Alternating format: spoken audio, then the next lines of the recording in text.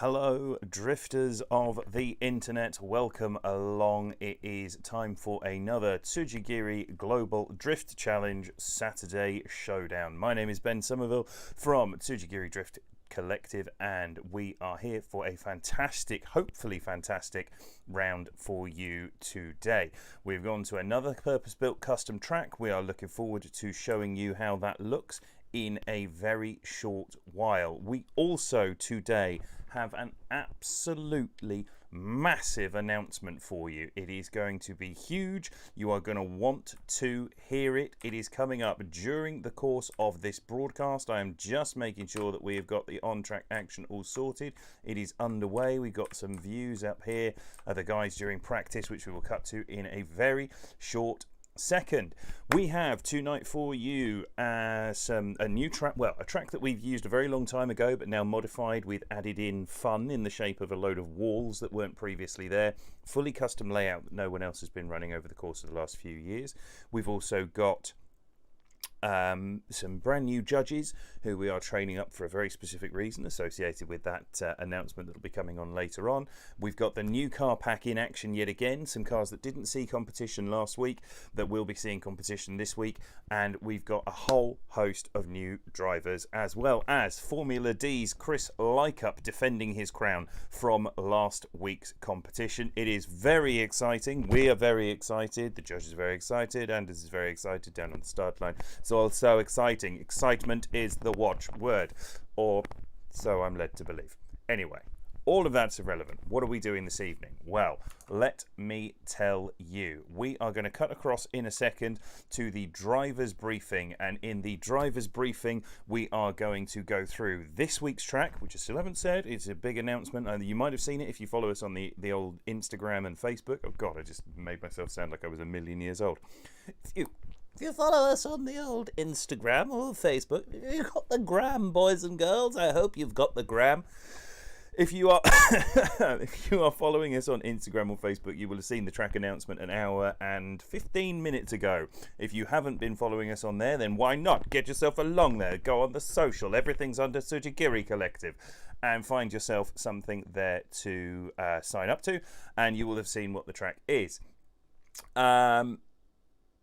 We're going to go across to the do it for the gram. Already things coming in. Octav, hello everybody. Crazy NSC. Yes, we get face cam. Yes, you get my face. You get my glorious, glorious face. But it's mainly not about my face. It's mainly about merchandise. So I can sell you things. Because that's what the internet is these days. It's just us selling to you, the glorious consumer, and your desperate hunger for new things. You filthy, hungry people. So first 188, hello guys, let's go indeed. On that note, let's go and join our drivers in the chat. It should be interesting. There is always the possibility whenever we go into the chat that the drivers will be saying something obscene. I do just want to preface that at the top of the show. I understand you guys have no clue how many times we have been demonetized by drivers swearing during the driver's briefing. You'd think I'd learn.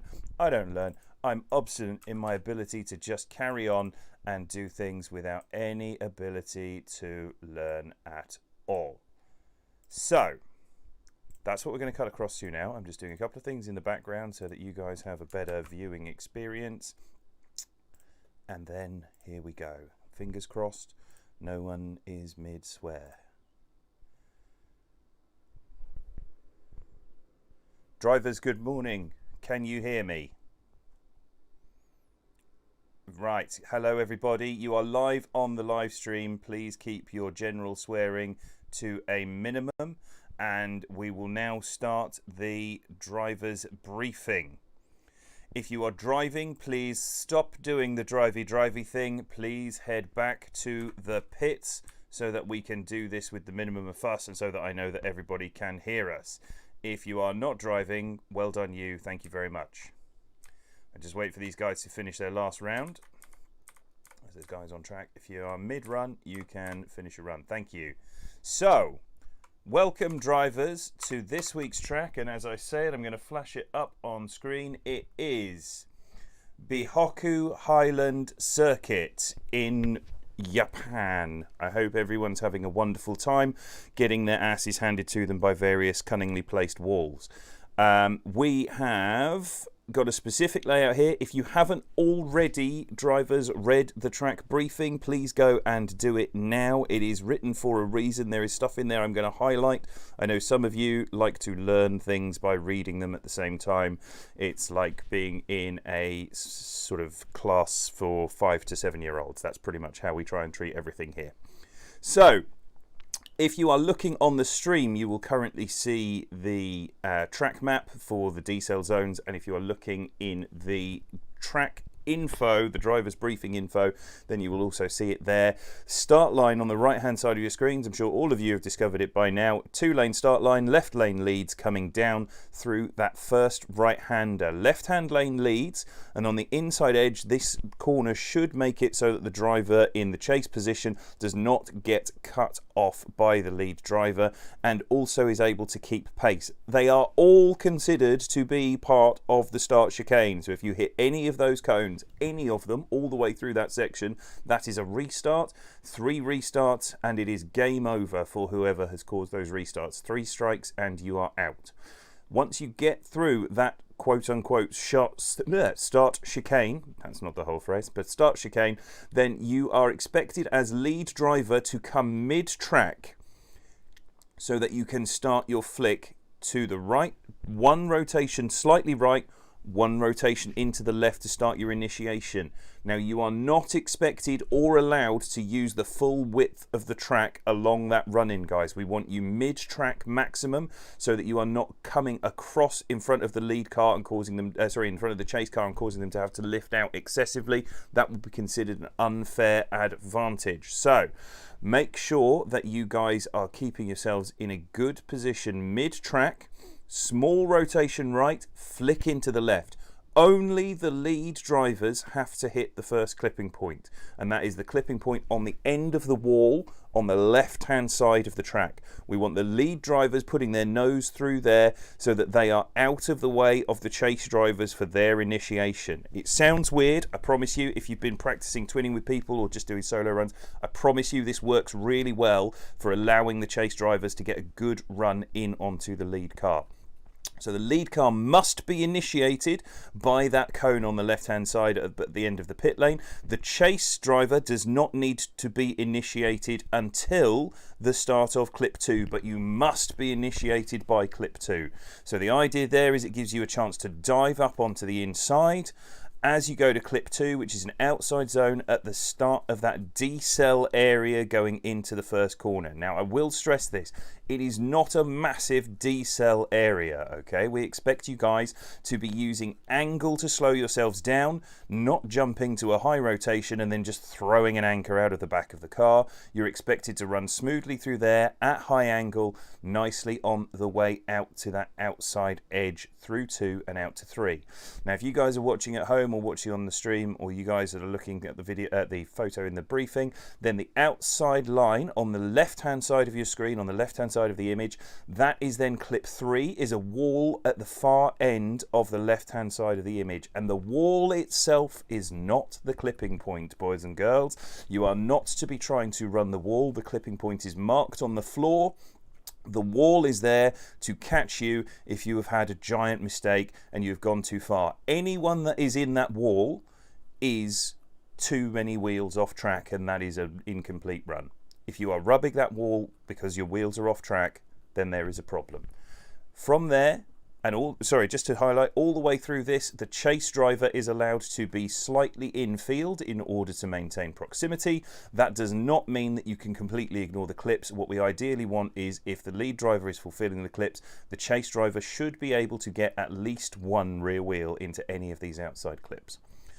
From there, you push forward onto the inside clip at clip 4, and that then takes you to a midline to transition through to clip 5, which is in the kink. If you're looking at the image, it's in the kink in the middle of the track there. And what I'm actually going to do here so that people can see it on the stream is I'm going to cut across to a track camera here. So this is clips 2 and clip 3. Clip 3, you can see that the wall is off there. If you are in that wall, you are 2 wheels beyond the clip there. Here is clip 4. This is that inside clip that we've just been talking about. Then we cut back across. This is clip 5, and I'm highlighting this clip 5 as an inside clip.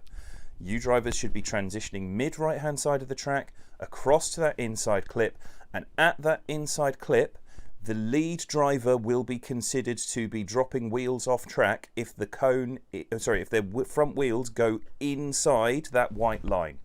The chase driver gets 1 wheel grace. So if you are trying to maintain proximity on that section, the chase driver is allowed 1 wheel inside that no-go area.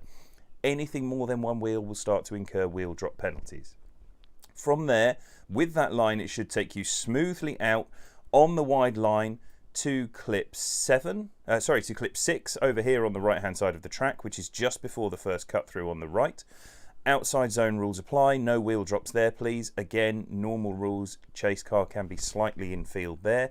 And then as we move across over here, here is clips 7 and 8. Now there is a wall all the way around this to stop you guys from going flying off into the distance, to nicely mark this section off.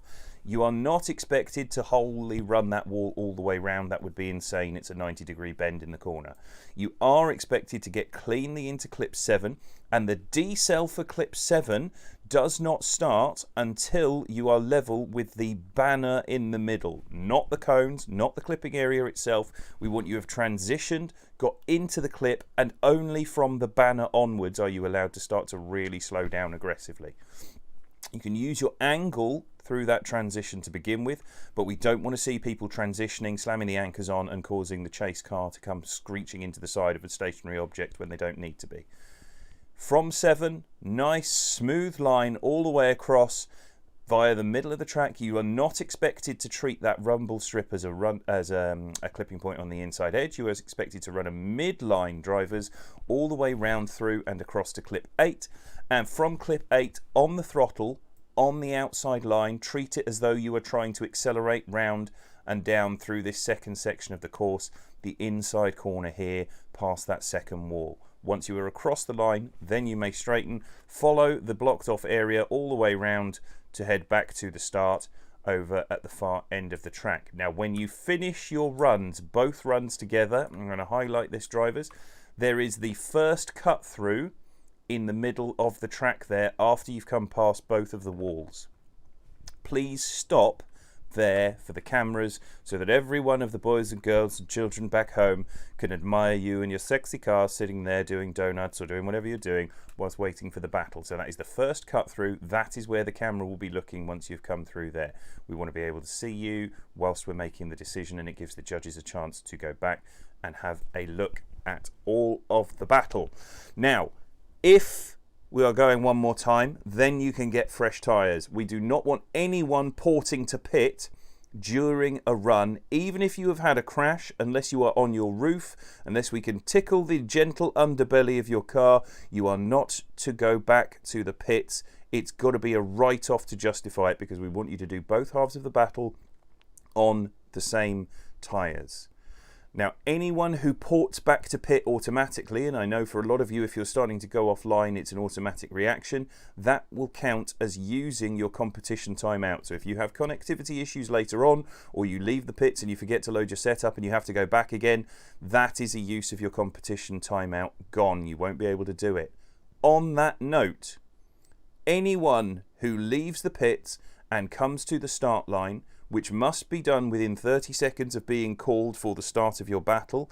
If you are not ready at the start, that will incur the start of your 5-minute rule being used up. So if you get to the start, you sit there and you say, oh God, I have forgotten to load my setup. What on earth am I to do? If you go back to the pits to get that setup, you have used up your competition timeout. If you have to then do it again in the future, that's tough. You don't get to run. You have to run with the stock setup. So drivers, we are really hot on this so that we can rattle through the battles without too many problems. We want you making sure that you are only using those for competition timeouts if you have to, for connectivity issues or for major problems during the course of the event. And that is the layout for Bihoku. Now, This is all part of our normal stuff. I trust that you have all read the rules. I'm going to gently increase the volume, so if anyone has any questions, you can ask them now, and they can be heard by the chat. I got one, Ben. Go ahead, Josh. I'm guessing that we'll be going at a certain speed, leaving the cones at the start. Like, you can't just go at any speed, you have to go at a certain speed. If you can get around there at Mach 10 with your hair on fire, then fantastic, because that inside line has the ability to cut there. But the reality is that with how narrow that is, we don't think that anyone will be able to exceed about 40 miles an hour through that corner. Now, we're not going to be able to, well, Anders can police that and make it a hard and fast limit. We would like to think that most of you here are able to maintain a little bit of respect for the other guys that you're driving with. Please do not just go on an absolutely massive tear through there in order to try and get away, but you are also not required to gingerly move your way around that corner. You are allowed to go for it a little bit and get up to speed. We're not going to police it with an absolutely fixed rule, but we think that the gap there is sufficient that because of the way the curve is, no one is going to be able to massively run away in that section. Is that fair? Okay. If anyone would like us to try and police that, we can, but we think that you guys are going to be pretty much unable to get through there at anything that's going to be an unchaseable speed. Yeah, I agree on that. And the other side is, this is one of the reasons why we've put in that first clip, so that if you are a little way back and you're in the chase position and the guy has somehow managed to absolutely gap you, take you to Gapplebee's on the way into that first corner, then you have the opportunity there to dive in a way that should get you back up onto their door, because the lead driver has to do that flick to the left and then the flick to the right to then get onto clip 2. You can just dive straight in onto their door into clip 2, so it shouldn't be a problem. What will yeah, it be it's hard enough to... Oh, sorry. Sorry, what will it be if it's the other way around and the lead driver's kind of sandbagging you a little bit? That's a great question. We don't want sandbagging. If people are coming around the corner, obviously you've all made sure that you can see the semaphore by making sure that you've got your sol installed and all of the various things that we highlight in the various chats. On the go, we expect the lead driver to get off the line cleanly. Now, if you're sat there for ages waiting to go and the chase driver's already gone, then that's not going to be fair. But we don't think that anyone with any of these cars in this pack in the chase position is going to need to jump off that line and really try and get through the inside edge, because they're going to be left behind if they don't. So just... No sandbagging, no, obviously not. We expect people to get up to speed and go, and it should be reasonable. If we see people absolutely taking the Michael and hanging around on the brakes, or just really rolling through that first corner super slow in order to try and jump them, then yes, we will penalise that. We would hope to catch it in time to call it for a restart, but just look. There's a temptation here to try and make everyone conform to an absolutely rigid set of rules. Let me summarise it like this. If you are driving, try not to be a penis. Have a little respect for the people around you, and the competition advantage. If you think you need to sandbag in order to try and get a competition advantage, then you are not as good a driver as you thought you were. We want to see people completing these battles in the battle, not off the start line. So Ben, what do you mean by sandbagging? So sandbagging is when guys come off the line slow, go through that first section ultra slow, so that the guy in the lead has to back off, try and wait for them to catch up, and then by the time the guy in the lead position, by the time the guy in the chase position has noticed that the guy in the lead's got his throttle back down and is absolutely off the line, he's gone. So sandbagging is sort of like a fake slowdown in that first section to stop people from being able to easily keep up. Are we not doing a roll and start through, like that first little turn? Yeah, so rolling all the way through. You don't have to be drifted, but the cones are solid. Is there so you a certain guys speed though? we're not capping the speed. this is what we said a minute ago. I don't think there's enough room there that you guys need to be told no one going faster than 40. When we tested this, it was incredibly difficult to get through there and carry enough speed to take a competition advantage through that first section. Right, but you could police people going too slow. You know Yes. what I mean? Yeah, So yeah. we will be able to see if you're crawling through there at 10 miles an hour, then that's going to get hammered. I do have another question. Go. So whenever you enter as a lead driver and you hit that first inside clip and then run the outside clip, you said you don't run the wall on the third? No, so the wall is there purely so that we know when you're off track. The clipping point is on the floor. If you are dropping wheel, like you are allowed to drop wheels onto that outside rumble strip, and I'm just going to put this across so that people who are watching on the stream can see. You are allowed to drop wheels onto that rumble strip without penalty, but if you are hitting that wall and running that wall, then we have checked this. Every single car would be considered to be 2 wheels off by the time you are running the wall. The wall is there as a nice-to-have feature so that we can all get a gauge of your positioning more cleanly, but it is not there as a you must get on the wall. Okay.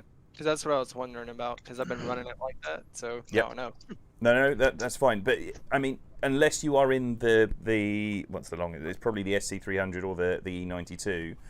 If you have got both wheels in the clip, you are not going to be running the wall. So you guys on the videos now watching on the stream, you can see here what we're talking about down in the bottom left-hand side of your screen. I'm going to zoom in here with my immense helicopter cam. This is the clip that we're talking about at clip 3. And you can see very clearly here, folks, that the clip is inside the rumble strip. Well, it's not a rumble strip, the concrete extra area there. With both wheels cleanly in that, you will not be necessarily running the wall. The wall is there so that if you get it wrong, you get punished, and we can clearly see it, because it's probably the most difficult part of the track to police is that dirt drop there, or concrete drop there. So it is there mostly that we know if you have hit that wall and had a correction, you were definitely not on the right line. Okay, that's what I need to know. No worries. Any other questions while we're here? Yes. Hang on. We'll go Emil first. D-cell in clip 7, is that in the middle of outer zone or clip 7 that we can start the D-cell, or is it after the outer zone has ended? Is that when we can start in the middle of clip 7 is the D-cell. As the back of the car comes past the billboard, so not the cones, but the first billboard that's in the middle there, you are allowed to start to slow down. Yeah, the middle box. The middle box of the... Yeah. Ideally, we want your D-cell to be done between the 2 billboards. So the middle box, the end box, and then there's the equivalent of another box available on the end there. But we want people to get into the zone first so that you're not transitioning and then just slamming the anchors on and the guy behind isn't able to cleanly transition without taking you out or having to back off too much through 6. And then you want us to do like a mid to outside line and then go past clip inside 8. line. We don't like mid inside. Yeah, so mid inside. If you have to be tighter, then be tighter, and if you are as a lead driver very tight across this rumble strip, then we will not penalise the chase driver for dropping a single wheel across there. What we don't want is people trying to extend that deep into the corner to get into that sort of 90-degree bend in the wall and then trying to push forwards across the clip at 8, because that's an incredibly difficult line to follow. If you get that right, you should come into 7, angle up, small amount of decel, and then float onto that inside mid-line and then on the throttle out and across the line at 8. Do you expect us to be in clip 8 by the start of clip 8? Or is it okay to come in, say, well, if you see all these diagonal boxes, say by box number 2 there, so that you're as long as you are getting 2 feet into the box, it's you're getting generously large in order to help you get the line. If you are mid-line, you should be able to pretty much pick it up from the start. We will push harder towards an advantage for people whose line naturally carries them through that midline and onto the start of that box, but we're not going to penalise anyone who's only getting into it at hash number 2, as long as there are 2 wheels in there during the majority of the box and you are on a good line through there. That is good enough. Okay. Who else had a question? Sorry, there was someone else. it's me. Hello. I'm asking about first inside clip. We are supposed to be full anchor from that point, right? I have noticed some people doing the super shallow anchor, almost driving straight. So anyone that is driving straight will get penalised, but we're not expecting you to go across it at 90 degrees.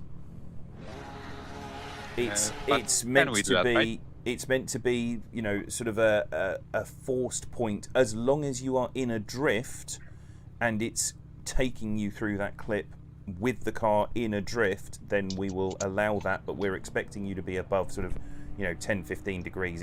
It's not to be used as a way to get a sort of a rocket ship flick into clip 2. It is as a speed check, and we will police that. But even if someone dives across that fairly shallow, as long as they are in drift, then the chase driver will get an advantage in trying to catch up into clip 2. So that one, I totally get what you're saying, but that one we're going to have to sort of police on an as is where is basis. We're not going to sit here and say you must be at 45 degrees or greater as you come past clip 1. It's going to be a little bit open to interpretation. Is that fair for everyone? Yeah. Any other questions while we're here? I think we'll drop the new KM5 too, if anyone doesn't want black walls and a black start gate. You mind going back to the last 2 clips? Yeah, I'll just float my way across there. Okay. Go on. So once you get into the outside clip, you want to run that, and y'all are saying right after that outside line, then decel? Or do you decel in the outside line? So we want you to decel in the outside line from this box onwards. So I don't know if you'll be able to see it just on the stream, but if you're looking at it, there are 3 boxes as a Fiat 500. That's one of the judges' cars for everyone wondering what's going on there. Yeah. There are 3 boxes on the floor. Box 1 you should be filling normally and starting to decel through box 2 and 3. What we want is we want to see that people are getting into the box first, staying on that outside line first, and then decelling so that it's fair for the chase driver. But if you're filling it and you hit it, like if you touch the brakes while you've still got one wheel just sort of part way into box 1, we're not going to say, oh God, cheating, that's a 0, off you go, none for you, everything's miserable. It's a sort of a slightly movable feast, but we're trying to give you guys a point of reference so that you know in the chase position that you can get across, get into that outside line, get onto the guy's door, and then get on the brakes without suddenly encountering a roadblock. Okay. To add to that, on that last clip, do we tend to run the whole outside clip? Because you were saying you don't have to go 90 degrees, you know, that kind of thing. So do we just like touch it with a wheel, or how does that work? On the last clip, or on the first one, sorry? The very last clip. So on the very last clip, Emil's question was whether we wanted you in it the whole way along. In an ideal world, your line will naturally take you midway across, so that certainly your rear left wheel should be in that across the entire length. We're expecting that your rear right might not drop in until sort of the first or second hash mark. I don't know if you can see it on the stream yet, but if I come over to this view, so this is how you'd be approaching it from here. We would expect you to be able to have your rear left wheel inside that entire section at least, and the rear right to be in there as well from pretty much line 1 or line 2 onwards. During the course of that, we want you to have both wheels in there at some point, otherwise you have not fulfilled the clip. But we're not expecting you to come through there, 90 degrees in the slowdown. Once you've got into that position, that clip is an acceleration zone out and through. Once you're out of the braking zone, we want you on throttle and pushing wide and accelerating through that section. So you shouldn't be carrying massive angle through that final clip. It should be allowing the chase driver to push onto an inside line to keep that proximity and come up onto your door as you come accelerating through that section. Okay. Any other questions while we're here, guys?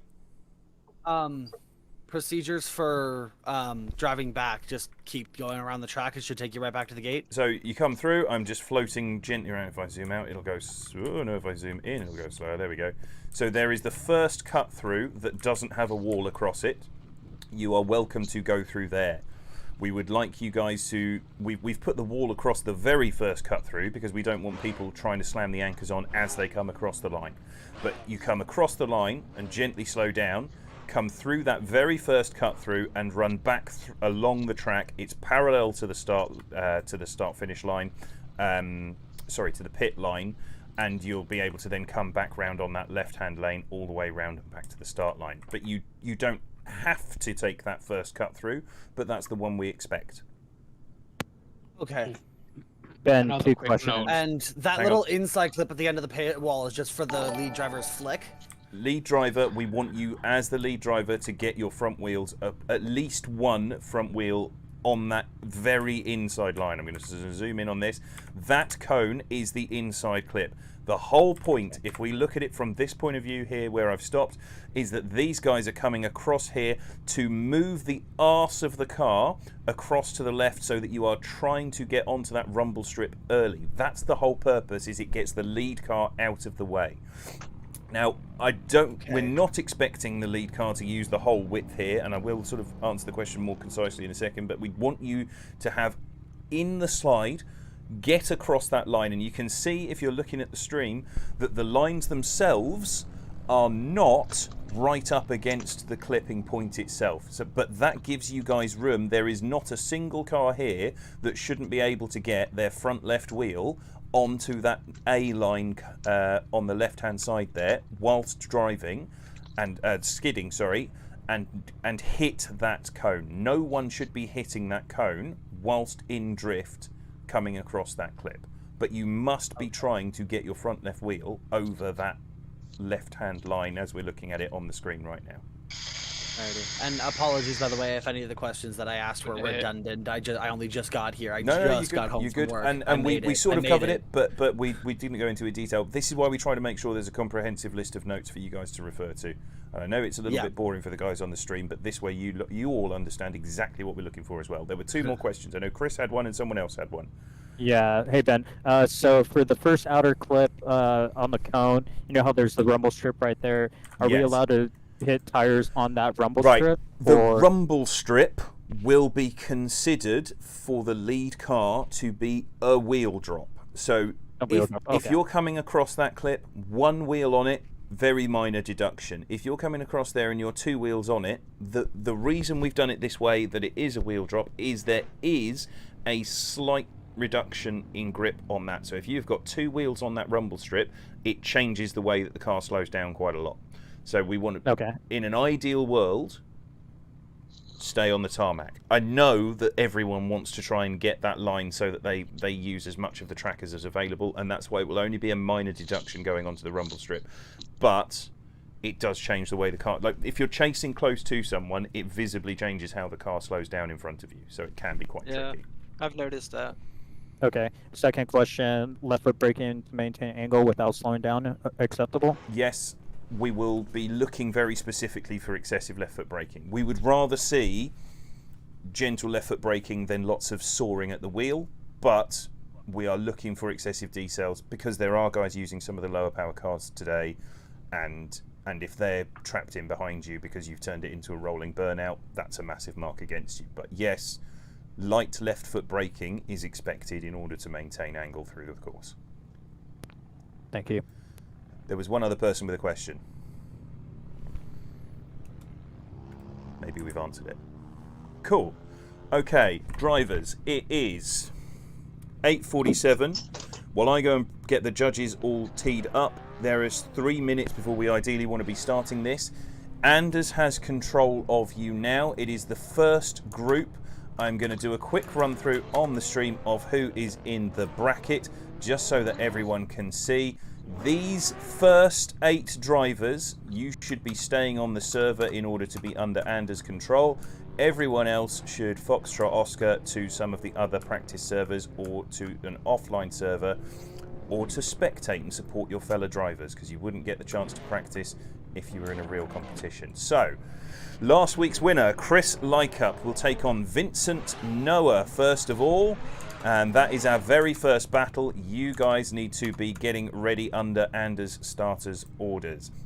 Then Anthony Norfolk versus Edgar's Lasmanis, Johan Garcia versus Rayan Eldina, and Vlad Zazulia versus Robert Kwaczynski. Everyone else should vacate the server, except for the judges and Anders and those 8 people. Next up after that will be Mark Bador versus Bobby Hill, Lewis Monks versus Martinus Ostraka, Brandon Hogarth versus Emil Leirud, and Rostas Kalman versus Tanner Doherty. On the other side of the bracket, we then have Andrew Larson versus Wahim Haig, Dante Rouse versus Rainis Strankos, Octavian Shellaroo versus Shaventli Maurizia, Benjamin Shilagi, sorry if I've butchered that, versus Caesar August, Josh Oxley versus Steve Smith, Zuridos Amidzi versus Craig Fulgham, Dan Paul versus Sean Hogan, and Austin Dunn versus Jamie Healy. Those are the battles. Those first 8 people, please stay on the server. To everyone, I will now bid you adieu.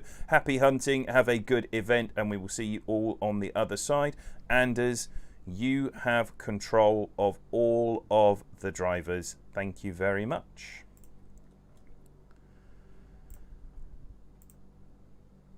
So, everyone, that's it. That's the track briefing. That's what we're looking for there. Anders is going to be getting the drivers over and onto the start line and out of the way. I'm going to get rid of that chat so it doesn't pop up in the middle of the event. And come down here so you can all see the track in its infinite glory. What a fabulous track we have for you this week. It is such a great layout here at Bihoku. I noticed there's a lot of guys on the chat that have been joining in. Adam Thornycroft, hey mate, everything goes well tonight. Good luck to the drivers, thank you. I have a soothing voice, lovely. Remember to load setup. Ian isn't driving, so it's fine. I'm not going to bring that one out. Which cars he used? It's the new Pro Pack, the Tsujigiri Pro Pack. Sorry I didn't answer that whilst we were during the briefing, but it's a long briefing, and getting these guys so that they are ready to go is important. We want you guys to be able to understand it. Fatherly Shrimp, thank you for the follow. Nicholas Duncan, thank you for the follow. Freddie Krabs, thank you for the follow. Milton, welcome along, good to see you for the evening. Foxtropolis, thank you for the follow. Bios91, thank you for the follow. And all of the people, there was a group an hour ago on the Facebook. Right, what are we looking for so that you guys know at home? This is what we're after from everyone in these battles. The drivers compete in elimination head-to-head battles. It is a top 32 random draw from everyone that has signed up for this week. Our patrons get priority, patreon.com/Tsujigiri Collective if you fancy joining in. And they get first sign up, then everyone else gets to sign up afterwards. First 188, thank you for the follow. Each battle consists of 2 runs, 1 driver leading and 1 driver chasing, and each driver will lead and chase once per battle. So a lead and a chase, that is a whole battle.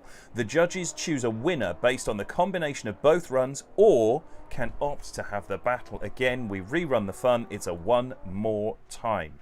That is if we cannot decide what is happening with the judges this evening.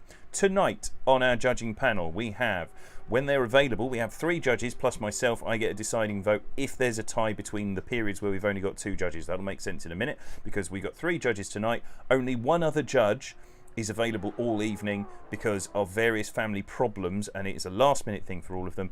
We have Ian Koenig, who's normally one of our drivers. He is doing some judging with us this evening. We have Christopher Ennis, who is part of the owner-manager of Eclipse Motorsport, and he is judging for us as well as being one of our sponsors for the whole of Tsujigiri Collective. And we also have another one of our drivers, Ryan Sider. He will be doing the first part, Chris will be doing the second part, Ian will be doing the whole thing, and if there's a period where there are all 3 of them together, then the 3 of them judge together, and if not, then if there's a tie between their judging, then I come in and have the deciding vote or send them one more time. What are we looking for, though? A replacement. Oh god, just 1 second, Anders. I'm just in the middle of something and I'll come right to you. Is it someone early on? First battle. First battle. Oh, that's that's brutal. Okay. That's never fun. Oh, okay, good stuff. First battle. So the first battle we have Chris Licup and we don't have Vincent Noah. All right. We will hold that back for the time being. Chris can just... I'm putting that battle at the very end of the bracket. The end of this half of the bracket? No, like this set of drivers, these first 8 drivers. Yeah. So the end of the first 8 drivers. Okay, so I've got time to replace Vincent Noah. That is a shame. I was looking forward to seeing Vincent drive against Chris. So I will put in on there on the battle tree to be confirmed. And when we get someone, then we get someone. And when we don't, then Chris gets his bye run. So let me know what happens with that. Drivers. I already got one. Oh, who is it? Oh, I'm not gonna try and pronounce this. You're getting Sammy Saston. Ah, Sammy. Yes, so Sammy wasn't able to complete. Or is it Sandro Chanturia? Yeah. Sandro. Okay, cool. So, facing Chris Licup will be Sandro Chanturia, who will be joining the server in a second, and we're moving the Chris Licup battle to the end of the bracket. That right? Mm. This is why we have so many people as reserve drivers, guys, is for exactly this kind of reason, because we get last-minute dropouts all the way through. So, going back to what I was saying, this is what we're looking for from the lead driver. We want them to run as close as possible to a perfect line as per the briefing and track map that you all just saw and heard. They must ensure that the run is easy to chase. The reason Chris was asking about left foot braking in the briefing, those of you who were with us and watching, was because left foot braking, if you do it excessively, can be very hard to chase because it can look like an excessive slowdown, and that makes it difficult for the chase driver. So we want them to conform to the throttle map as per the briefing. They should be on throttle, going fast, unless they're in those decel zones. What does that mean for the chase driver? Well, what we want from them is to initiate no later than the final countdown cone, which in this instance is the start of clip 2. They must be facing into the drift by clip 2, or it is an inactive chase. They must maintain the closest possible proximity to the lead car without compromising their line, and they must match or better the lead car's angle. That is what we are looking for. Ian Koenig, hello, did I hear your voice? Yes, I am here. Hello. Hello, how are you doing? I'm doing well. How about you? You excited for the competition? I'm excited for the competition. I don't quite know why I've got 2 cameras up there. What's that all about? Let's have a look at this. That's here, let me move my mic a little closer so you can hear me deeply. And good. Hear you deeply. Well, now I'm. It's deeply haunting, is what it is. That's lovely. So just to be clear, can I be where I am right now during the battles, or do you want me to move? I would like you back in the pits, and then you can okay. F7 cam your way over there if you would like. Okay. So yeah, where is Ryan? Let's move him down as well.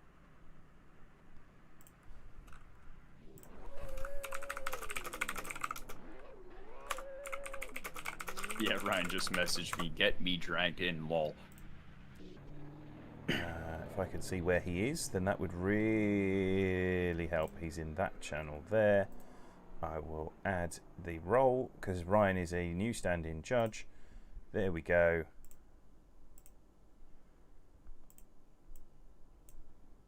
And that's it. We have everybody. Hello, Ryan Sider. Yeah. Hello. How are you doing?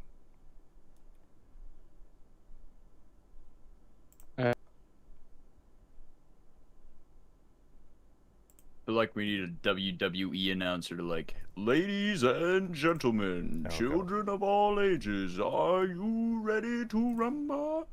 Well, we don't need one. We've got you. If that other, you know. Yeah, you've literally just done it for us. We need nothing more. So, yeah. First up this evening, we have this time, because Chris Licup has been delayed whilst waiting for Sandro Chanturia to join in, we're looking for Anthony Norfolk and Edgar's last minute. So we are expecting Anthony Norfolk to be our first driver. I think he is, if you're using the box cam, he is 253. They are on the line.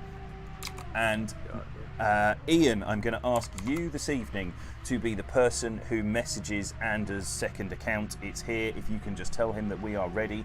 It is go time for us. Tsujigiri Global Drift Challenge Saturday Showdown. The first battle of the night will see Anthony Norfolk take on Edgar's last minute. They are on the line. They are ready. They are going under starters orders. Anders has control of the drivers. As soon as we're in this position, we send him a message that says go. I have messaged him.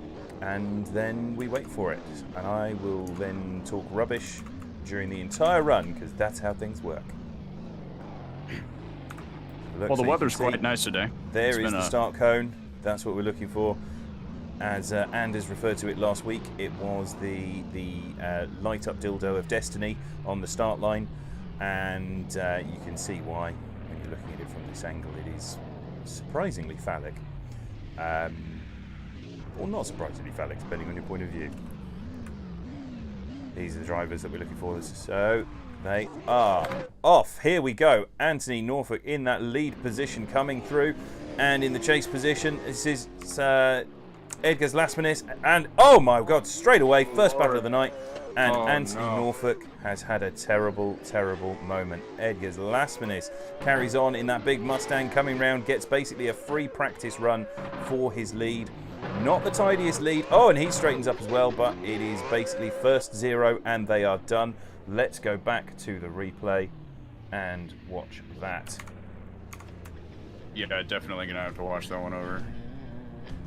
So, from what I can see, who was chasing? So Edgar's Lasmanis is in the chase, and it looks like he clipped Anthony Norfolk just as they were coming across there. I didn't see that while it was happening in real life. He didn't even initiate. He just drove in a straight line. So, on that initiation, I was watching from F5 cam, because that's what I'm going to be doing, and I was on the straight up view, and I saw Anthony do his flick left, and Edgar just braked and lost, or understeered, and went straight into the back of him. So it wasn't, while it wasn't a big tap, it still made him crash. So yeah, so that's unfortunate. That's a thing. Quick heads up. We're not gonna have any lights for these 8 drivers, because my keyboard went into I don't know mode and just makes click sounds that don't want to type anything, meaning I can't. Okay, so you're doing a manual countdown. Yeah, I did wonder what had happened, because we saw everyone pull away, so that's fine, we understand, but you have control, and I think we all have a person at blame for that incident in the first corner. Yes. Red. Cool, thank you, Anders. Shella Vrasic, thank you for the follow, welcome along, good to have you here. Oh, Craig saying the lead flick was nowhere close to being near the clip. He went the opposite way at the line. The drone cam will just show exactly who was at fault for that if you want to use it. It's like, it's so clearly obvious. Do you want to just share that link with Ian as well, so I can see that? I'm watching. Oh yes, I can definitely see where. So. Yeah, Anthony's flick left was very off from the inside clip. He didn't even scrape it with his bumper, unfortunately. I'm just now seeing that. And it kind of, he did flick right before he flicked left. Like, he had the slightest right flick before he did the left flick, so it kind of was a 3-part turn. Even then, removing that from it, though, the chase car didn't even make any attempt to initiate. Yes, that is very true. He made 0 attempt. Yeah, there's nothing. So let's have a look at this. I'm just watching this on that F5 cam as well.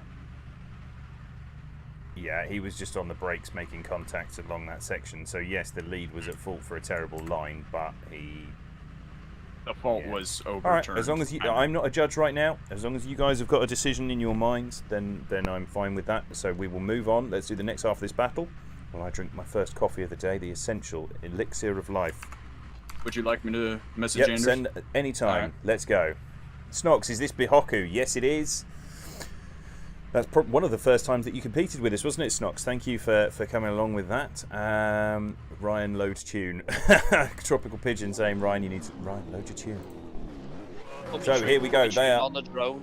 They are off. Yeah, you tune the drone up. They are off the line. Here we go. This time, Anthony in the chase position, getting left behind as that Mustang gets the power down off that line. But he's just coming up into clip 3 there. Nicely done. Now this transition is going to be crucial if we want to see Anthony get back in that battle here on this second half as they come round and through out to the outside line. It's a big slowdown. Oh, and that's almost at a standstill in that lead position. Let's have a look at the replay there.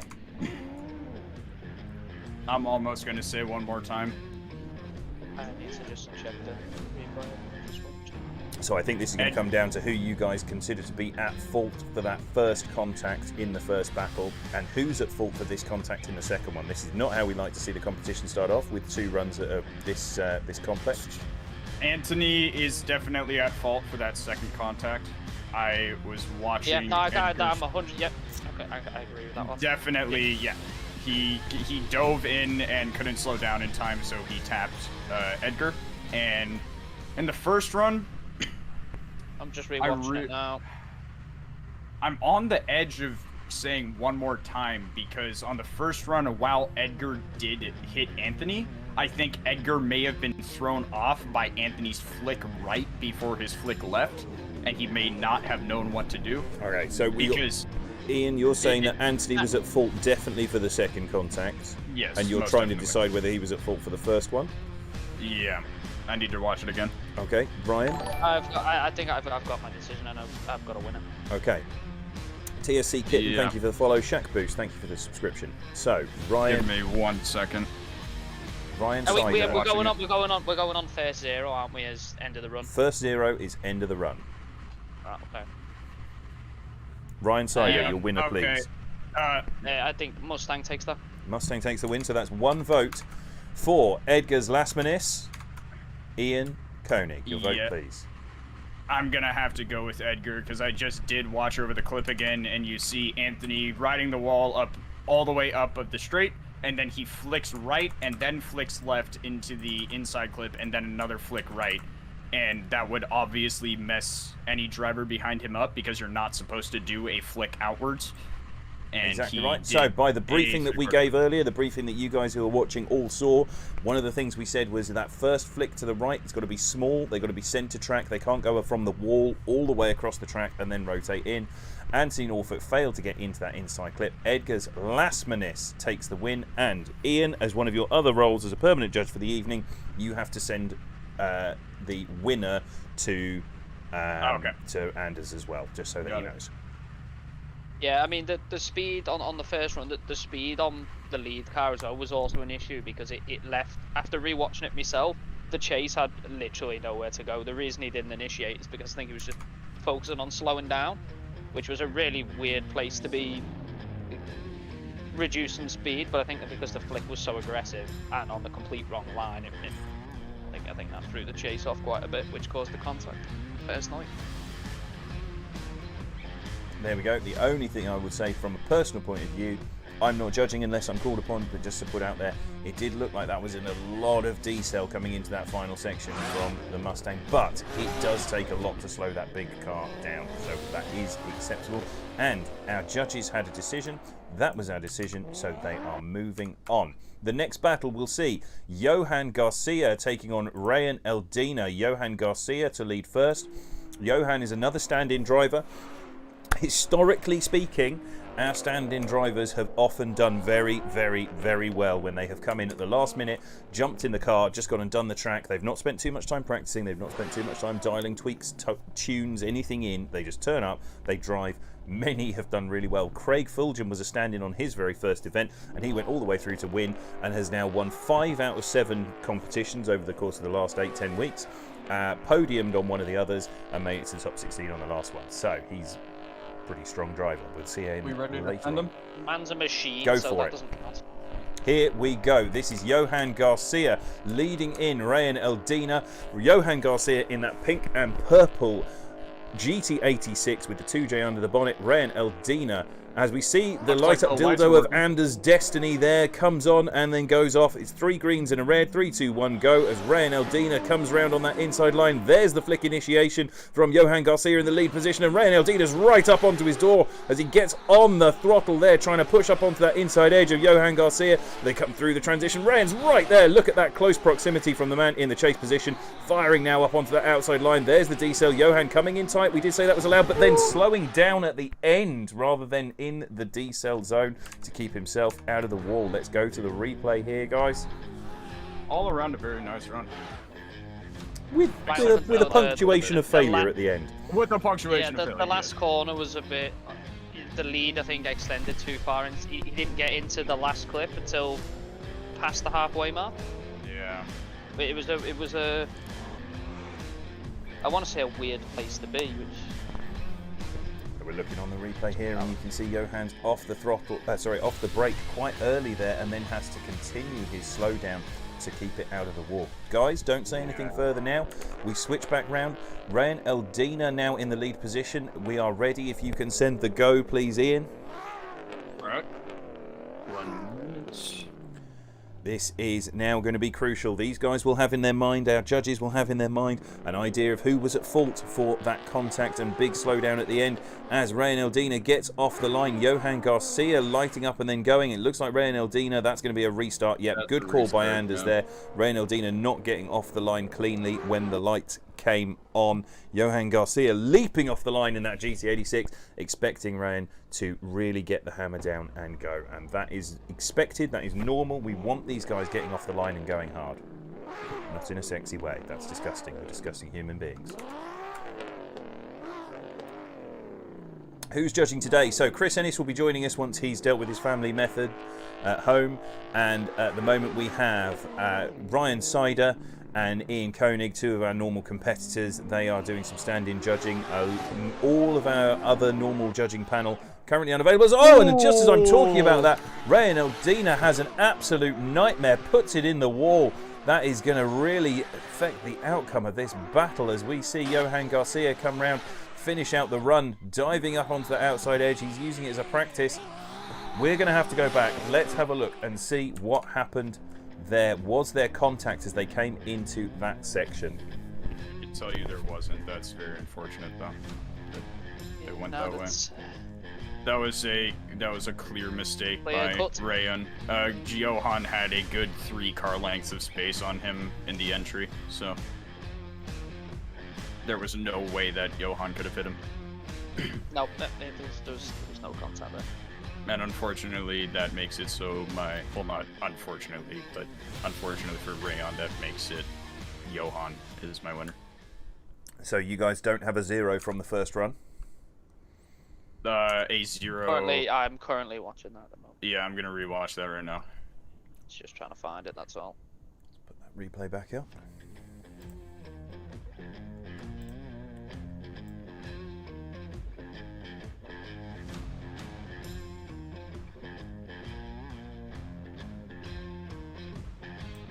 Okay, so on that last clip where Rayan made contact with Johan on the first run, I just watched it over again. Johan had consistent speed going through that last clip. There wasn't any excessive decel. Rayan was just going too fast into that last clip, which caused him to contact with Johan. Yeah, I'm putting Chase at fault on the first run. Yeah. So I will ask you, gentlemen, obviously. do you have a winner? Yes, we do. Yeah, we do. Ryan Sider, your winner, please. Johan takes that. Johan Garcia gets 1 vote. Ian Koenig, your winner, please. Johan Garcia gets 2 votes and advances on to the top 16. Who will he face? Will it be Vlad Zazulia or Robert Kwiczynski? Let's get them up to the line. Ian, please, as soon as you hear me announce it, just send that message straight to Anders. And get them up to the line and say that we are ready. That is brilliant. So you can see, guys, here we're doing a lot of stuff in the background. We've got other people who are stepping in and doing some judging. We're making sure that everything runs smoothly. We're double checking things on the stream. There is a reason for all of this. There is a reason we're really excited for this evening. Stick around, make sure you're here. We have an absolutely monumental announcement coming up later this evening for you guys at home. First up though, Vlad Zazulia, Robert Kwiczynski. Let me switch this camera across so that it's not just looking at a tin roof. Vlad Zazulia to lead in first. He is in the Stefan Stefanov RPS 13 replica of Stefan's real life car that he generously gave us all the details of. Stefan, a BDC pro driver, very well respected in UK and European drifting. That is a full replica of his car as he barely gets initiated into clip 1, but that is going to allow Vlad Zazulya to open up that gap on Robert Kwaczynski just by getting that positioning right. But Robert Kwaczynski's got right back into that battle. Look at him, he's right on the door. He's pushing Vlad Zazulya as they come through. Clip 6 there into 7. There's the big slowdown. Now Vlad Zazulya back on the throttle, round and across that line. We have not had an incident-free run yet. Let's have a look at the replay. I have my opinions about that run. I will withhold them. That is your job right now. Yeah. Yes. Yeah, I'm gonna have to rewatch the end of it again now, definitely. But yeah, I also have opinions. Very opinionated people, aren't we? Yes, we are. I definitely say we are.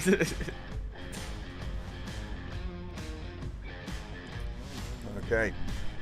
Well, that's the vital thing. As long as our judges know what they're looking at, that's it. Emil saying, I think I know what the announcement is. I think you do. Give us a good show round. Right, here we go. Vlad Zazulya will now chase in Robert Kwaczynski. Robert Kwaczynski in the lead. We are ready to get them underway. It is go time for the second half of this battle. Robert Kwaczynski to lead in Vlad Zazulya. 2 yellow cars, 2 very different setups. The RPS 13 and the GT86, very different to drive. If you've got a chance to download our Pro Pack and test them, you definitely should.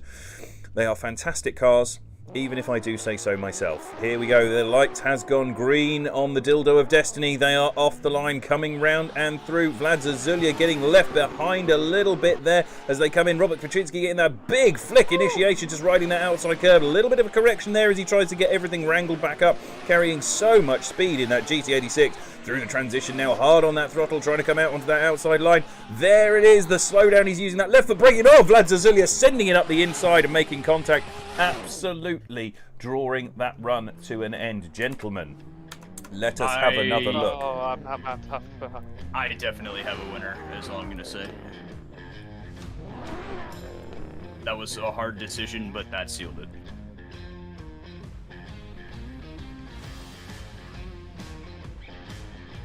I think in the first run, Robert did drop, I think, 2 wheels on, I believe it was clip 4. And he also made contact with Vlad, which was, it was slight and it didn't adjust the line much, but I believe that was Robert's fault for the contact. Certainly from this camera I'm watching it from, on the lead run, that contact was run-altering contact, in my opinion, but I think that... yes, it was. The clear lack of initiation on the start probably cancels it out, due to the fact that I think it was probably more lag I was looking at, rather than... That's exactly what I was going to say. It clearly affects the lead car, but I don't... He completed the run, he still hit all the clips. So as unfortunate as it is, I think that it's just like the initiation, the fact that Vlad didn't really have a flick left and didn't really fill that inside clip while sideways. The problem is though that are we considering that a major deduction or a minor deduction? So not getting into that inside clip, when we were talking about it in the briefing, really it's a minor deduction, but they should be getting into that clip. It is there for a reason. If it's opening up an enormous gap and the driver's getting away in the lead position because of it, then that's different. But if that's the case, then I honestly don't know. I would put the chase at almost... maybe not a 0, but near enough a 0 for that contact in the first run then, if that's the case. Because it was... I almost want to say one more time because that's the way I'm swaying towards it. One more time. Yeah. Okay, is that 2 votes for one more time? Yeah, that's 2 votes for one more time. Yeah. Tell Anders, that man, that we are rerunning the fun. We're going back again. Let's have a look at it. Emil Lerud. I'm always going to get it wrong. I don't know why. Your name should be so easy. I know I keep on butchering it in the chat. I don't know why that keeps happening. You should try and find a way to cut the replay animation out when the replay starts, Ben. The problem is that just cutting across to it looks a little bit strange. I might try and do a shorter one. I'll edit it so it's a little bit quicker, but most of the time we don't miss anything. much as the guys coming off the line. It's usually fine. So, but I do know what you mean. Here we go. We are rerunning this fun again. They are ready on the line. Vlad Zazulya in the lead position. That RPS 13, 2J under the bonnet. Almost 800 horsepower versus the GT86, also with the 2J under the bonnet. As they get off the line, here we go. Coming through those start chicanes. This is going to be crucial. This flick needs to be big.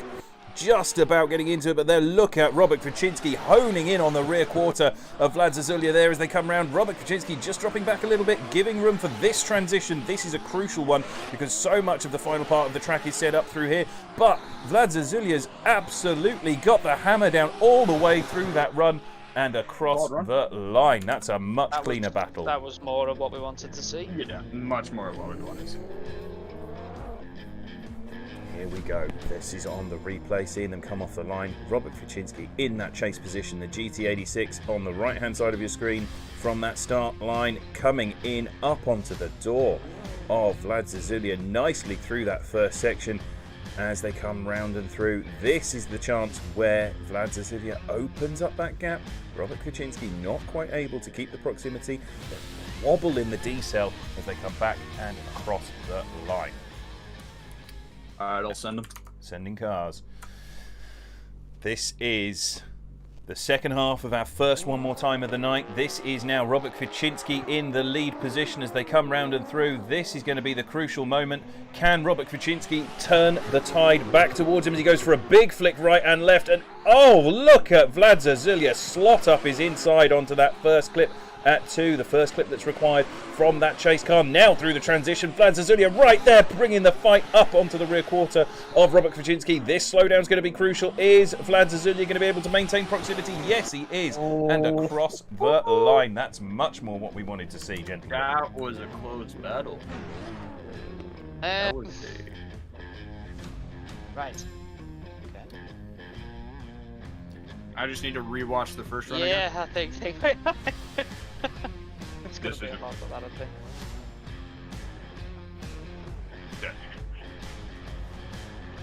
So our judges taking a moment to go back and watch the first battle again while you guys see the replay of this second battle.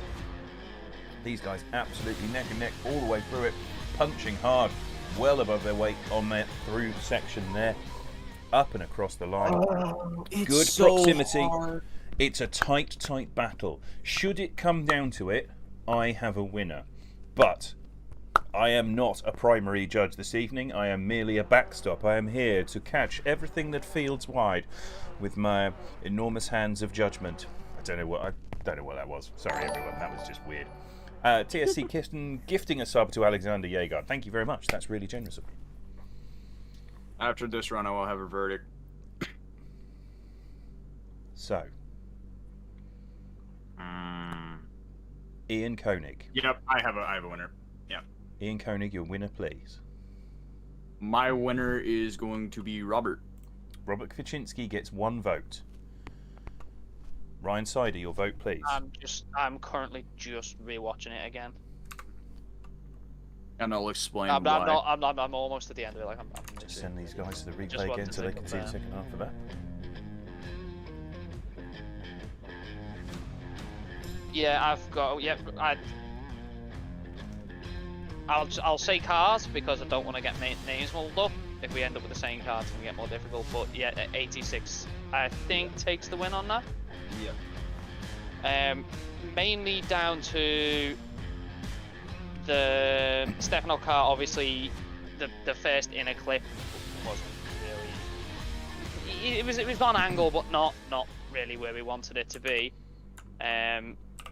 So lead versus lead, the 86 takes the win. And Chase versus Chase, while I think the GT86, while the proximity wasn't always there, the consistency was a little bit better, and there wasn't as much diving and darting, and that's the reason he takes the win. And because of the difficulty, you guys are saying that you're not marking down that wobble in the D-cell into the final corner from the chase for Robert Kaczynski.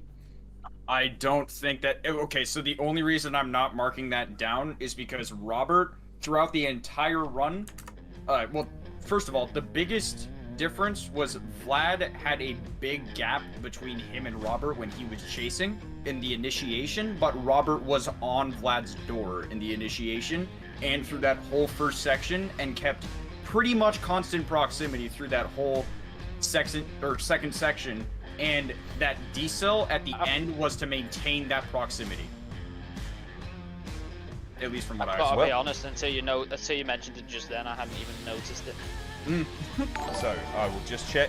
You guys are happy with your result? Yes.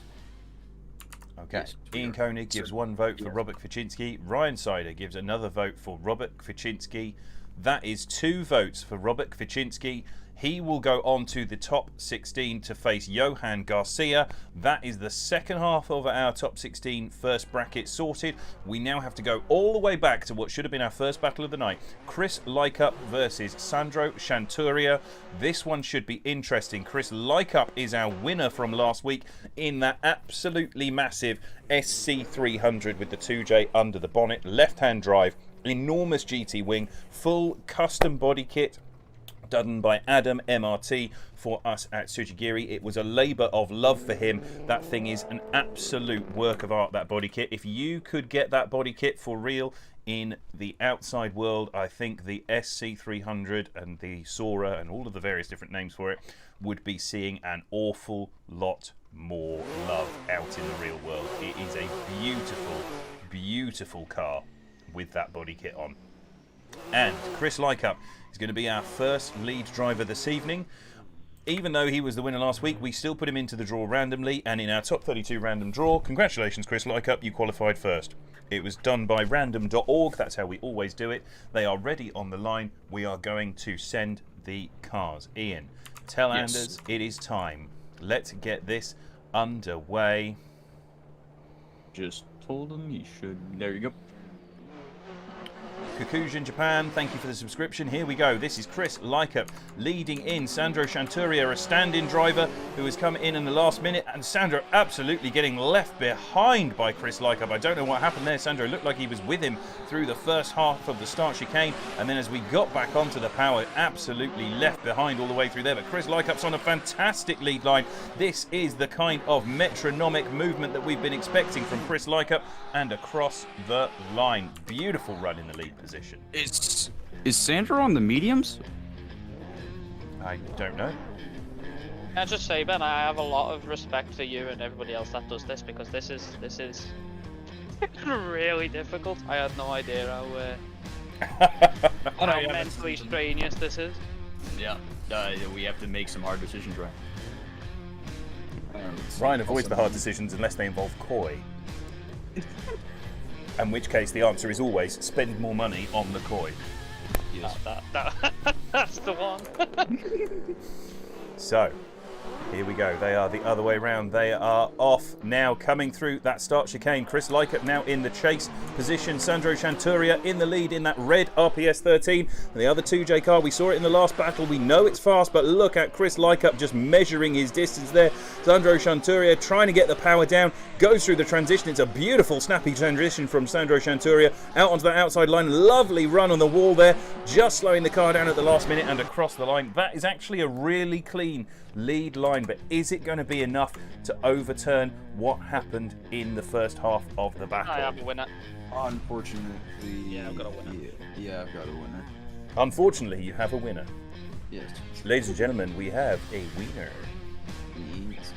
I think that the lead run from Sandro, I think he just didn't have the car fully dialed, but he literally dialed it in the next run. So I'm tempted to call it one more time, but the thing that made me not do that was Sandro, it was an inactive chase completely and utterly through that.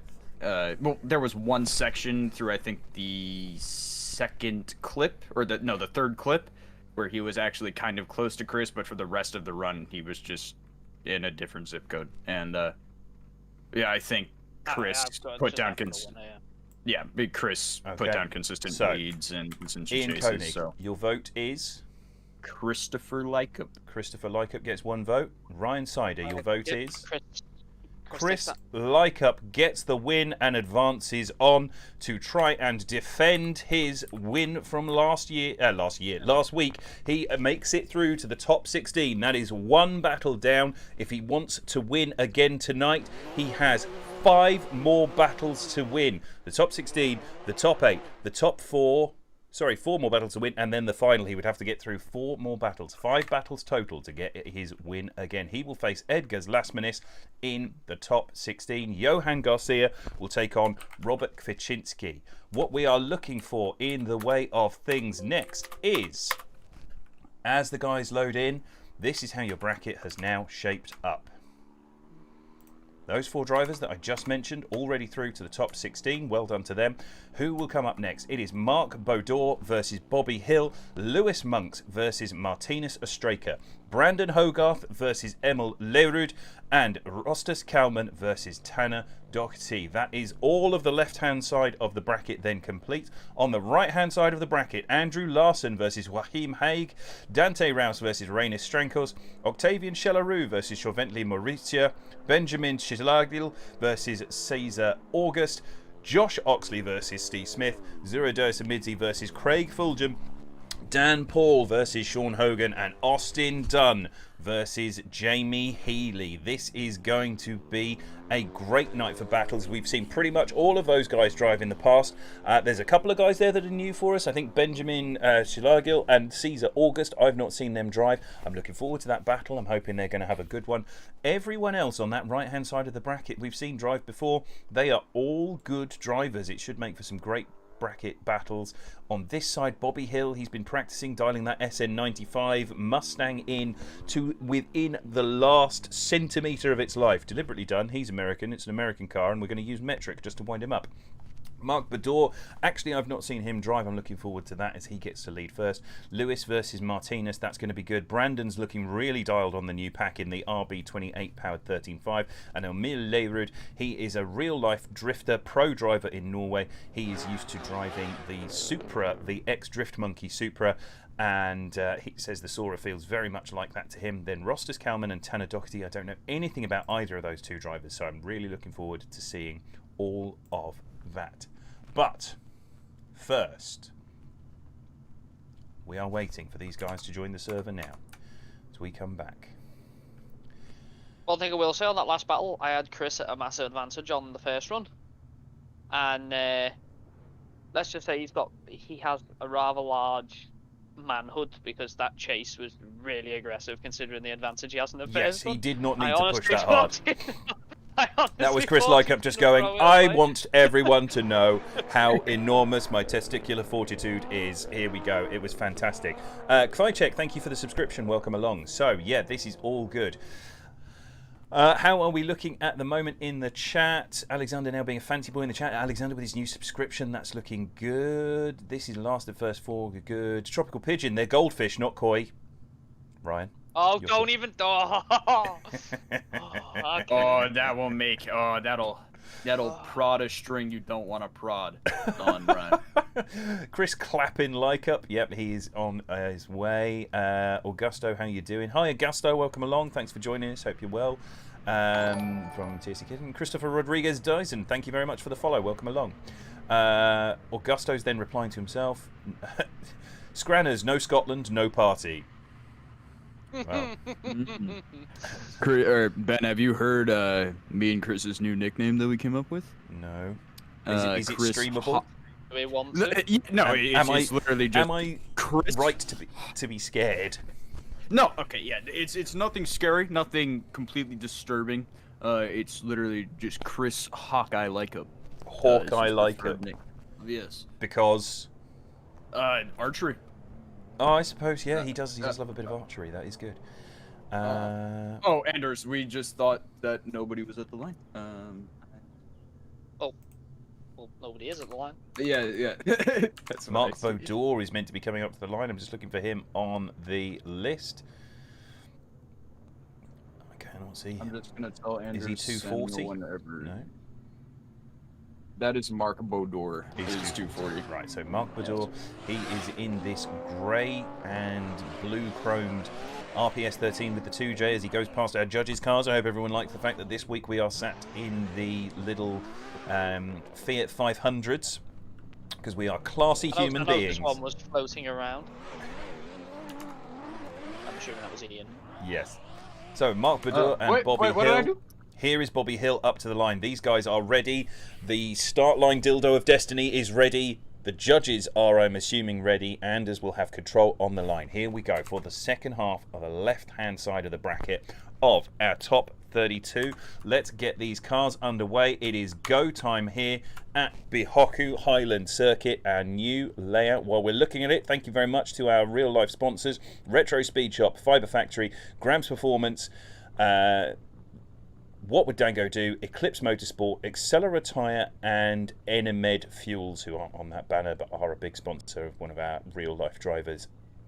Here we go. Here we go. There is a big announcement in terms of a sponsor coming up as part of our big announcement later, but right now it does not matter as we are looking at this first battle of this half. Mark Badur leading in Bobby Hill. Mark Badur getting the jump on Bobby Hill through that first half of the course. Bobby getting left behind as Mark Badur seems to have really dialed in the grip on that RPS 13. He's getting away. Bobby's going to have to get the snap back into this final section. Bobby disappears off my screen as Mark Badur comes screaming into the second half of that track. I just don't think Bobby was ready for a car with that much pace.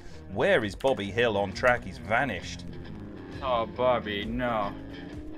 Oh, Bobby disconnected. Oh dear. Chris Licup, YOLO. Speak. Oh no. I think. Well, I think something messed up with Bobby because he disconnected from the server.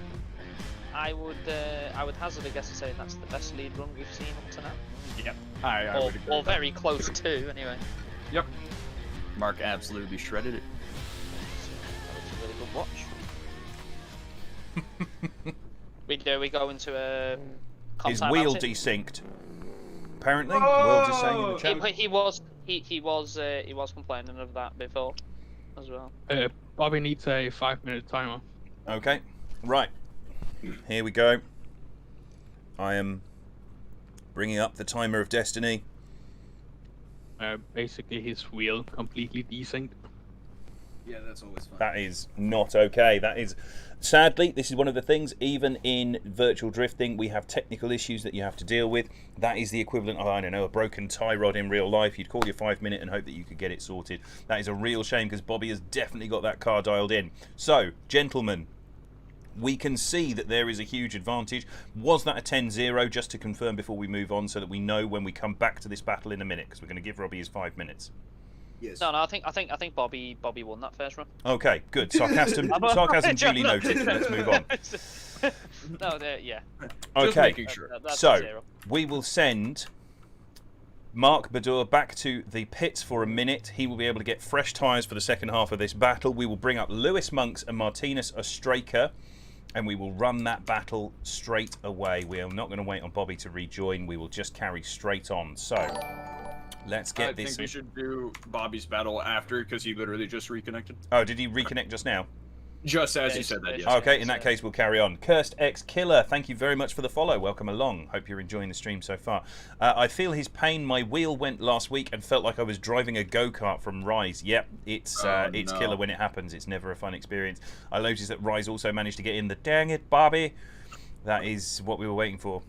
What wheel are you people using? You people, I'm on a Fanatec CSL Elite personally. I really, really like it. I still believe that, until I've tested the new CSL Direct Drive, my personal opinion is that the CSL Elite is the best wheel in terms of bang for buck and performance for drifting in Assetto Corsa. There's a lot of guys on different wheels. I know Ryan is a big fan of the T300, but I'm on the TSXW. Yeah. At the same time, I am a peasant, so that's fine. We got 2 on the TSXW. The T300 is pretty much the minimum you'd want to go to, but if you can get it, if you can find them, a lot of people are going to be selling their CSL Elites in order to get CSL DDs. Gino G. Dave, thank you for the follow. We're going back to the second half of this battle. It is now Bobby Hill in the lead position. Hopefully his wheel will allow him to go. We're ready on the line.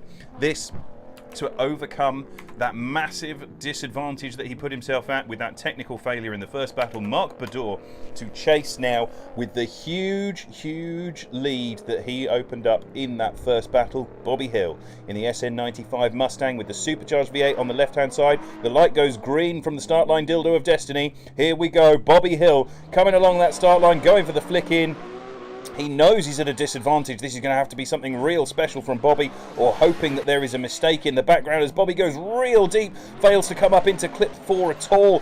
Then through the transition into 5, it looks like he's still really fighting that wheel. This is not the Bobby Hill that we are used to seeing as he makes contact with the wall. Oh, and he's in the wall completely. That is not how we were expecting that battle to go. Technical problems plague everyone. Marlone TV, thank you for the follow. Welcome along. I think we both got winners. I think I would be very surprised if you didn't have winners. Yeah, I was very tempted.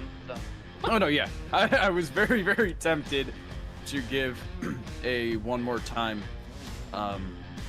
but because I know that Bobby, for what, just though? because I know I know that Bobby can drive a lot better than that, but that is not a reason to give it one more time. So I believe the winner would be Mark. Well, that was a concerning exchange. Yes. So, Mark Badur gets 1 vote from Ian Koenig. Ryan Sider, your vote, please. Same for me. Mark Badur gets the win.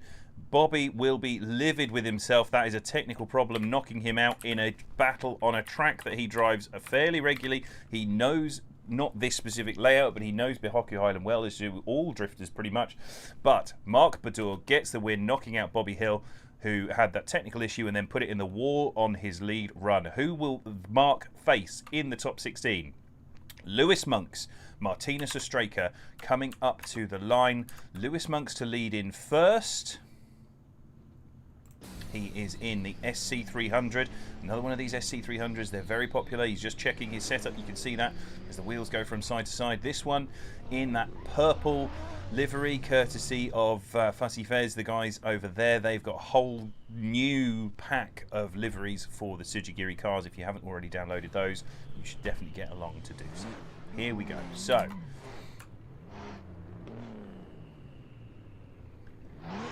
these guys are on the line. They are ready. I'm going to put the website into the chat, so if you guys want to go and find the cars and everything else, you can. We are going to get the bot sorted. I just haven't had time this week. But there is the website. The guys are ready on the line. This is it.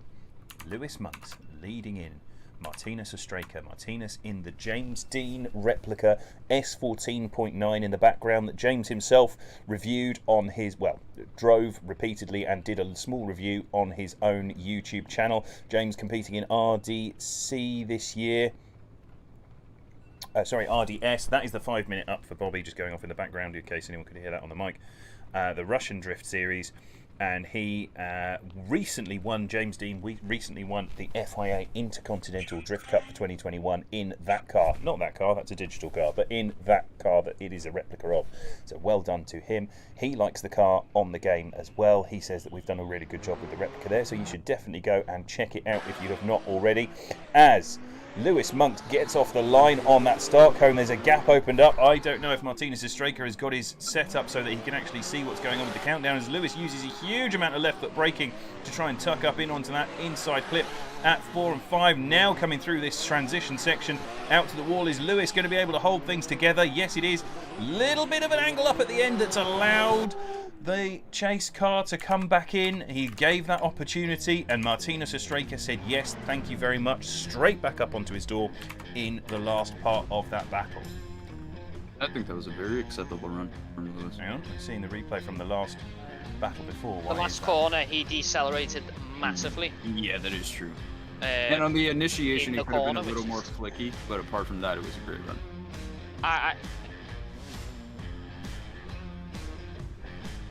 Let's see the next one. We'll go from there. So, we are switching round. Martinez Ostraka now in the lead position in that S14.9. They are on the line, ready to go. It's like we're at a golf game, and they're about to hit. Quiet on the tee, please. Quiet on the tee. quiet on the green. This is a huge initiation. I'm not going to do that. It takes all the fun out. Martinez Estreka getting absolutely on the line all the way through that first section. Lewis Monk's trying to get back into this battle in the chase position, but Martinez Estreka has clearly got the grip in that car. He's on a much better lead line through there, but is it going to be over for him anyway because of that massive gap in the first half of the run? ASMR battles. Oh, yeah. Run it again. Run it again. One more time. I want it again. That is a clear one more time. Based on the first run, I'm having a hard time. That is very true. Calling that a chase. Yeah, that is very true. The gap was so big through 90% of it. Yeah. That was I'm not hardly even true. sure if that would be considered inactive or not. No, the only time that he was close to him was at the very I last don't think it's completely inactive, but there was no pressure applied. Yep. Oldie time pressure was Question is, applied. does that was at cancel the out finish line. the massive slowdown on the lead run as well? So probably Well, this is down to you. I really think it should be a one more time, personally. Nomura-san 696, thank you for the follow. Here we go. So I'm watching that replay again so you guys can see it at home as well. This is that big slowdown there. Martinez Estreka on that really nice line all the way through that first section. You can see Lewis Monk struggling to keep up with him, but no contact from Martinez Estreka until the very last corner in the first run, and then a huge correction from Lewis Monk's coming into that final decel. Does that balance out to a one more time? I'm going to ask Ryan Sider first. Ryan Sider, your winner, please.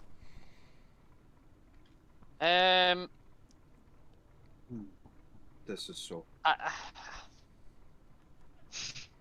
think the SC300 takes the win on that. Okay, that's one vote for Lewis Monks. Going to ask now, Ian Koenig, your winner, please. Highlands.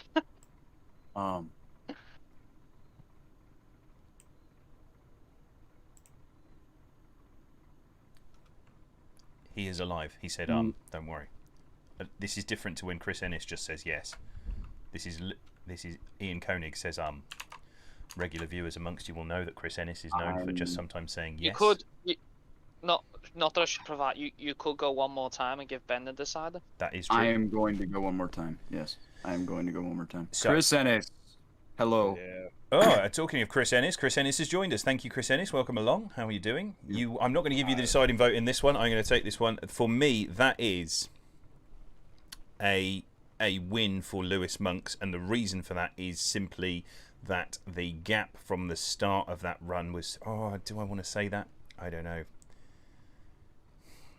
The difficulty here is whether we think that the correction in the final turn overturns all of the issues from the rest of the run where Martinez Estreka was not even in the fight. Whether that was because he couldn't see the lights or whether it was because he just didn't get off the line cleanly, he was not a feature of the first run until the final corner. That correction from Lewis Monks is enormous. Yeah, I don't think it's enough to put out the fact that the only time Martinez was close to him was at the finish line. So in that case, you're giving a big advantage from the first run to Lewis Monks. You're saying Martinez gets a bigger advantage from the second, or enough of an advantage from the second to make it a one more time. That's pretty much what I'm saying. If I had... So I'm not going to say Lewis, but my mind was saying Lewis, but it's so hard that I'm going to say one more time. No, this is what we've always said to judges in the past. If you can say a person, you should say a person. If in your mind you're going, this person or one more time, then you have a winner. So if I'm going to ask you the question one more time. Ian Koenig, your winner, please. Lewis Monks. Lewis Monks. I'm not trying to lead you to it, but that is always how we've done it. Because we have always said, if you can do a one more time or this person, then that person is clearly the one who has an advantage, however small, and it can be minute. So that is 2 votes for Lewis Monks. Lewis Monks gets the win, advances on to take on Mark Bador. That is a shame for Martinez Estreka, because genuinely I think that he probably would have been able to take that battle if he'd got off the line cleanly and had featured in the first half of the battle at all when he was in the chase position. It's a difficult one. It's a judge sport. We have to go with what we can see. Chris Ennis, you are now the third judge. I hope you're all G'd up and teed up and ready to go and enjoy this, because next up we have Brandon Hogarth versus Emil Lerud. That is our next battle. Brandon Hogarth to lead in first. I have just gotten a message from Chris Licup saying keep an eye on initiations if you are initiating over the line in the lead. Yes. I noticed that on, it's probably 2-3 battles ago, but it didn't matter. Ben, you might just have to be judge for this one while I just install the track. Yes. That is fine. In fact, I think that we're going to have a slight delay here because I can't see Brandon on the server. Back to that previous run, or the first run where he got left sleeping, I honestly think he just wasn't ready for the cones. But I mean, at the end of the day, the second you line up to that line, you should be ready to go. Yes. It's not the way you want to see anyone win, but you know that's the way the world works, isn't it? Yep, and that's how I've lost in the past. So.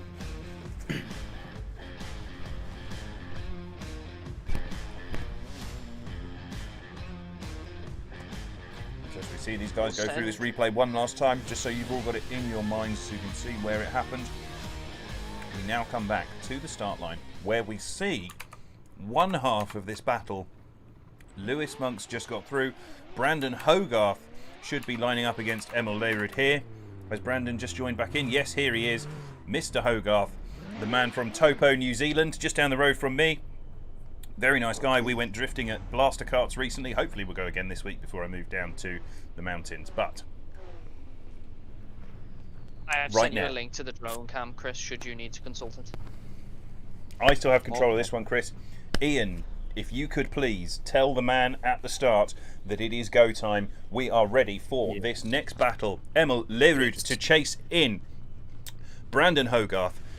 RB28 powered S13.5 light, nimble, aggressive, high angle, very fast little machine versus the brute force, pig ignorant SC300 with its massive arse. That thing takes an age to transition, but it is so stable. The lights go green on the start line. Dildo of Destiny. Brandon Hogarth in the lead position, goes for that flick. He's coming across the line, doesn't really make it into clip one at all. It's going to allow Emil Lerud right up onto his door as Brandon Hogarth goes very wide, clips the wall. Oh, and that's a huge error from the man from Taupo as they come round and through. Emil Lerud driving away out into the final part of this clipping section. He said at the beginning of the afternoon that he just wanted to make sure that he didn't beat himself, not in a sexy way, dirty, perverted people, but he wanted a chance to push through. So, let's see that on the replay. I don't think Brandon's going to be happy with that one. Version of this track. Ben. Yes, there is. So the one that's in the driver's briefing is the new one that's got all of the walls and stuff. That's why he hit an invisible object then. Yes. I don't think Brandon's going to be very happy with his performance. Brandon is going to be livid. MX, thank you very much for the subscription. Welcome along. Well, we go back to the start. Emil Lerud is there. Brandon must have taken his 5 minute and gone back and reset to pits because he was stuck in the gravel. Yes. As Emil then gets fresh tyres. I'll be honest, not to try and influence drivers, this is purely a personal thing. I'd have done that battle in the lead position on the warmed up tyres. I would not have gone back to pits and got fresh. Warmed up tyres equal more grip. So, they are ready. We are on the line. Emil Lerud in the SC300 2JZ powered Toyota there. That absolute barge. We put all of the cars into Content Manager and we stacked them all up one inside each other, and like a Russian doll set, the SC300 encompasses every single other car in the pack except the Mustang. It is just enormous, that car. Every single other car hidden in every way except for their wing mirrors and GT spoilers. It's huge. It's got a massive wheelbase. The GT86 sits entirely between the front edge of the front wheels and the rear wheels on that car. The whole GT86 fits inside that wheelbase. including the wheels. So that is a huge car, very slow to transition, but it comes with all of that grip advantage to go with it as Emil Lerud gets it right the way out onto that first clip. Just has to make a big correction. Is he going to throw this away now in the lead position as he comes back through now onto the power, coming up onto the outside line? All Brandon has to do is keep the pressure on and hope Emil has a big mistake. Oh, there's definitely a mistake there, but is it going to be enough to overcome Brandon zeroing out in the first run? I have a winner. Let's see this on the replay while you guys have a chance to confirm to yourselves who you think got the win from that. I can see that there is probably only one way this is going to go, but we like suspense here, and that's why we're not making our big announcement until a little bit later on. We will make that first big announcement in between the top 32. No, we won't. We'll do it between the top 16 and the top 8. We've got a massive announcement. We want you guys to stick around, or maybe we'll do it after the final. Maybe we'll make you stay up until 2 in the morning in order to see what we're doing. So, evil man, Benjamin. Ian Koenig, your winner, please.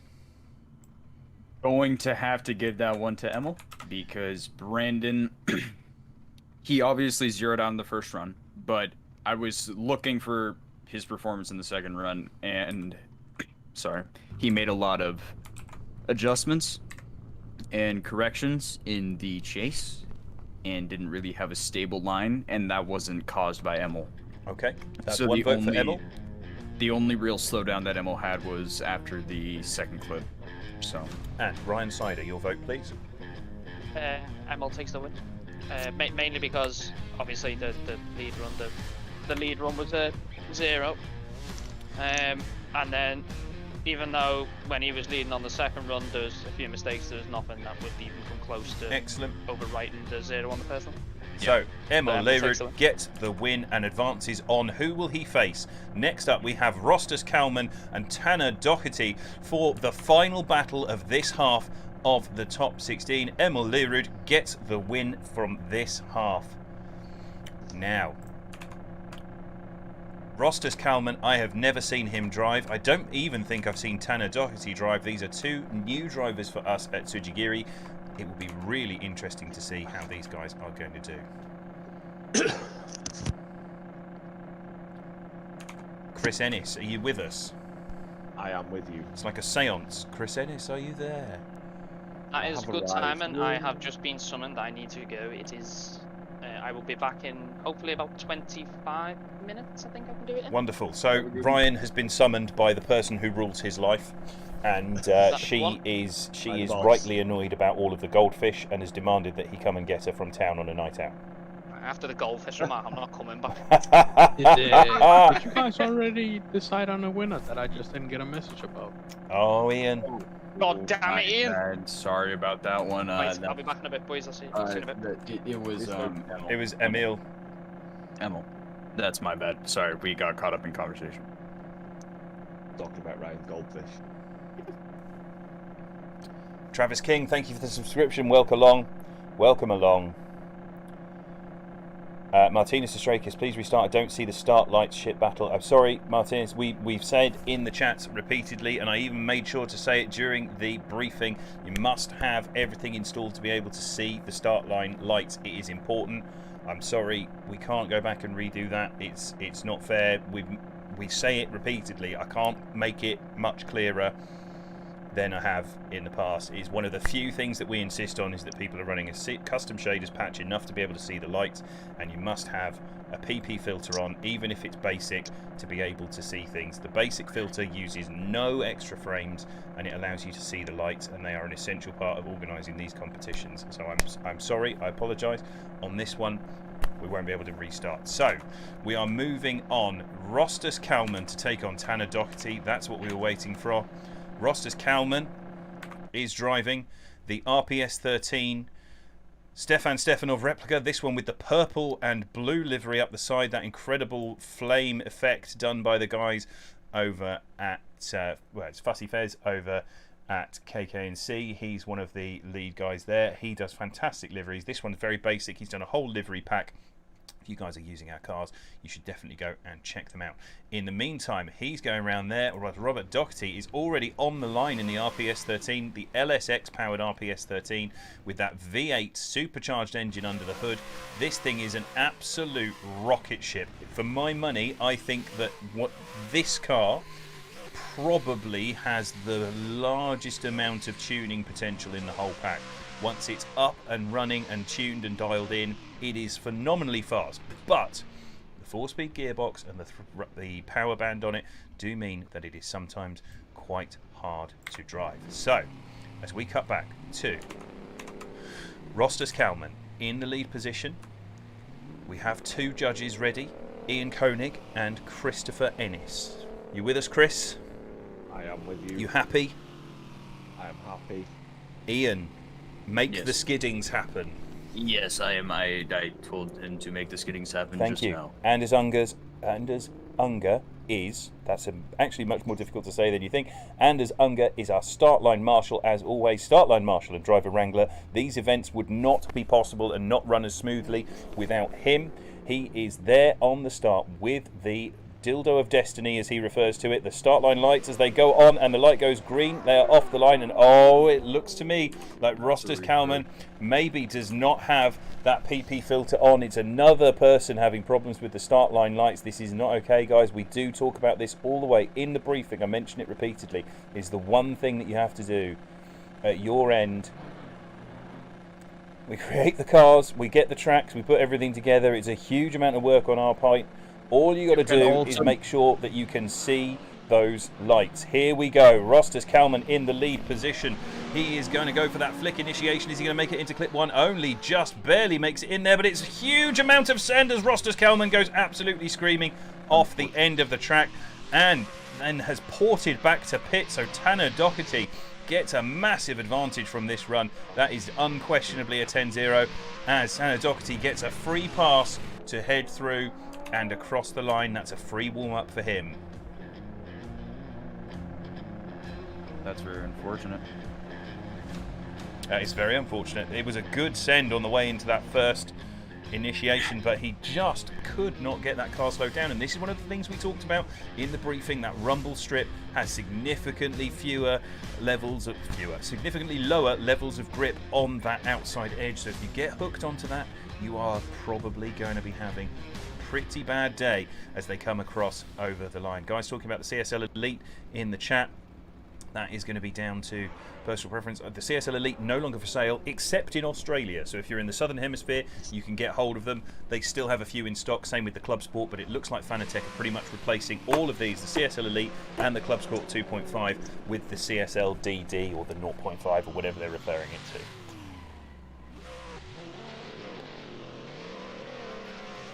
Of course, people talking about the UK having the VAT in after Brexit. That is one of the downsides. Unless you're a business, Chris Ennis could set up as a business and start importing a load of stuff, I suppose. Yeah, but you'd still have to charge the VAT to sell it on. That's true. So, here we go. Now in the lead, as the light goes green, Tanner Doherty to lead in Rostas Kalman. Tanner Doherty gets off the line, gets that PS13 spun up. He goes for that initiation. Quite a big handbrake drag. He just wants to safely make it through the course as he gets 2 wheels off onto the concrete there. Rostas Kalman getting back into the battle hard here. Bit of a straight, not quite wheel straight from Tanner Doherty in the lead position there as Rostas Kalman comes back up onto his quarter and across the line. That is not what we wanted to see there. That is not the stamp of authority that we wanted from Rostas Kalman coming into the chase position, or Tanner Doherty in that lead there as they come across the line. Here we go. Back onto this replay. Let's see what happened here. Tanner Doherty doesn't straighten, but it's a huge handbrake drag as he comes through that first section. Doesn't hit the wall either, but it's definitely wide onto that first big outside zone at this end of the track there. Well, second outside zone, but first big one. And then coming through into this section, you've got another late slowdown before getting across the line. Do we have a winner? That's all that matters. I am going to ask Christopher Ennis, your winner, please. Tanner Doherty gets 1 vote. Ian Koenig, your winner, please. Tanner. Tanner gets 2 votes. That's it, folks. Tanner goes through. Ian, if you could make sure that you tell Anders, that we have now got our first half of our bracket decided. This is what half of the top 16 looks like so far. Christopher Licup, Formula D's Christopher Licup, goes through to potentially defend for a second week in a row. This time he's up against Edgars Lasmanis in the top 16. Then Johan Garcia facing Robert Ficzynski, Mark Bador versus Lewis Monks, and Emil Lerud versus Tanner Doherty. Still to come. Next, on the other half of the bracket, Andrew Larson will face Joachim Haig, Dante Rouse will face Rainis Strankos, Octavian Chelarou will face Chauventli Maurizia, Benjamin Sichagel will face Caesar August probably, more likely to be pronounced like that. Josh Oxley will face Steve Smith. That's going to be an interesting battle. Zura Diasamidze versus Craig Fulgham, another interesting battle. Dan Paul versus Sean Hogan, and Austin Dunn, the final battle of the top 32 against Jamie Healy. That is how things are shaping up. That is what is coming next. So, chat. Any battles that you guys are particularly excited for there? Guys here with me on the judging panel, any battles that you guys are particularly excited for? Let's see. Let me look at the list again. What was that, Chris? Sorry? Octavian and... Hang on, let's find the bracket again. The chat. Oh, there we are. Put it up for you again so you've got it easily accessible there. Turn you up, Chris. You're a bit quiet this evening. There we go. So.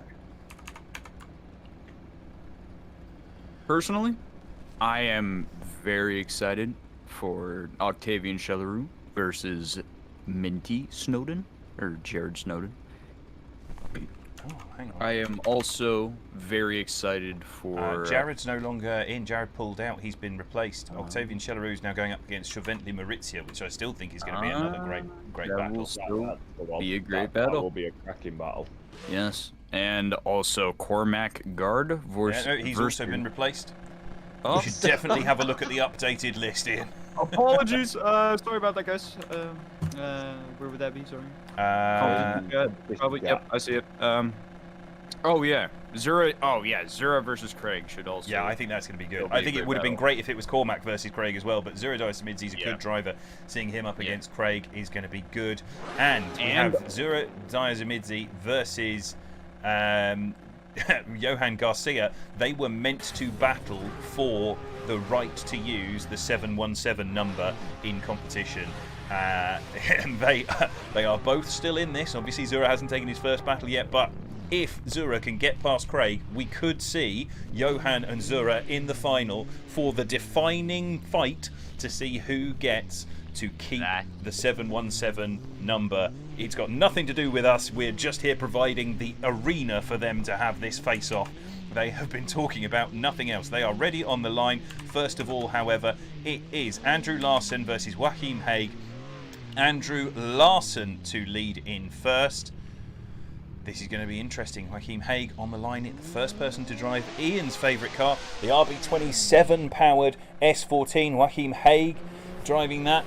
Andrew Larson in the S13 with the LSX, and that is very almost sandbagging in my book. He was really slow through that first section as they come flying out into this first corner. Andrew Larson just not moving fast. Joachim Haig clearly waiting for that car to pick up and go. He's desperately struggling to hold the pace of that S14 in behind Andrew Larson, who's gone four-wheel straight.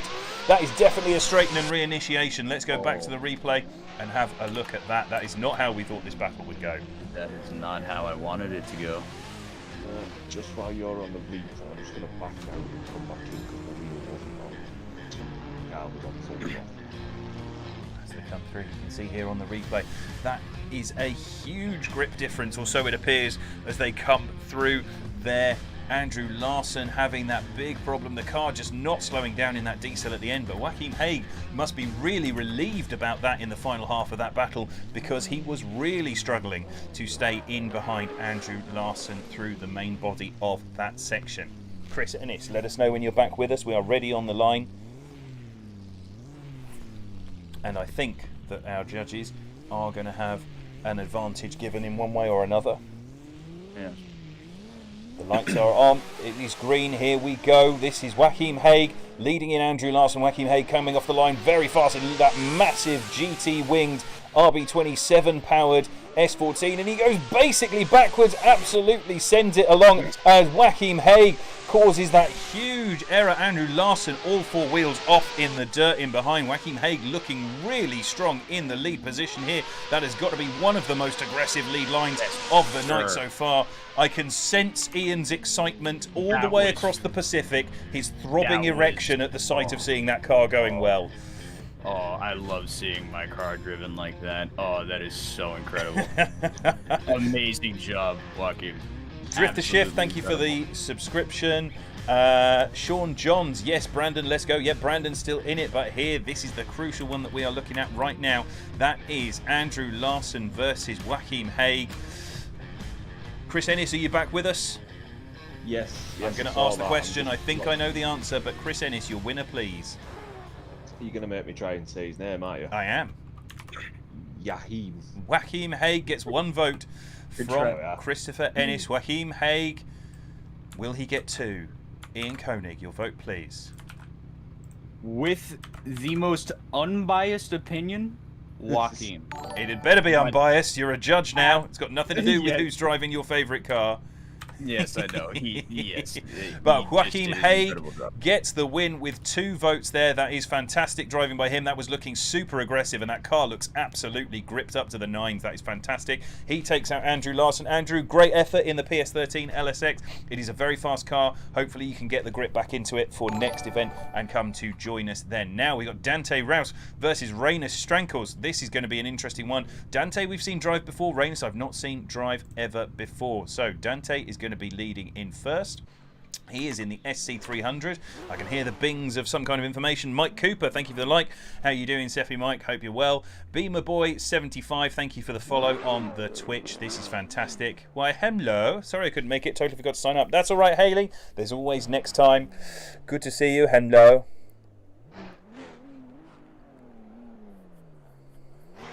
We've got these guys on the line ready to go. It's an all Toyota battle.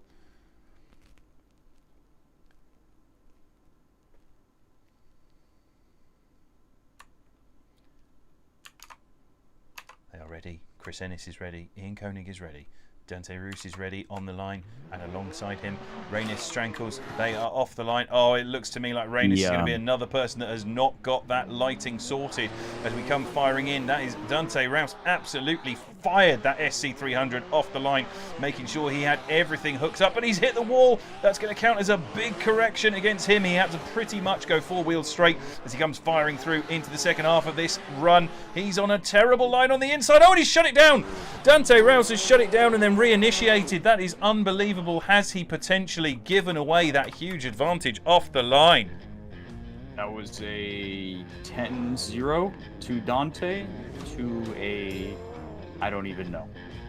Well, we shall see. Sean Johns, thank you for the subscription. Welcome along. Tropical Pigeon has hosted me with 1 viewer. Oh, yeah. Thank you. Thank you, Corey. I just think there is a... Yeah, not bad. It's a good drive. So, Ian definitely has an advantage in mind. I'm sure Chris is as well. We're back to the start. Toyota versus Toyota. 2J versus 2J. Big GT wing versus big GT wing, but 2 very, very different driving styles of car as they come off the line.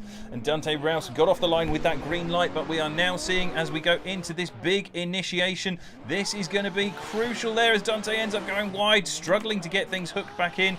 And they come through this section. We are seeing Rainus Strankos manage to get everything hooked up. And why is the camera not on Rainus Strankos as he starts to get away there? Rainus Strankos then has the same kind of massive correction, causing Dante Rouse in the chase position to have that correction. I'm just going to say right now one more time.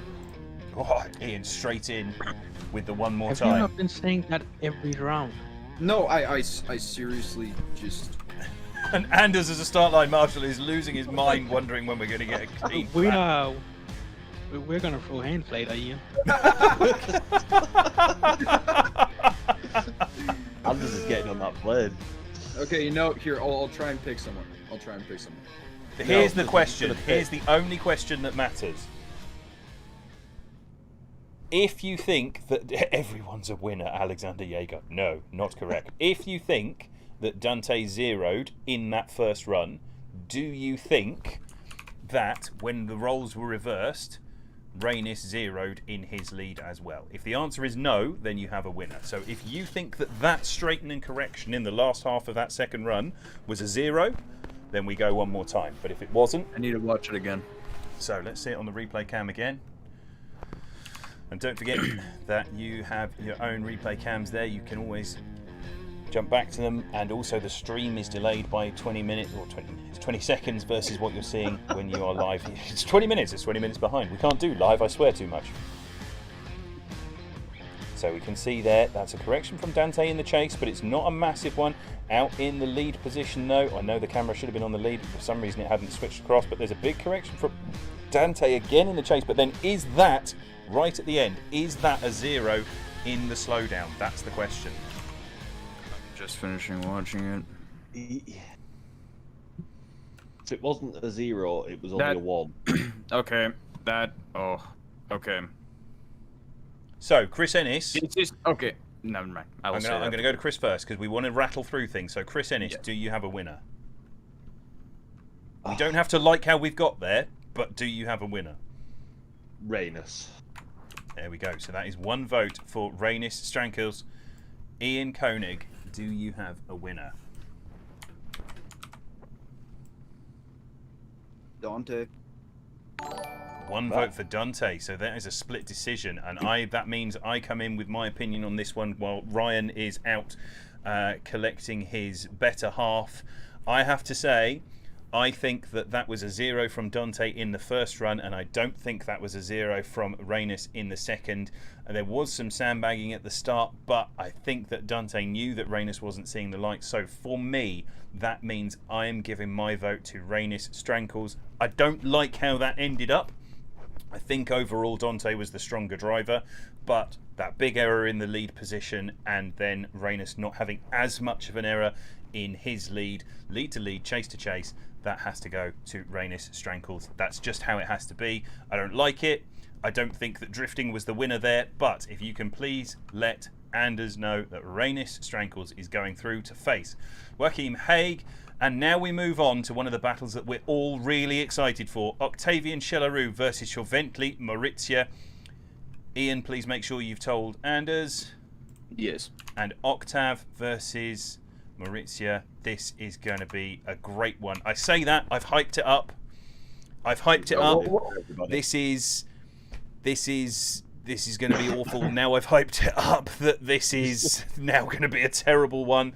Steve Smith, thank you for the host. We've given the the commentator's curse. You get a commentator's curse, and you get a commentator's curse, and commentator's curses for everybody. And I don't know why it looked like I was jacking off 2 dudes over the top of me then. That was terrible, wasn't it? No one was the winner there, least of all my sense of dignity. So, this is it.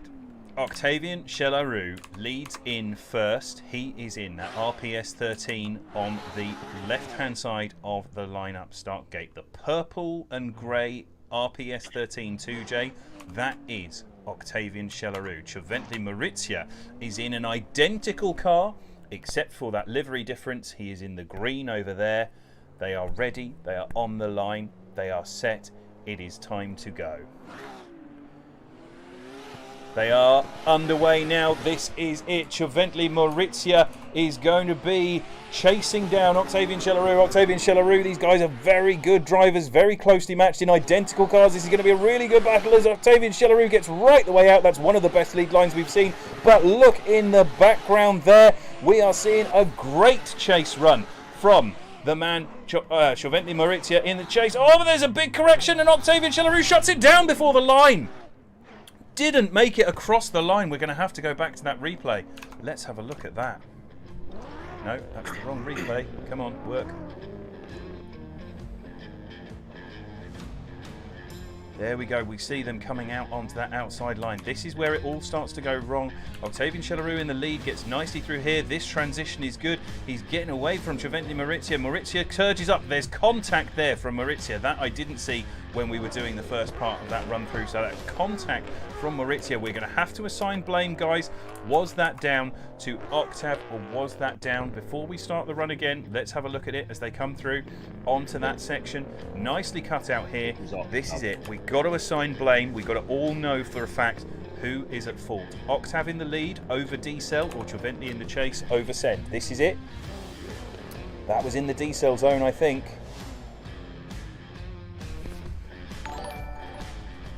Kenny Townend, thank you for the like. I have a person at fault for that contact. So do I. Chris Ennis? Yep. Chris Ennis says yes. Yeah, Chris Ennis says yes. Gioventi Maurizio now in the lead. We are ready for cars. This is it. It is go time. The second half of this battle. Gioventi Maurizio, Octavian Chelarou, they are off the line. Gioventi Maurizio in the lead position now. Octavian Chelarou in the chase as they come flying through that initiation. Good initiation from both drivers. Oh, but someone's wide, and that is an absolute nightmare for Octavian Chelarou in the chase position as he gets right the way out over that rumble strip, knocks the rear of the car into the tyres there, and then, as we see, Gioventi Maurizio coming all the way through and across the line.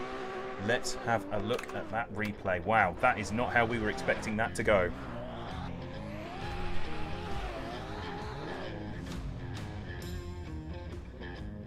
We watch there on the replay. I don't think there was anything from the lead driver to make that mistake happen for Octavian Chelarou. I have a winner in mind should it come down to it. Gentlemen, I'm going to ask you, do you have a winner? Yes. Your winner, please, Chris Ennis. Gioventi Maurizio gets one vote. Ian Koenig, your vote, please. For Bentley, because he accelerated into the D-Cell zone at the last clip, which caused that first contact in the first run.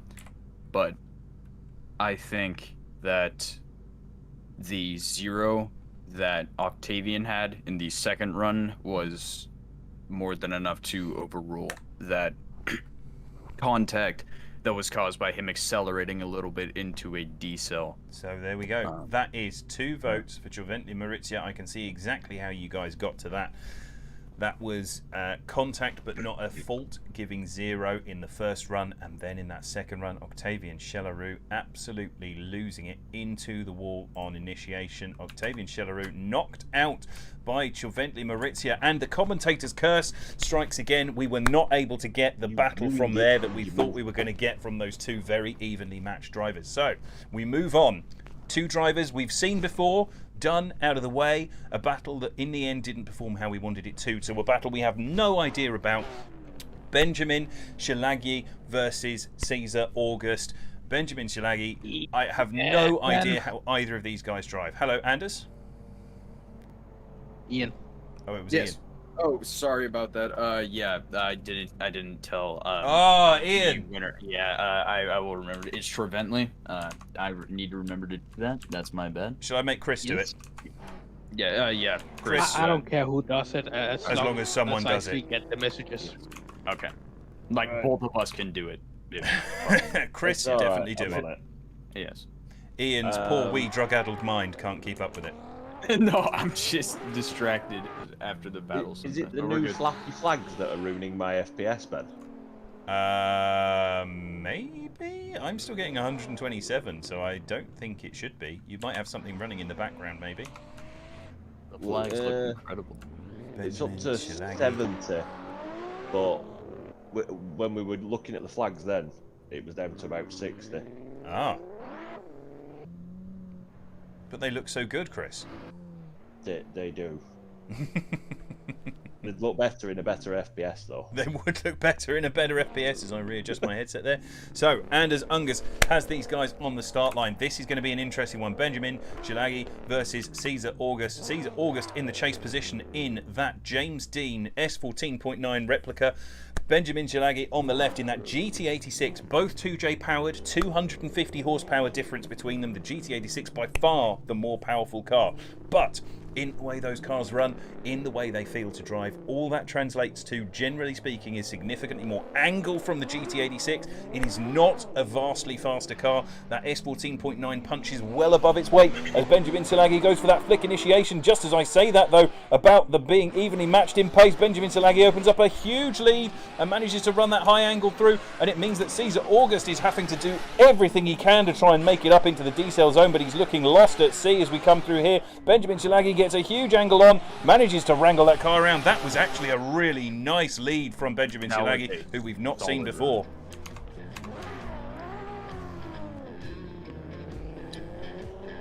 Definitely have an advantage. Octave Shellaroo on the YouTube. Sorry I couldn't offer a better battle. It was still a great time, though. Thanks for the effort to put this together, guys. You're most welcome. It's always a pleasure having you, Octave, and I'm sorry you couldn't have a better battle, too.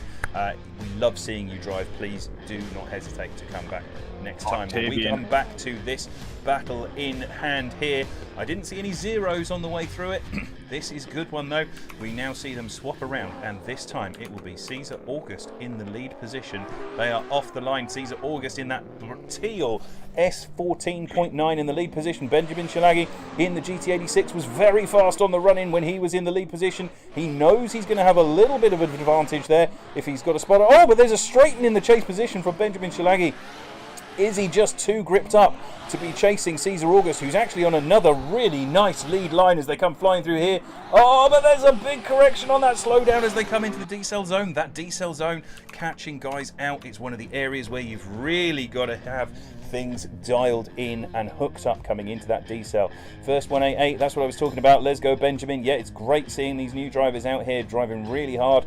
Is this too much grip for Benjamin Szilagyi in that chase position? There was definitely a correction there, but as he comes through this section into the slowdown zone, we see this huge wobble in the lead from Cesar August. He has to basically exceed the D-cell zone to try and get everything under control and not make it into the wall. So, Chris Ennis, do you have a winner?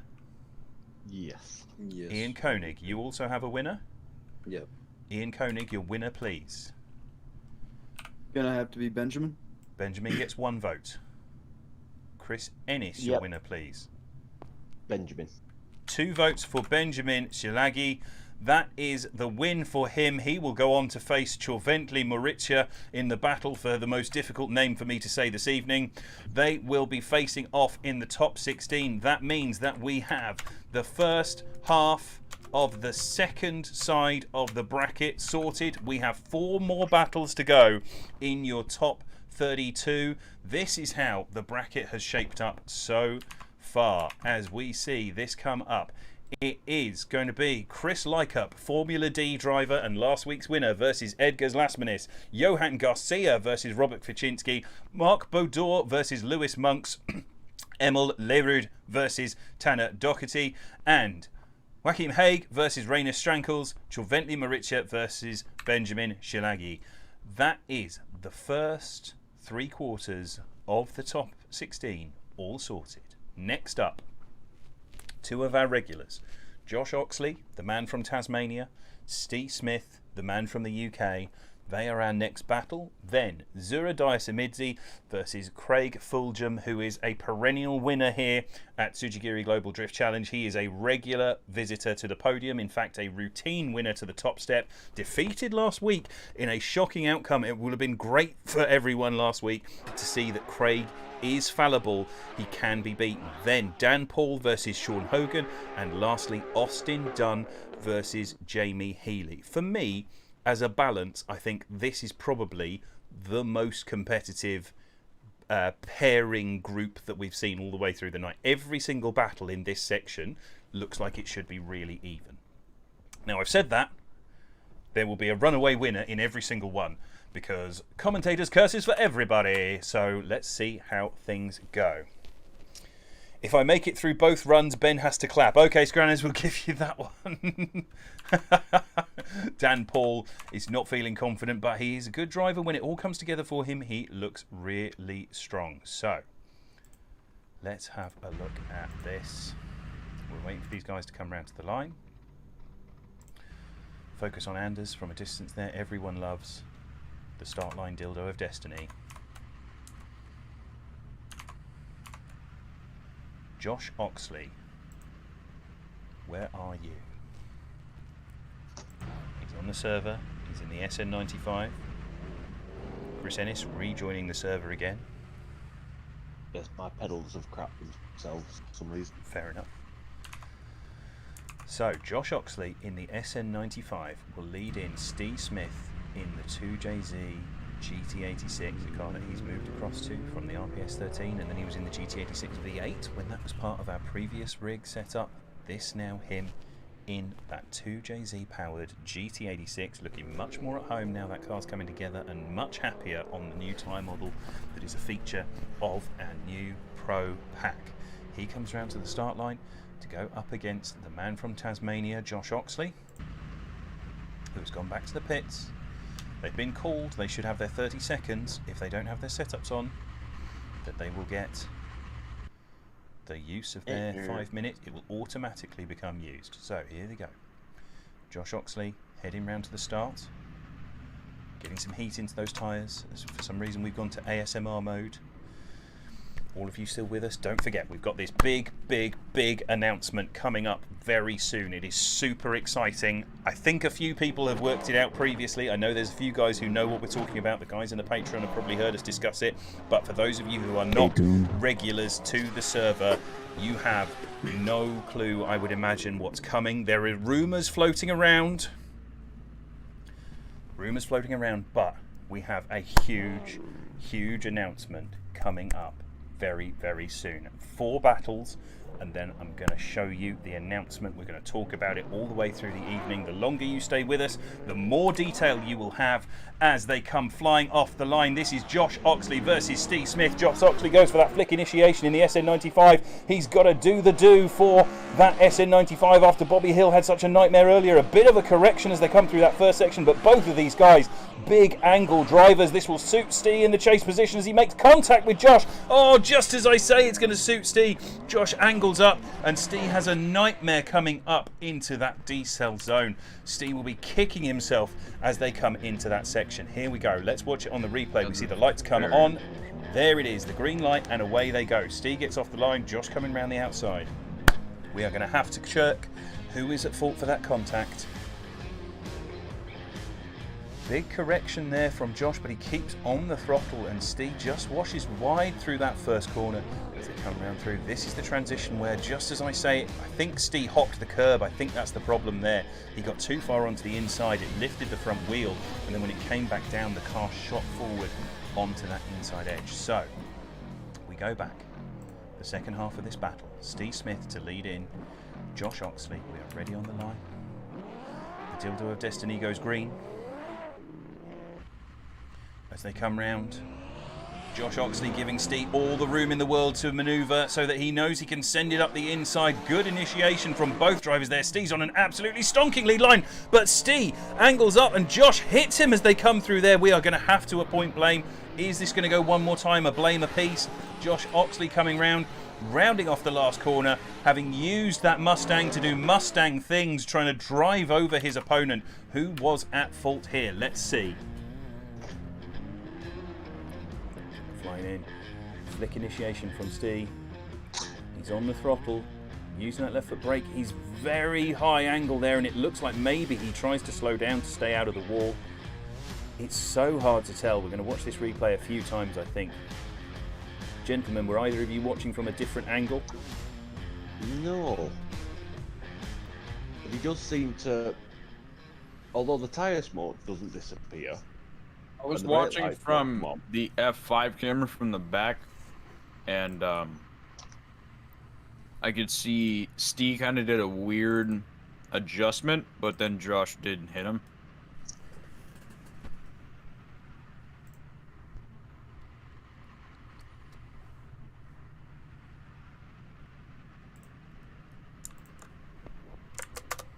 Let's see if we can get this replay back up. Pressed the wrong button. I'm going to be very unpopular because I pressed the wrong button, but let's have a look. Oh no.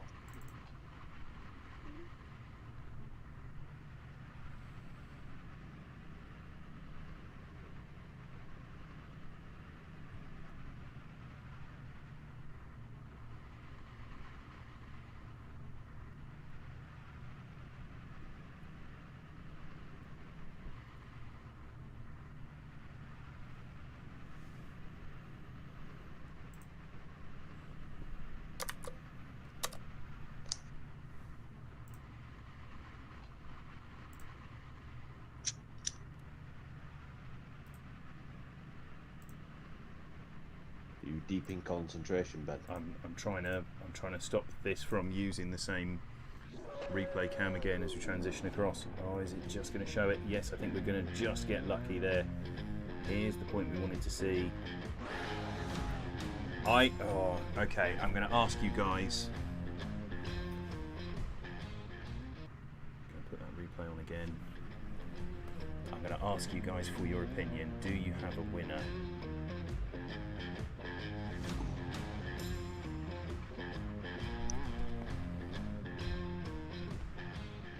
No one has a winner. Chris Ennis, do you have a winner? Oh, hang on, the replay just popped back up. Yeah.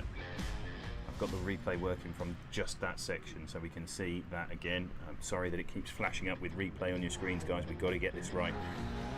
This is a big one.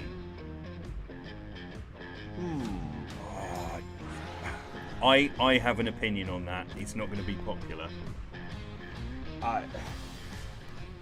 I think Steve slowed up too much. Okay, so I'm going to ask the question. Chris Ennis, do you have a winner?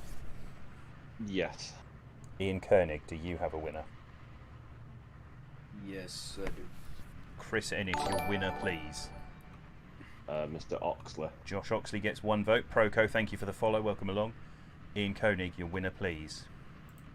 Gonna have to be Oxley, because watching over that again, that was an excessive decel slightly for Steve. Josh Oxley gets 2 votes. He will not want it to have win like this. He will have wanted to win by battling Steve fairly, but that is what our judges are saying. It looks like excessive decel from Steve coming into an area that should be a full throttle area.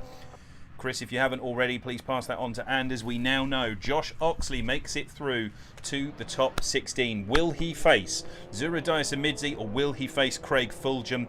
That is what is yet to be decided. Zura Diasamidze and Craig Fulgham. As I cut to Craig Fulgham, he was upside down in midair. I hope everyone saw that. I'm gonna save that replay. We're gonna all get to enjoy that again. Oh my god. Hang on, the stream hasn't just quite caught up to there yet. Here we go.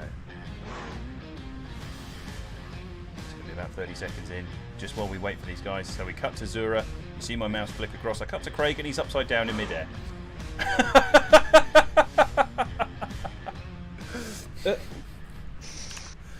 So, hopefully that doesn't happen during the battle. Let's get these guys up to the line. It is Zura Diasamidze to lead in Craig Fulgham. Zura to lead first. Craig Fulgham in the chase. Still waiting for these guys to come up to the line. Has Anders been informed? Someone has let him know the winner? Yes. Good stuff. A lot of people wondering what's happening with Craig as he's upside down in flight there. A lot of people confused. Brooks me kickflip. Yep. Craig has taken it on himself to go freestyling. Zura Diasamidze comes round to the line. Craig Fulgham in the background, determined to get some heat into these tyres. He wants to have that advantage off the line. Hales King, should I make pasta or pizza for dinner? I am torn. Pasta. I don't know why. I just feel like not enough people are having healthier foods. Yeah, you should go for the pasta. Pizza's an emergency food. Here we go. So the lights go green on the Dildo of Destiny at the start line. Here is Zura Diasamidze to take on Craig Fulgham, our perennial winner. Zura Diasamidze in the green, Craig Fulgham in the red corner as they come flying through. Zura Diasamidze's tight there, but he's running a nice line. He's got that throttle down the whole way. The car is clearly not that gripped up. Craig was expecting it to be much quicker through that section. Zura Diasamidze on the nice line as Craig Fulgham makes a mistake coming into the decel zone. Oh, it has Craig just overestimated the speed of his position. Let's have a look. Apparently Ryan's still sat outside the pub. Oh, you'd best not have just... Why is my replay not saving?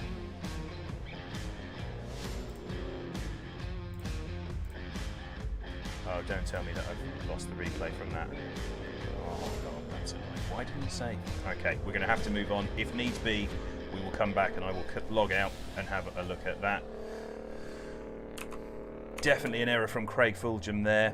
The light goes green on the dildo of destiny. Hale's loving that as a sign. Here we go. Craig Fulgham gets the hammer down. Here he comes, flicking across onto that initiation. He's going to be livid with the way that run was going because he seems to have all of the grip in the universe dialed into that car. But Zuradaya Samidzi doing a great job in the chase position considering how much slower he was when he was in the lead. Keeping up with Craig here as we come through. There is a wobble from Zura, but is it going to be enough to make up for what looked like a straighten from Craig as we go back and across the line? Let's have a look at the replay. The replay going to work this time. I really, really would like Windows to stop popping up with things in front of my face. Craig's fortune potions have worn off. He's now making mistakes. Anyone need a dildo of destiny or a wild gore?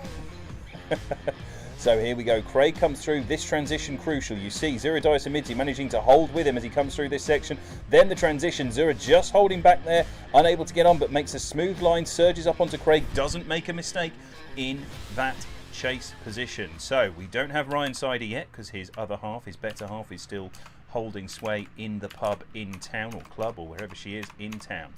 So I'm going to ask the question of Ian and Chris, do you both have a winner? Yes. Chris Ennis says yes. Ian stays ominously silent. Unfortunately, I was talking with my mom and I didn't see the first run. Okay. That is unfortunate, considering it's the one replay I don't have access to right now. Yes, that is incredibly unfortunate.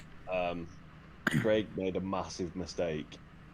Okay, we're going to discount Ian because he did not see the battle. Yeah, we still have two of us who did see the battle. Ian, thank you anyway.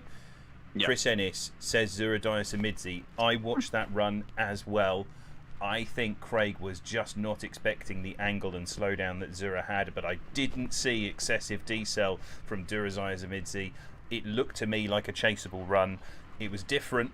It was not the line. It wasn't perfect, but the first half of that battle is not where the error came from Craig. It came in the final part. I didn't see anything wrong with Zura there. Craig's straighten and reinitiation, I have to put blame on him, and as a result there was not enough to overturn that first run. Zuradaya Samidzi gets the win, knocking out Craig Fulgham in another shock upset, 2 weeks in a row for Craig Fulgham. Zuradaya Samidzi will face Josh Oxley in the top 16. Ian, are you with us now? Yes, I just want to be clear. Yeah, my mom just came up and talked to me about something urgent, and I couldn't No, it's cool. It's cool. Don't worry. We move on. Right.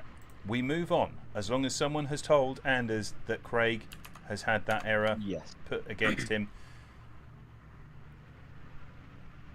Straighten. Craig is questioning the straighten. All right. That is within that early section. What we're going to do is we're going to do this. I'm going to put the replay on for the second run. And I'm going to go back and have a look at that myself. We'll put it up on the stream for everyone to see. You transitioned too soon. I didn't see a full straighten, I just saw a wobble. So, I'm going to the replay. We're going to get this one right. We've announced it, but Craig is saying that he didn't think there was a straighten. I think there was. We're going to go to it. We're just bringing up the replay now. You guys can see the replay from the second half of that battle. We've got to be fair. Look, we want to make sure that you guys get to see that everything is fair here. Yes, I know it's currently a black screen for you on the stream when those of you who are watching. I'm just loading in now onto the replay. We are looking for the final part of that battle. That was not a straighten from Craig. I saw no straighten there.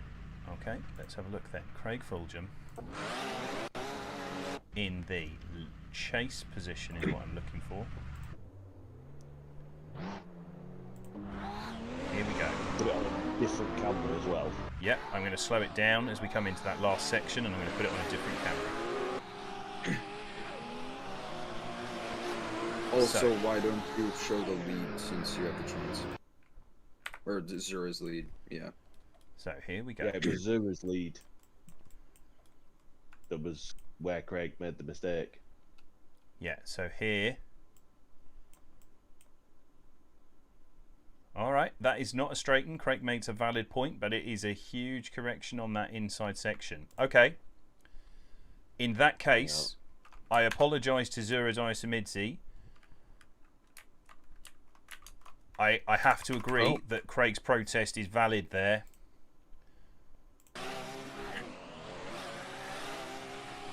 Seeing both of those runs personally, would you like my verdict? Since I'm going to change my verdict. I think that's a one more time. That section there from Craig is roughly equal to that same section from Zura. I am going to say one more time also.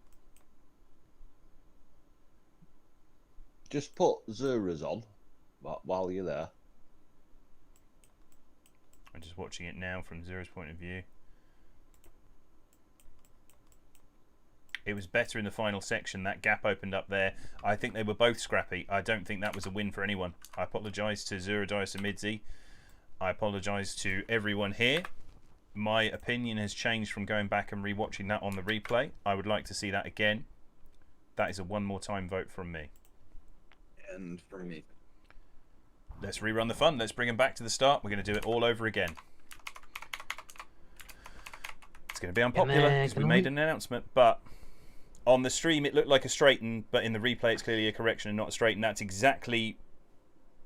exactly it, Emil. I thought it was a straighten on the live stream and on the replay on the stream, but when you've brought it up, it was... For me, it's still Zura because Craig missed the second to last clip completely and cut over the curb, whereas Zura didn't.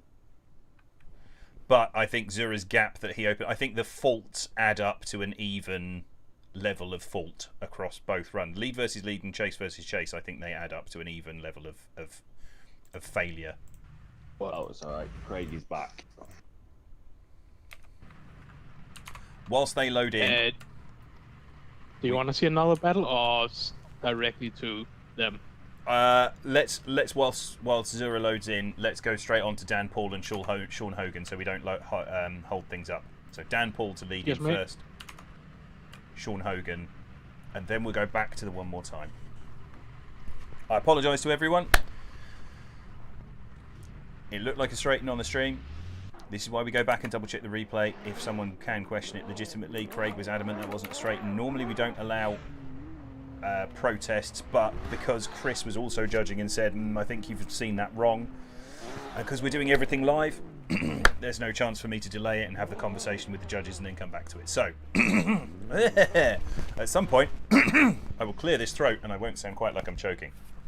So here we go. Dan Paul, Sean Hogan, they're on the line ready to go. Dan Paul, this is his first competition in the shorter RPS 13 2J. Normally he's been in the SC300 and before that in the R32, which, surprise note to everyone, will be making a return in Phase 2. I can confirm the R32 Driftworks replica, driven by Martin Richards, will be making a return in Pro Pack Phase 2. In the meantime, Dan Paul has moved to this RPS 13. They're ready on the line. We're ready to send them. We are going to rerun the fun on the Craig Fulgham and Zura Diasamidze battle in a minute. Right now, it is go time. Dan Paul, Sean Hogan, almost 2,000 horsepower of car sat on the line ready to go there. The dildo of destiny controls their futures. The lights go red and green. Oh, that might have been a jump start from Dan Paul, I think, but Sean Hogan's with him all the way through, so it's not going to matter. They're going to allow it. And here we go. Dan Paul goes for that in flick initiation. The man from Scotland misses out on clip 2 completely. Sean Hogan's tucking in with him. Dan Paul's going a little bit wide now onto 4. There's a big correction. Sean Hogan's adjusting for it as they come diving up through 5 and 6 now. This transition into 7 going to be crucial. It's the slowdown. Dan Paul's going very deep to slow down very late. Has got to make a big correction and across the line. Let's have a look at that again. I better clap if he does both runs. I will. The Scottish contingent will not be left wanting. I will clap. We currently have 69 viewers. Nice.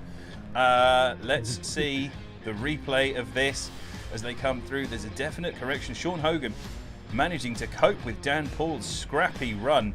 Dan Paul managing to complete the whole run, but that was such a late decel. You can see into 7 and 8. It really throws his line off through that final corner. We're back round to the start now. This is going to be Sean Hogan to lead. He is ready in that SC300. We are ready on the line. Let's get them underway. It is go time. The second half of this battle. The lights will be coming on. Anders is ready. Drivers are ready. Here we are.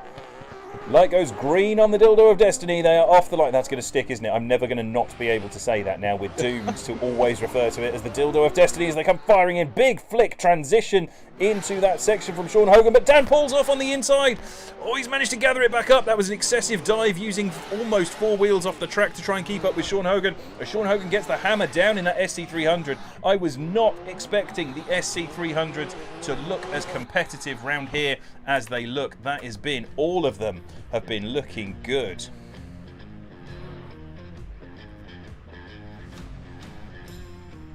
You have a winner here? Yes, the guys in the chat, just to clarify, Phil Rob now, I didn't know we could protest calls. It's not a protest. I didn't go back and look at it on the basis of Craig's protest. We don't allow a protest, but because Chris was adamant that it wasn't a straighten, that's why I went back to have a look. It's not a protest. It wasn't allowed because of Craig. Craig's adamance just reinforced what Chris was saying. It is not a protest. Just to clarify, our judges, not a protest. Dan, that was almost 2 runs. I'm going to give you that one. That was much, much better. Wasn't 4 wheels off, so it wasn't a 0. Let's have a look. Chris Ennis, your winner, please. Sure. Sean gets 1 vote. Ian Koenig, your winner, please. It's going to have to be Sean. Sean gets the win and advances on. Dan will just be happy he manages those 2 runs cleanly, almost cleanly. If it wasn't for that wheel drop coming into the first corner, it would have been a full clean pull. Dan Paul getting better with every event. We look forward to seeing him come back and do more, and his preferred car will be back at some point. 2 more battles to go. The one more time from Zero Diasamidze and Craig Fulgham. We're going straight back to that now. And then the last battle of the top 32, Austin Dunn versus Jamie Healy. So, Zero Diasamidze comes around to the start, ready to go. That Civic guy, this is Tanner. I'm having fun so far. Can't wait to battle upcoming drivers. Excellent. Well done, Tanner. That Civic guy over on YouTube. And ENJ Sleepy253, thank you for the follow. Welcome along. I can see you're saying about those protests. Remember, they weren't protests. We're already underway. This is Zero Diasamidze in the lead. Craig Fulgham in the chase. They go for that big flick initiation. Craig gets nicely out into that zone. Comes up a little shy maybe on 2, but is filling 3 nicely. There's a wobble from Zero Diasamidze in the lead there, though. That is going to count against him as Craig surges up onto the door. This is where we've been seeing the problems for people. We've got to get this decel right. A lot of the drivers in the chase position coming too close in, but as I say that, Zero Diasamidze going too wide instead. This is going to be so tricky to judge. Worlds, I could have done better for sure, but glad I got the win. Yes, well done on the win there, dude. Congratulations. Here we go. Let's watch this replay. Zero Diasamidze dives to the inside. Just comes away from 2 a little bit early. Craig Fulgham in the chase position, adjusting as there's a correction from Zura coming out to the wall. Craig sends it up the inside here. Zero Diasamidze goes for that transition. This is where it all starts to unravel. Craig slowing down where you'd expect. Zura just getting back on the gas too hard and putting it in the wall across the line. So we swap back round. Craig Fulgham in the lead. They are on the line ready to go. It is go time for the second half of this one more time battle. Craig Fulgham almost certainly with the big advantage after that first run. Now all he has to do is nail this lead. He is just 1 run away from moving on into the top 16 under review that I made. God, I don't want to cause myself problem by opening up this protest thing. It wasn't a protest. I was corrected by a fellow judge. Here we go.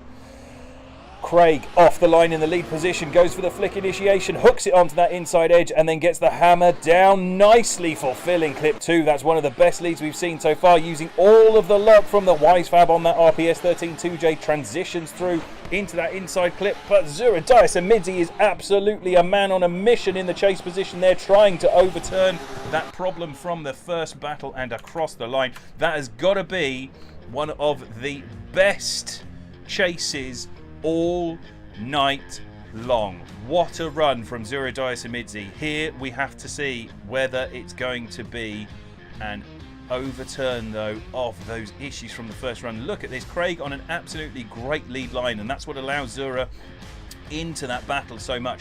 Zura just drops back onto that rear quarter, perfectly timed on that transition, sends it up onto Craig's door. Here comes through the smoke line, surging up onto the inside in that D-cell, gets the hammer down as they come up to that final zone at 8 and across the line. Gentlemen, do you have a winner? Yes. Hello, Ian. Yes. Ian Koenig, your winner, please. Craig Fulton. Craig Fulton gets the win from Ian Koenig, and Chris Ennis, your winner, please.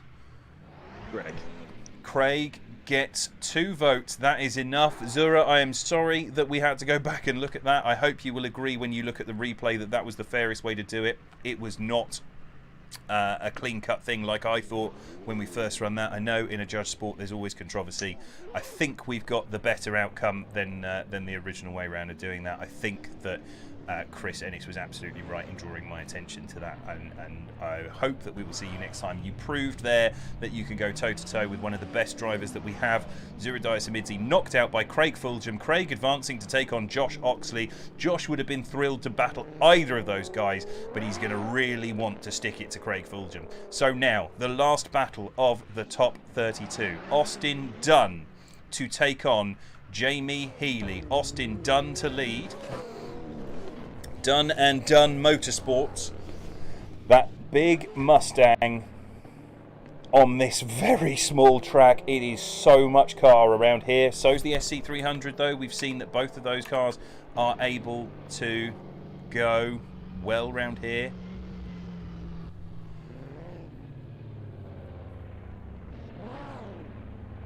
Can the 717 battle happen on stream after finals? Yes, it can. Yeah, go on. We'll let that happen. Where is my livery? I'll talk to you about livery. Liveries are a future problem. Liveries are not a now problem for me. I've got so much going on. They are on the line. This is the final battle of our top 32. Austin Dunn to take on Jamie Healy. The V8 NA Mustang on the left there, that purple and chrome livery for Austin Dunn. And on the right hand side, Jamie Healy, who podiumed last week in that GT86, looking really strong in that new car, settled in nicely as Austin Dunn goes for that big flick. Jamie Healy's right there as Austin drops a wheel over the edge. Is he going to be able to hold it? It causes him to come up shy on 3. Jamie Healy adjusts beautifully, sends it up the inside of Austin Dunn there as they come through the transition. That's not in a sexy way, Austin. I know you'll come back to me on that later as they come through there. Jamie having a wobble in the chase position, but was that caused by Austin Dunn's line through that final section? Oh my God. The Irish coffees this morning. Oh, I wish I'd had the Irish coffees. I wish I was doing this with a couple of beers in me or something. I would be feeling much more confident. Motion Moto Media 2, how does one take part in this? Love the use of one, thank you very much. It is all available through our Discord. All of the announcements are there. You can get to the Discord via our website, which is tsujigiri.world. I'll put it in the chat so that you can see. As we go back across, getting ready for the second half of this battle, this is going to be crucial. Jamie Healy, after a small mistake from Austin Dunn there, Jamie Healy ready on the line. The light goes green. They are off the line. Here we go. It is go time for the final battle of the top 32. Jamie Healy gets that big flick. Austin Dunn trying to slide up the inside as Jamie Healy also drops tyres, and Austin Dunn with enormous angle through that first corner comes right up onto the door of Jamie Healy. This is a close battle going backwards and forwards here so far as they come firing up and through. There's a little bit of a gap opening up, but Jamie Healy is decelled really late, and Austin Dunn's coming up, and Jamie Healy makes a correction across the line. Oh, gentlemen, please talk us through your thoughts on this. Well, Jamie had a couple of minor corrections, but I don't think it's enough to outweigh Austin's error. Just watching the second run over again and I'll have my verdict. I think there is... Well, I'm not going to put my opinion forward. I have an opinion. I'm not going to voice it. How many clips is there, Ben? 7? 8. 8. So Jamie dropped a wheel at 7, and that's what caused him to decel quite late and have that bit of a wobble at clip 8. Absolutely. It wasn't unchaseable. No, but he was still decelling all the way into clip 8, and that is a throttle zone. Twisted Vortex, thank you for the follow. Welcome along. Nice to have you here. Ian Koenig, do you have a winner? It wasn't an excessive decel though, and it was still chaseable. Oh, I don't know. Someone has just put in the chat that he parked it. I think that was very, very I'm not going to voice an opinion. I can't voice an opinion. I'm only the backstop judge. Motion Media 2, thank you for the follow. Welcome along. Roll the replay. Chris, again. I have a winner, but I will let you say yours. Let's roll the replay again. Announcement after this, Rise. Yes, the announcement. I'm going to show you guys what's coming after this, and we will be talking about it all of the rest of the evening in the intervals and gaps between each battle. So here we go. They both parked it into that final section. I think Jamie had a fantastic chase, but all the way through this section, that big Mustang is right there with him as they come through. Big correction there from Jamie, and it causes Austin to check up, but Austin wasn't that close. You have to admit he wasn't that close. So I'm going to ask the question. This was very much a battle of two halves. I can see arguments in every direction. I'm going to ask the question. Ian Koenig, your winner, please. Can you ask Chris first? I don't know yet. Chris Ennis, your winner, please. I'm just nearly at the end of Jamie's lead run again. Brian Sider, hurry back. Your winner, please. Still sat outside. Oh, he didn't park it. He was my winner's Jamie. Okay. One vote for Jamie Healy. Ian Koenig. My winner's Jamie. Your winner, please. My winner's Jamie.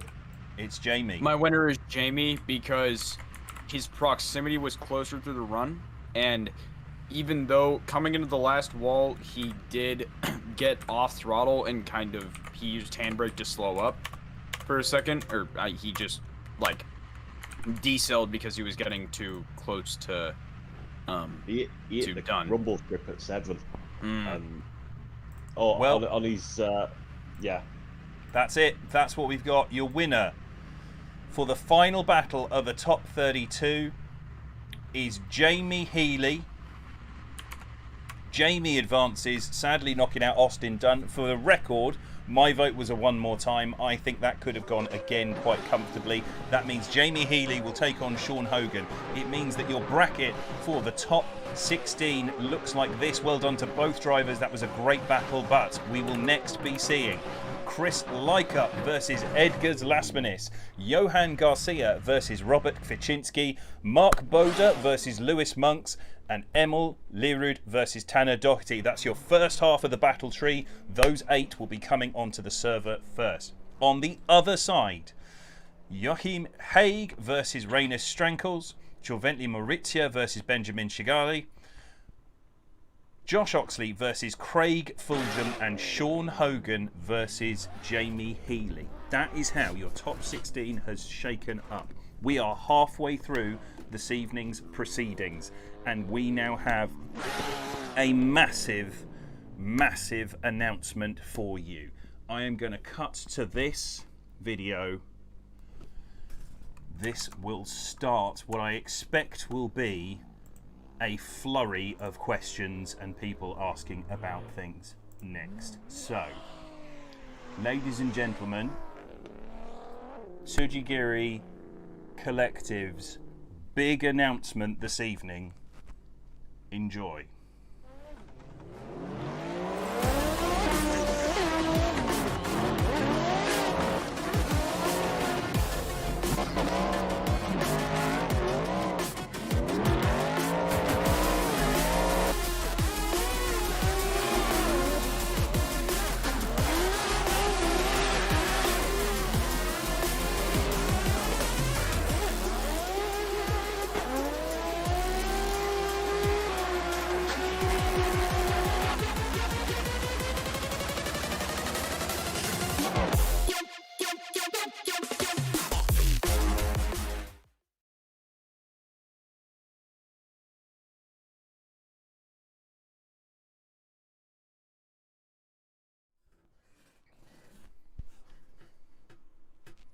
So that's it.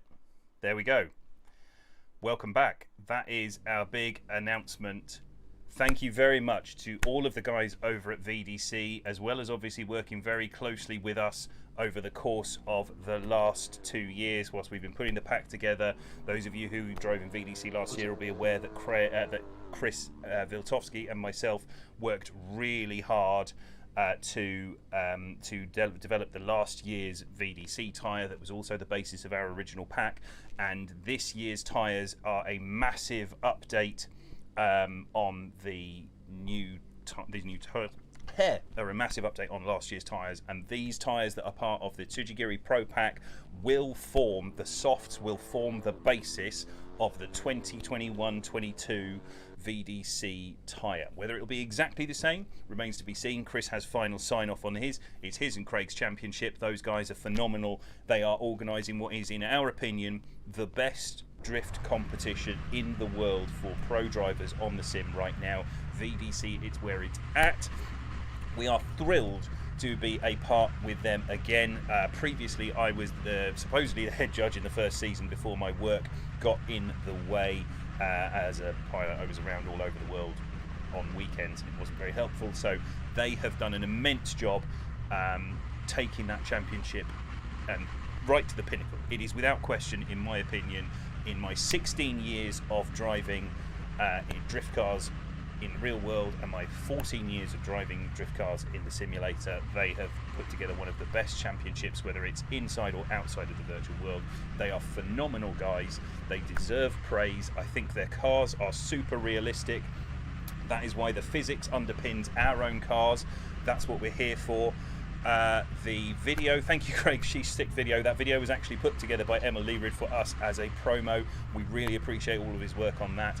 That is a snapshot of what is coming up. There will be more information over the course of the next few weeks as we build up to that championship, and I will announce very much when sign up is opening whilst these guys are loading into the server.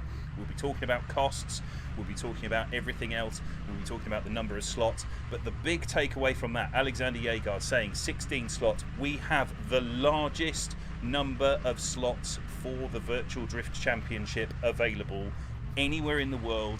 You want to get into the best championship in the world, you come through us. This is where it's going to be. Sign up will be quick, it's going to fill up fast. You want to get into it, you've got to come through Tsujigiri Global Drift Challenge if you want to prove you have the right to be there. We're running all of the rules that we're using at the moment with a few modifications to get things sorted for sign up for how it will be judged in terms of qualifying, things like that. All of those details we'll talk about as the night goes on. Ghost Event, thank you very much for the subscription. Welcome along. Let's get back to it. We knew you guys would be hyped about that. You've got loads of questions. We can see that. We're going to get straight back to it. But first, these guys want to drive tonight.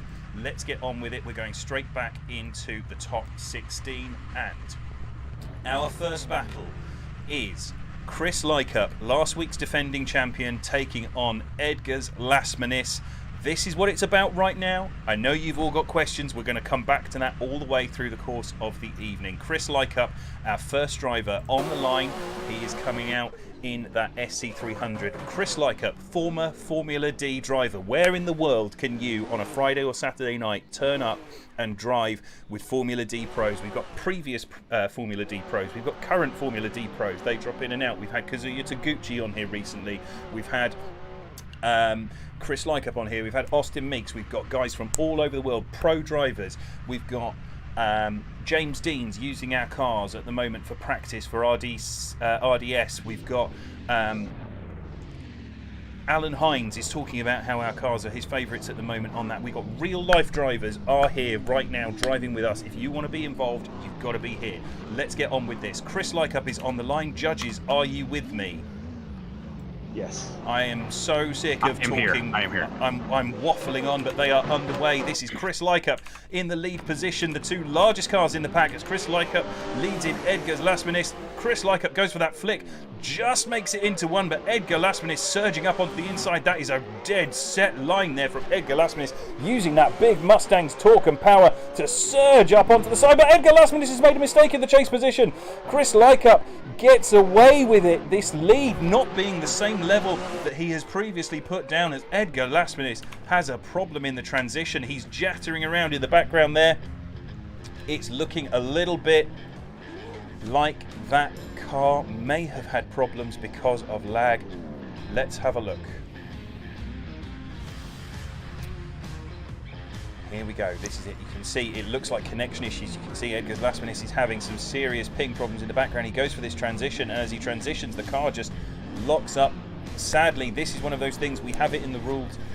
The connection at fault is deemed to be the driver at fault, and if Edgar Lasmanis has that problem, then he is sadly going to be on the receiving end of that rule. That's how it has to be, sadly. It has to be tech issues. They're back on the line, ready to go. Edgar Lasmanis leading in Chris Licup this time. The start line dildo of destiny comes on and the light goes green. They are off the line. Edgar Lasmanis is going to be hoping he doesn't have more connection issues. Chris Licup in that SC300 is not going to want to tangle with a car that is transitioning and initiating in those stabby fashions as Edgar Lasmanis gets the hammer down. Chris Licup riding that left foot brake, not wanting to have a mistake here in the chase position. He gets smoothly through the two biggest cars in our pack, surging through onto this section. Big slowdown. Edgar Lasmanis is on huge angle, doesn't make it quite across the line. Does make it across the line, but doesn't make it quite out to that last clip as they come across the line. That is a huge run from both drivers. In the chat, Optimus Ben, yeah, sorry, things are going wrong. Joachim Haig, you son of a bitch, I'm in. Ah, I got that reference. Austin, were you all happy at least with how hard I threw it for my first ever battle? That's not bad. For your first ever battle, Austin, you almost took the win there. It came down to just fine dividing of hairs. It was really a great battle. You should be genuinely proud of how that went. These guys, however, let's talk about this battle. Do you have a winner, gentlemen? Yes. Yep. Chris Ennis, your winner, please. Chris Licup. Chris Licup gets 1 vote. Ian Koenig, your winner, please. Senior Licup himself. Senor Licup. Chris Hawkeye Licup gets the win and advances on to the Great 8. Edgar Lasmanis put on a worthy show there. Sadly, it looked like his computer or his internet knocked him out of contention. He will sadly be making it no further. Johan Garcia or Robert Kwiatkowski? Which of these two drivers will face Chris Licup? Johan Garcia on the line, Robert Kwiatkowski on the line, and all GT86 battle. They are ready to go. What was that, sorry? Ryan has returned. I have returned. Ah, we have 3 judges again. Ryan, well done. Welcome back. I hope you had a lovely time on your voyage. I did not. How drunk is you? Oh, mate, don't even. We'll talk about it in a minute. Let's get these cars underway. This is it. It is Johan Garcia in the pink and purple GT86, leading in Robert Kwiatkowski in the yellow GT86. These identical cars, identical power, but they might have very different setups as Robert Kwiatkowski comes surging up onto the rear quarter of Johan Garcia. Johan got the absolute hammer down through there. Look at the angle he's running. Robert Kwiatkowski just holding that angle off to try and maintain proximity, but it's caught him out in that transition as Johan Garcia sends it into the wall. Johan Garcia absolutely throwing away what looked like a big advantage through that section. We'll go back to the replay and have a look at this as they come off the line. I think there may have been contact there, you know. There was chase car's fault. This is why we have the replay. This is why we have the judges. I didn't see the contact. I genuinely didn't see the contact in that. That's why we were happy to go back and go for that replay earlier. Here we go. Oh yes, you can see it holds up. There's a blocking of the transition. Well, Robert Kwiatkowski sounds like he's being assigned the blame. We would have to have that assigned in a real competition. You'd have to know who was at fault there, because Johan Garcia would undoubtedly be piecing his car back together in his 10 minutes. But here we go. The dildo of destiny goes green. The lights are out. Robert Kwiatkowski, go time here in the lead position. Is he going to be able to do it? Johan Garcia does that flick. Johan Garcia flicking onto that right-hand turn before Robert Kwiatkowski had even managed to transition from that first clip. Johan Garcia absolutely determined to bring the fight. Maybe he doesn't know who we're assigning blame to there. He is really pushing hard as Robert Kwiatkowski angles up into that final corner and across the line. Let's have a look at this. Now you're back, Ryan. You enjoying the action? Yeah. Yeah. Sorry, 1 sec. Yeah, I'm here. Sorry, my mom came up and talked to me. Excellent. Yes. So. No. I enjoyed the really awkward encounter I had with the drunk man. Yeah, no, that was a... I think, So, I'm going to ask the question. Chris Ennis first. Your winner, please. Johan. Johan gets 1 vote. Ryan Sider, your vote, please. Johan. Johan gets 2. Is it unanimous? Ian Koenig, your winner, please. Johan Garcia. It is unanimous. Johan Garcia will face Chris Licup in the Great 8. That has the potential to be one of the battles, if not the battle of the night. That is going to be fantastic. Both of those guys, fast, hard-charging, hard-pushing drivers. We move on, though. Next up, Mark Bador versus Lewis Monks. Mark Bador to lead first. Lewis Monks to chase. Mark Bador in that RPS 13 2J. Lewis Monks in the SC300. It's an all 2J battle again. I know the 2J is very prevalent in the pack. It's just such a good engine for drifting. All of these engines very realistic in the Pro Pack. We think they're all based. We know because they're all based on real life dyno sheets. They are on the line. Here we go. This is Mark Bador to lead in Lewis Monks. They are ready on the line. The dildo of destiny will light up and away they will go. It is go time here in this battle. Mark Bador leading in Lewis Monks as they come off the line. Mark Bador gets the hammer down fast, trying to get through that start gate without the SC300. Hounding him as Lewis Monks goes into the back of Mark Bador before they've even initiated. That is not okay. Mark Bador has to back out and shut it down. He is desperately trying to keep that car from crashing on the way through. Lewis Monks has decided to use it as a rolling burnout to warm tyres. We're going to go back and have a look at that replay just to make sure there wasn't anything untoward. Was Mark Bador sandbagging off the line there? I didn't see it. Let's have a look. The light goes green.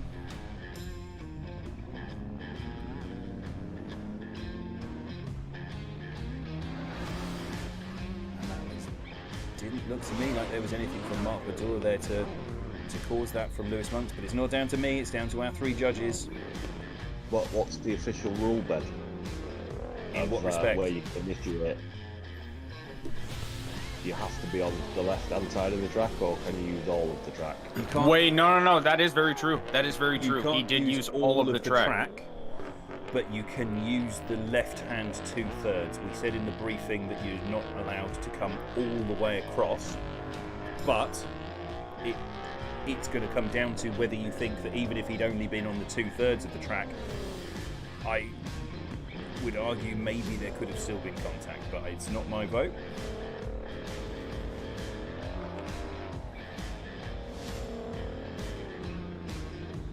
I have my opinion then. Right, I'm not gonna lie, I had me ear chewed off all the way through that. I have no idea what happened. Okay, as long as we've got 2 who do, then we'll go back and see it. Just put my replay on. There we go. This is the second run here as Lewis Monks leads in Mark Bador. Lewis Monks out in that lead position. Mark Bador desperately trying to keep it onto his door, and there's contact again. Lewis Monks manages to make that transition, but it did look maybe there was a decel there, and there's another decel there. Lewis Monks very late coming through into that inside section. This is more exciting than we were expecting it to be. Let's have a look.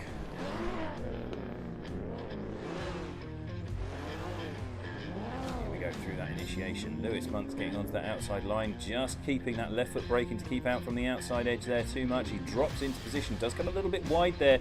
That's a problem because that is not the line through there from Lewis Monks. He does not make it cleanly through there. That is not part of the lead line that we said was chaseable as he fills all the way across onto that outside line. You heard in the briefing, if you were with us for the briefing, we wanted guys to come through there fast, hold a mid right hand line and then snap that transition. They're not trying to go all the way across the track to then come back through that transition across onto the other side. It's very, very difficult to chase, but that could mean, and one more time, depending on who the guys have at fault for the contact in the first run.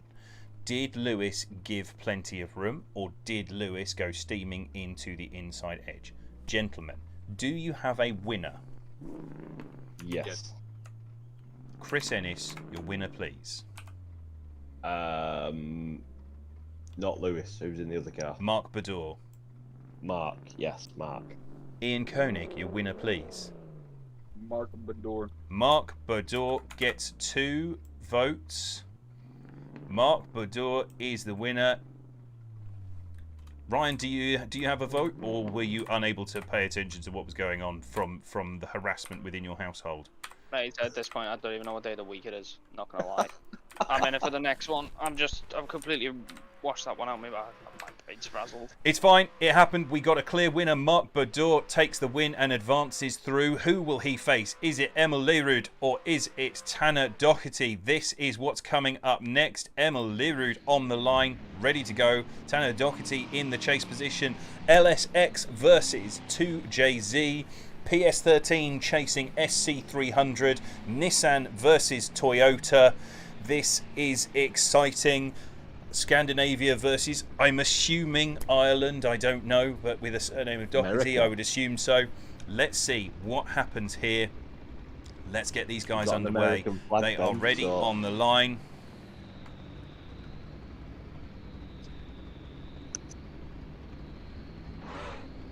Thought he said mark the door. Hold the door. Hold door. Hold door. Hold door. In this instance, it would be Mordor. I don't know. We just make it up as we go. That's not true. We do have a plan. I plan to make as many terrible jokes as possible to make everyone unhappy. So here we go.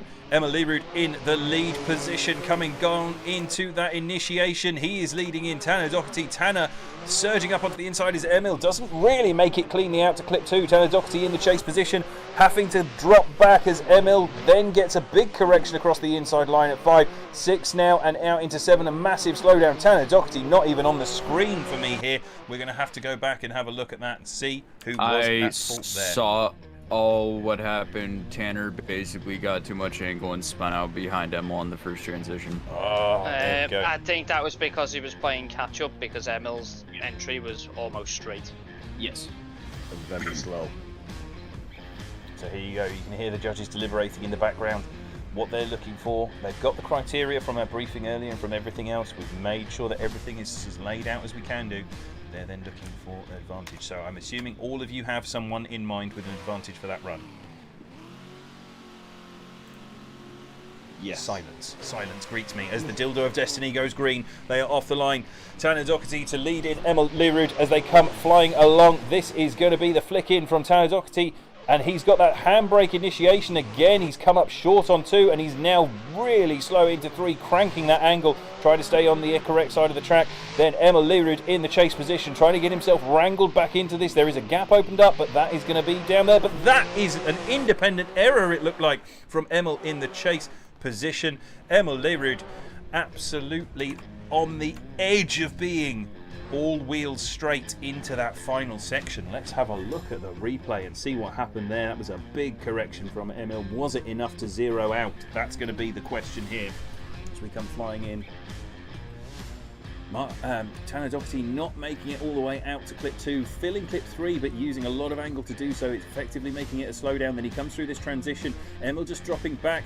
Tanner absolutely on that outside line, filling it nicely, and Emil diving to the inside and then spins across the line. I hadn't seen that on the first run through.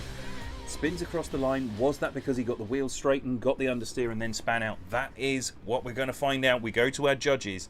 Judges, do you have a winner? Yes. No. No. Oh, so is that two votes for one more time? That's what I'm going with. Yep. 2 votes for one more time. We're going to see it again. Whilst they line back up, we're going to watch that second half. We're going to watch that replay one more time so you can see why. We saw there was definitely an issue in the first battle for Tanner Doherty. This time, as we come through, you see Emil have that major problem in the chase position as they come in. It's a rerun the fun time here. One more time from the top for this battle as they come flying around. This is where it all starts to unravel. Emil had the win in the bag as Tanner Doherty struggles to keep the car behind him. But there you see Emil just get onto straight on the wheels and then transition across the line in a 360. We are back on the line ready to go. Emil Lerud is here on the line. SC300 2JZ 980 horsepower under those rear wheels there as he comes flying through the start, gets the hammer down. This is the flick initiation onto that clip. Now he's filling 2. That's a much nicer line from Emil in the lead position there. Slots it out onto 2 and 3 perfectly. Nicely onto 4. Nice midline there. Very chaseable lead. This is what we want to see, but you can see how much easier it has made life for Tanner. Emil having that easy line to follow. Look how much better that battle was of these guys having felt each other out in the first run. Not in a sexy way. That was a really, really nice lead. It was a lovely lead. And it allowed for a great chase in places. A little bit of a gap in that first section. You can see Tanner just shortcut, but he gets nicely back into the pocket of Emil Lerud as they come through 4 and 5. Manages that transition well, and here into the decel zone there is a bit of a gap there. There's certainly room for Emil to get himself an advantage as they come off the line. They are underway. Here we go. This is what we want to see. Tanner Doherty goes for the flick initiation. Is he on a better line? Yes, he is. He makes it out the way to clip 2 and 3 there. Nicely up onto the inside there. But look at Emil Lerud is tucked right in the pocket. Has to drop back. The big nose of that SC300. Now surging up onto the inside. Is the proximity going to work in his favour? Oh, and Emil sent it too hard. Was that lag from Tanner Doherty, or was that Emil Lerud just getting all up in everyone's business? I didn't see any lag. No, I didn't see any lag. And would we say, Mike just threw that away? I was just about to give it to Emil. Literally just about to say. The win. He had 10 foot to go when he had the win. I think by default. I think he just let off the brakes and surged forward. I didn't see anything up with the lead car. Just literally looking at it from on top of it. On it with the drone. I didn't see any deceleration. That was weird. That just overly aggressive, I think, in the chase. It is very difficult, but we don't have to like the outcome. We just have to have it. So, gentlemen, do you have a winner? I think we do by default. Yeah. Ryan Sider, your winner, please. It'll be the 13. That is 1 vote for Tanner Doherty. Chris Ennis, your winner, please. Tanner. Tanner gets 2. Is it unanimous? Ian Koenig, your winner, please.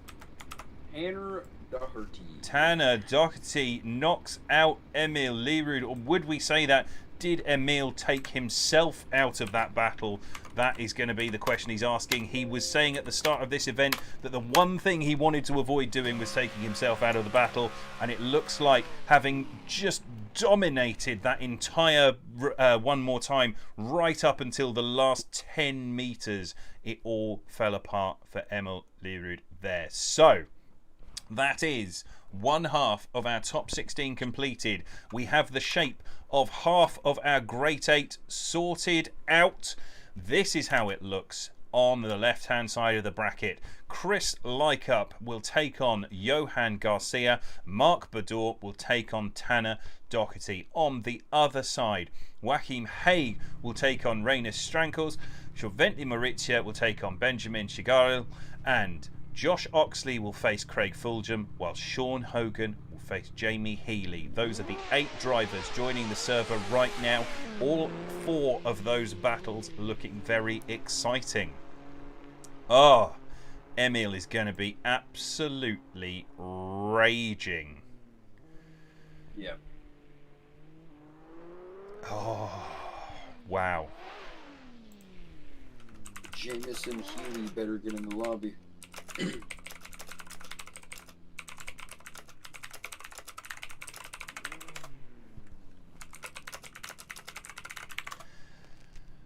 Oh well, Emma has just sent me a message saying that he was waiting for the wine and beer, sorry, the cider and beer to calm his nerves.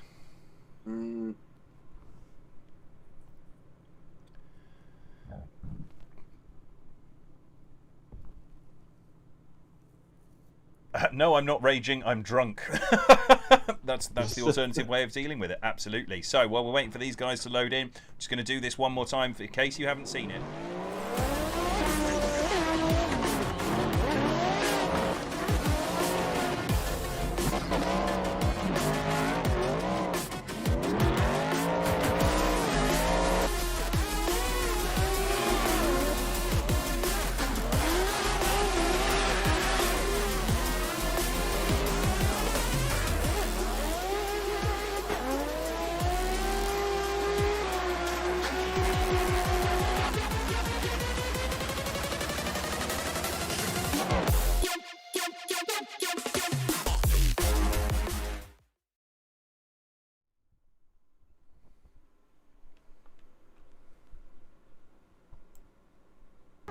So, we're back.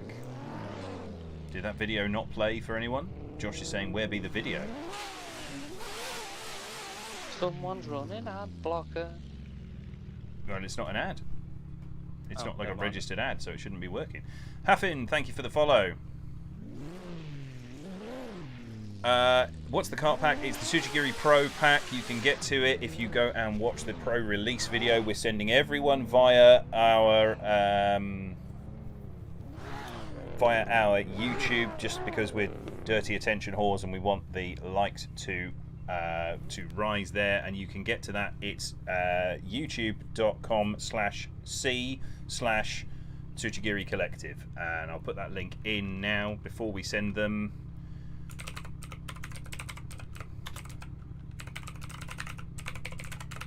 And it's the first video there, which is our pro release video. The pack download is available there, so get yourself on there, and we'll be using that. Wait, did I do the dumb? Much sadness. Yes, Josh, probably. We've got these guys underway, so that light goes green, and that is Joachim Haig leading in Rainer Strankels. Joachim absolutely off the line like a bullet in that S14 with the RB27, and Rainer Strankels still not managing to get that start line light sorted for himself, as Joachim absolutely on the throttle all the way through there into the slowdown zone, onto the throttle again through that decel. That's again, he is putting down some monster lead runs tonight. Yes, my erection is large. We I'm trying to be clear right now, are we staying in active chase on that? Well, that is down to the three of you. We can hear you on the chat, but that is a big gap that has opened up for sure. So you will have to decide amongst yourselves whether you think that is a 10-0 advantage. That Civic Guy, thank you for the follow, for the subscription on the YouTube channel. Here we go. They are back round to the start. The light goes green, and this time it is all switched round. Oh God, I'm looking at the wrong person. Here we go. This is it as we get into this section. Rainer Strankos gets up onto that outside line, on the throttle now through there. That is a big slowdown. Is it going to be something that causes Joachim to have problems in the chase position? Or has he allowed that gap because he knows he's fast through here? And that's almost a standstill from our lead car there in the shape of Rainis Strankles. Is that going to mean it is all over for him? Will Joachim Haig advance on to the Great 8? Let's find out.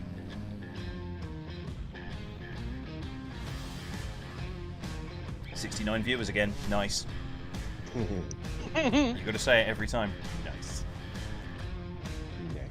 Now, the really big question this evening is going to be, did Hayley have pizza or pasta in the end? That's all I care about now.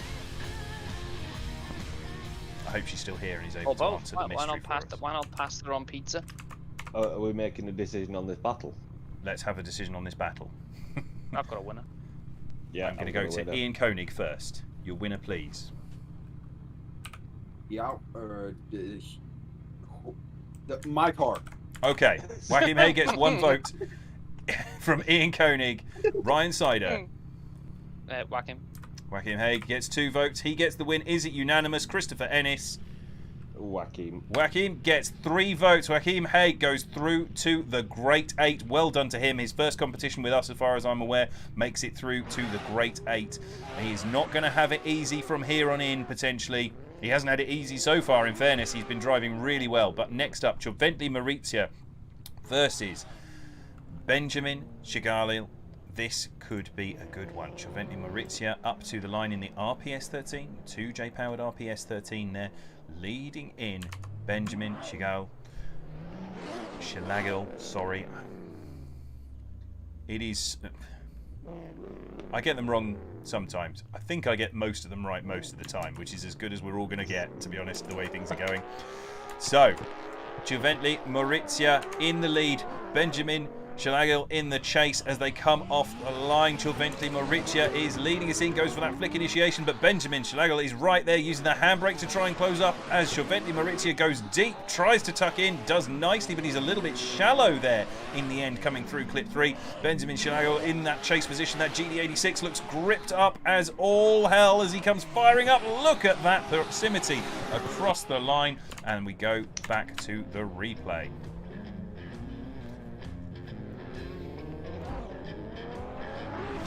Hey Serby, welcome along.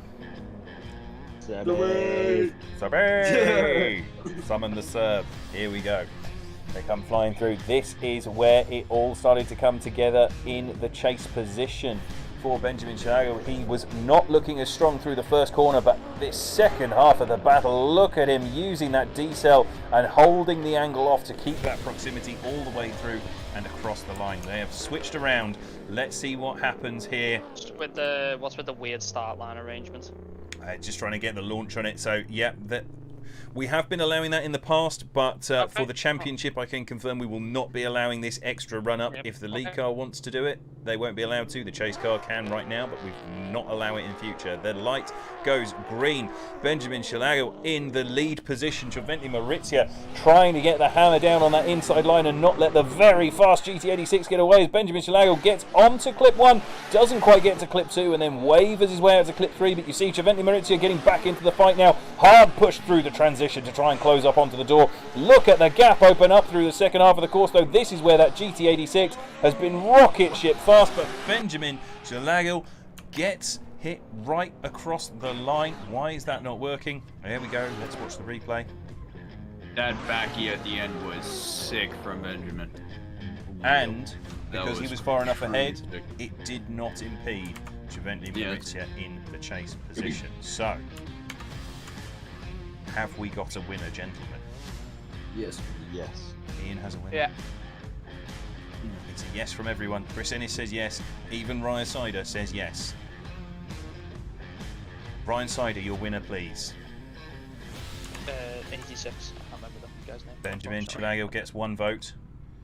Ian Koenig, your winner, please.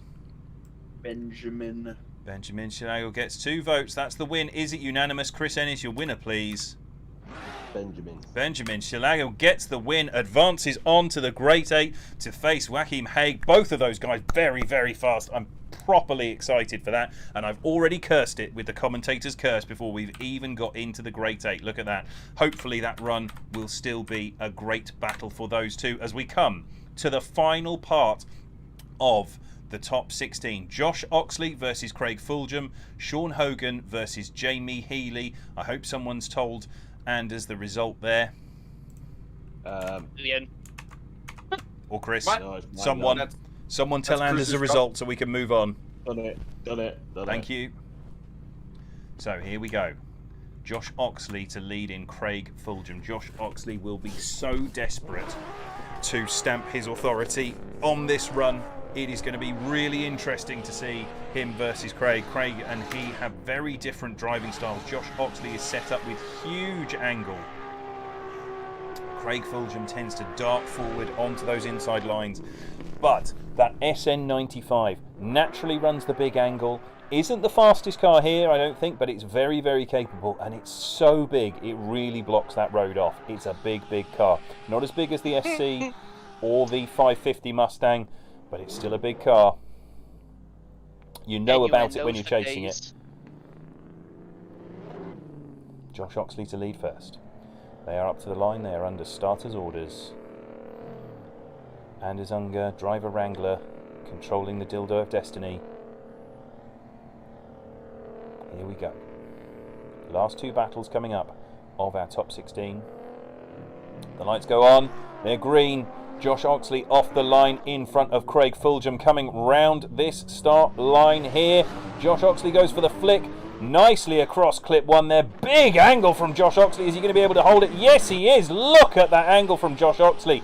Hooks it all the way through. That is one of the biggest first sections of the course that we have seen all night as he gets nicely out into that outside zone at 5 and 6. Here it is through 7 and 8 on the D-cell. Look at the angle from Josh Oxley all the way through that course. The man is after those style points.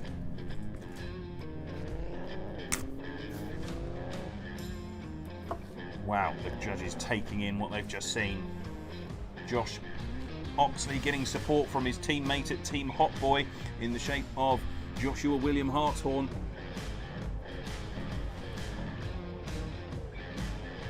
Corey Tropical Pigeon, that was a big send, it was an enormous send. Licked the stamp and sent it right the way round the outside there. Just for a reference on the judges' part, on the just between 3 and 4, there was a weird bobble in the lead. So watch when you watch the replay. So here we go. They are underway through the second half of this battle. Craig Fulgham to lead in now. Goes for the flick initiation all the way across the track there. Josh Oxley manages to wrangle it back in, and Josh is sending it up the inside. He's got that line dialed onto Craig's inner edge there. This transition is going to be crucial. That's coming up now into 7. Look at that from Josh Oxley. Is he going to be able to hold it? Oh no! Josh Oxley has put it in the wall. That is such a shame after absolutely dominating that run all the way through up until then. I was about to give that to Oxley. No. Yep, that was Josh's. That is another battle lost in the final part of the track. As we see here, Josh Oxley bringing the fight all the way to Craig through this run.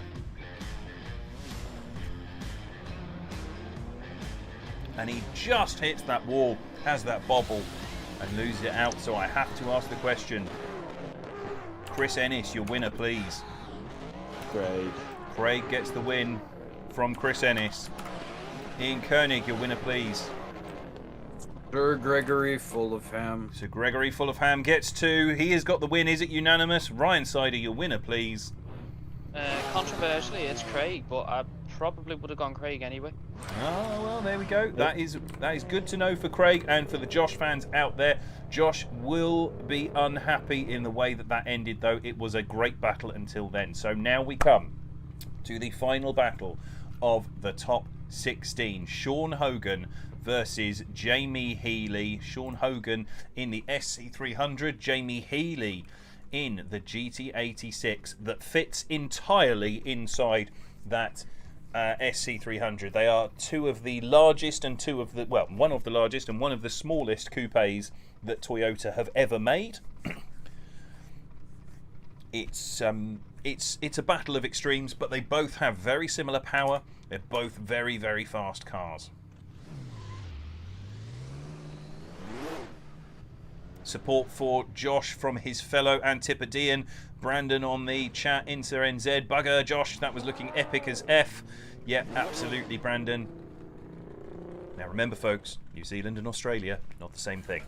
But when it comes to fighting the rest of the world, they will happily be on the same side, even if in the rugby they are very much not.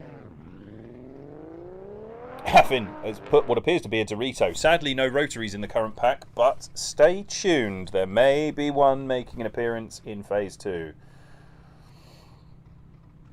Craig giving Josh the heart. Great runs either way. That is good. It's good to see. This is one of the great things about drifting, be it real or virtual.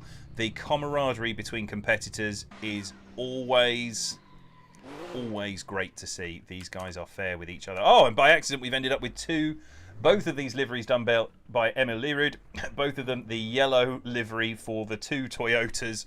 We are ready to go. Sean Hogan versus Jamie Healy. Sean Hogan in the lead in that SC300, that giant SC300. Jamie Healy in the chase in that GT86 that took him to a podium last week. Let's see if he can make it through to another one. He's got to get past Sean Hogan, who's been looking stable all evening. Let's find out as we go. The final battle of our top 16. It is go time here. Under control from Anders Unger, the start line, Marshall and driver Wrangler. Here we go.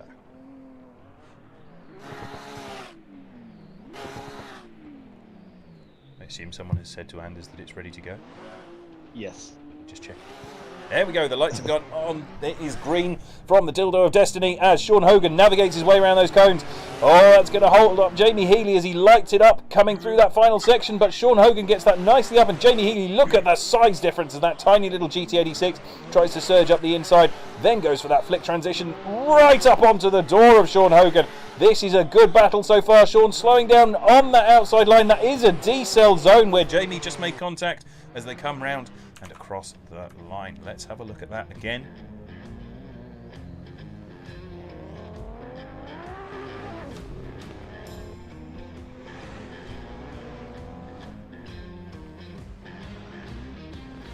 where it all starts to fall apart for Jamie Healy here. He's got the pressure on all the way through.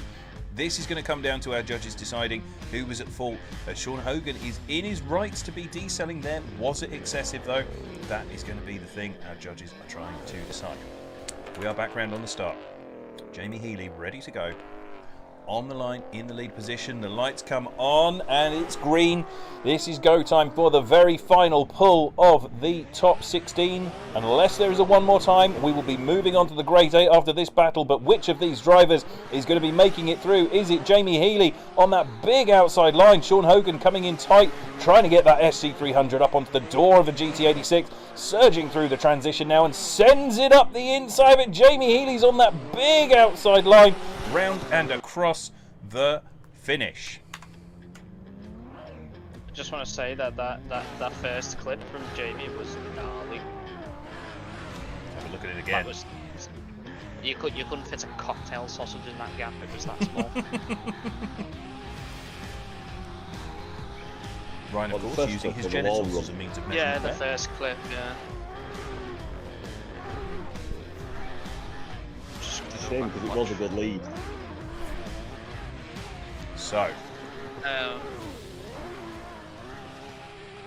let's have a look at this. Gentlemen, do you have a winner? Yes. I'm currently watching the first battle again.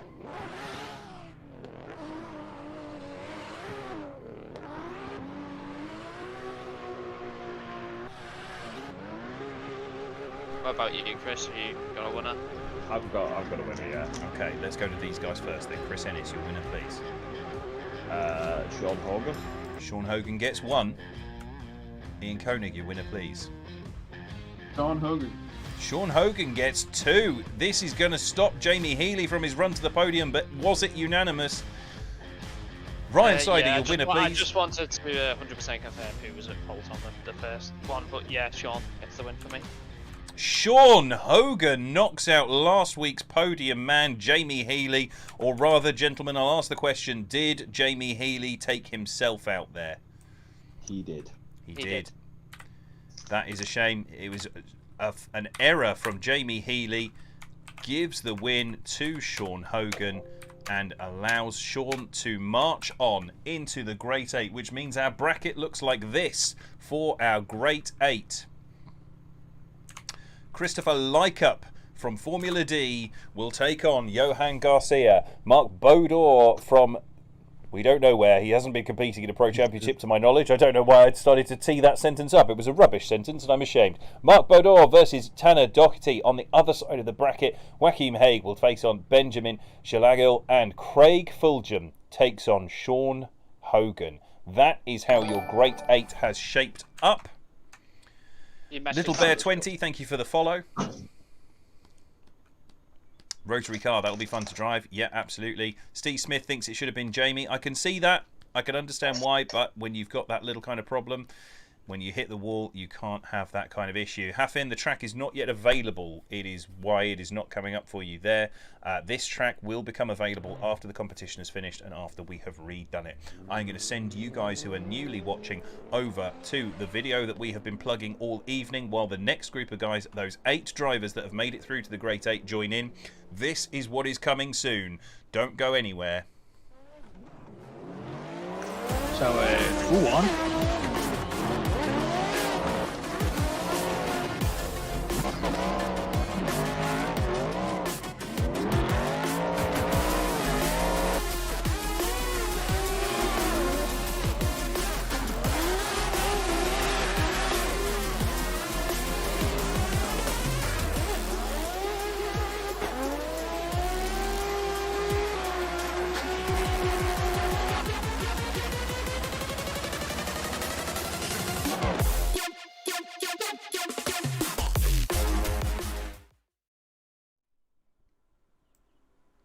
You won't be on. We are back, and those of you who just joined in will have missed. There was just a beautiful moment there as I'm assuming Craig absolutely soared through the air. once again. So Craig has taken to doing kickflips. But yes, that was once again our trailer for the Tsujigiri Global Drift Challenge. Whilst these guys load in, I'm going to make you all look at my face a little bit more. We'll go to this one.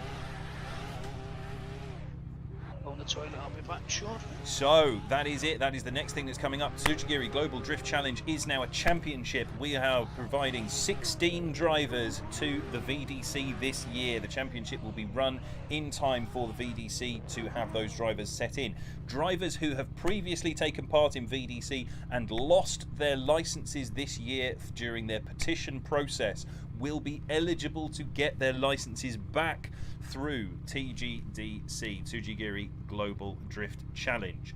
We will be running a selection of custom-made tracks. We will be using our Pro cars. The Pro Pack Phase 1 is available now. You can start practicing with that. That will form the basis of what will be part of the championship. We have 4 rounds. Midway through the season, drivers will be allowed to make 1 car change. You can change car 1 time throughout the whole series without losing your right to compete. You get 1 car change, and the target is for us to have Phase 2 cars available for the second half of the championship. But if that doesn't happen, it will be the Phase 1 cars. So where it says new cars there, it's the new cars that are currently available, the Pro Pack that got released 2 weeks ago. So that's what's going to happen. It is going to be 16 drivers getting their licenses. People here, Worlds is saying could be top 4 for each round. It is not. It is a championship. We had this discussion extensively with VDC. Chris and Craig, who with VDC worked, especially Chris, worked alongside DMVC, the Drift Masters Virtual Championship, run by the guys from the Drift Masters GP, the world-renowned Drift Masters Championship. They ran it with, they had the different rounds and everyone went through. It is a championship. They think that what they saw from that spread was that they need to see consistency, and that people who couldn't get involved in one battle and people who were signing up didn't like the format from that. We put it up as an option. We thought it might be useful as this is the first year. This championship will form the basis of the feeder series for VDC for the foreseeable future until Chris or Craig come over and say to me, "Niet, comrade, we don't like what you're doing, we're going to go elsewhere." But for the time being, we now know we are the official feeder series for VDC going forward. This year, it will open with this championship. First come, first serve sign up. Patreons will have first priority. Second priority will go to VDC drivers who wish to re-engage, who have previously lost their licenses, and then open sign up will be available. There will be 128 sign up spots available for people to get into this championship, with a top 32 at each of those rounds.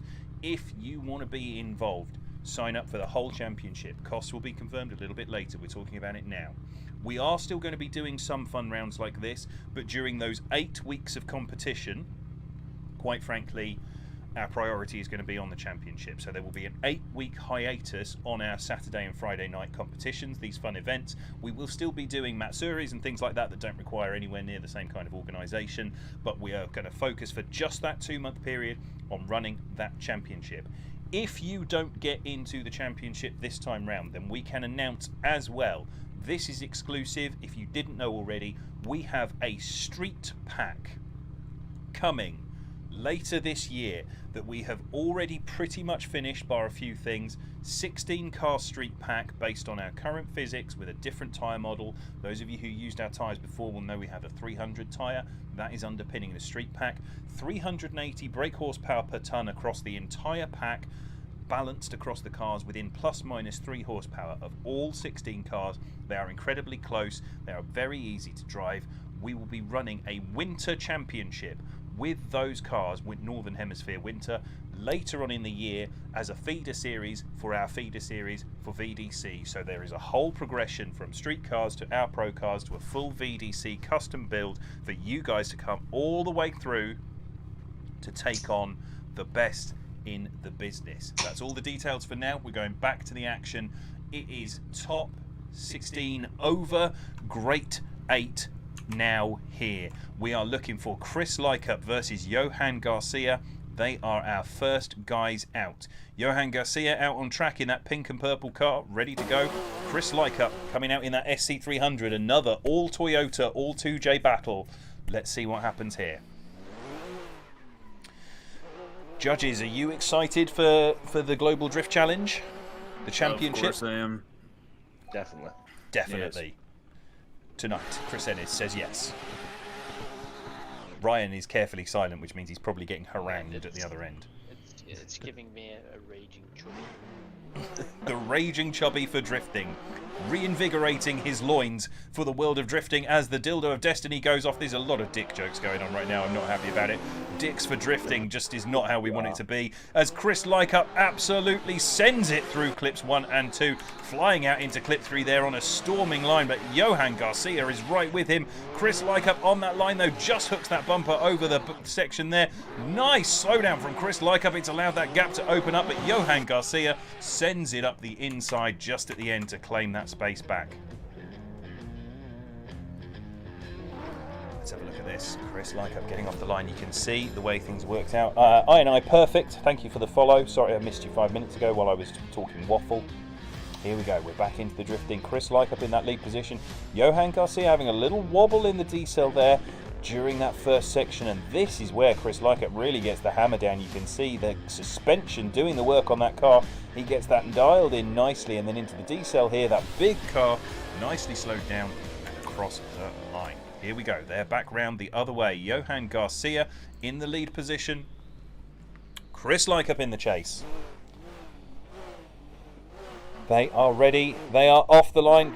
That's going to be a restart. There is no way Anders is going to let that go. That's a restart for sure. Good work from Anders there as our driver wrangler, making sure things are fair. That is what we were talking about earlier. Those of you who watched the briefing and asked the question, what is sandbagging? That was sandbagging. Not getting off the line in time, going slowly through that first section. Niet, comrade, not allowed. They are back on the line, ready to go. Chris Licup to chase. Johan Garcia in the lead. Johan gets off the line cleanly this time. Chris Licup comes round the corner. This is going to be where it all starts to count. Chris Licup has got to make up some ground as Johan Garcia has used the incredible power of that GT86 to get away, but he has a wobble after hitting the rumble strip and then tries to collect the car to keep it out of the wall. Chris Licup uses that to his advantage, gets right back into the fight. This D-cell is going to be crucial. Chris surging up onto the door, using that left foot braking to hunt down the door of Johan Garcia. What a battle, gentlemen. Yeah, that was a great battle. Definitely a lot of things happened. A lot of things happened. A lot of close proximity, but I do think I have a winner. Yep, I have a winner. Okay. Yep. Chris Ennis, do you also have a winner? I do. I will ask the question. Ryan Sider, who is your winner, please? Chris Licup gets the win. Chris Licup gets 1 vote. Chris Ennis, your winner, please? Chris Licup. Chris Licup gets the win. Was it unanimous? Ian Koenig, your winner, please. Senor Licup. Senor Hawkeye Licup gets the win. He advances on. Make sure someone tells Anders. Otherwise, we'll all sit here looking silly for a while. Chris Licup marches on to the final 4. Who will he face? Is it Mark Bador or is it Tanner Doherty? That is our next battle here. Mark Bador to lead in first in that 240SX, that Stefan Stefanov replica with the 2JZ under the bonnet. He is going up against Tanner Doherty, who has brought the PS13 LSX further than anyone else has so far. That car looking really controlled for him when he gets it right. This could be a great battle. Doherty getting lots of heat in those tyres. He does not want to be left napping off the start. We know that RPS 13 is incredibly quick. They're on the line. They are under starters orders. Anders Unger, Dildo of Destiny, gets them underway. Here we go. Going for that flick initiation in the 240SX in the lead position. Mark Bador getting things done out front. Look at that hammer down action as just in the background. Mr. Doherty struggling to keep with him. Gets a wavering line through there. Mark Bador absolutely on the right line that we wanted to see through here. Slows it down nicely and gets back on the power through the final section. And that is definitely the cleanest lead we've seen from him. That was tasty, gentlemen. Very nice.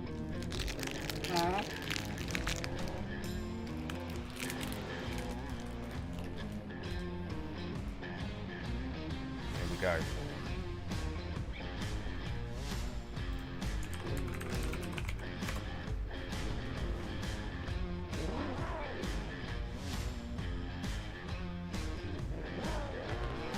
Tell our judges all deliberating very hard from the absolute silence. You can hear the fans whirring in their heads as now Tanner Doherty must lead in for this run.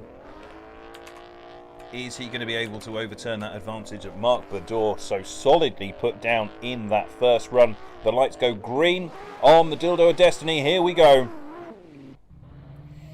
Off the line comes Tanner Doherty. Mark Bador right there. Mark not giving him an inch. Oh!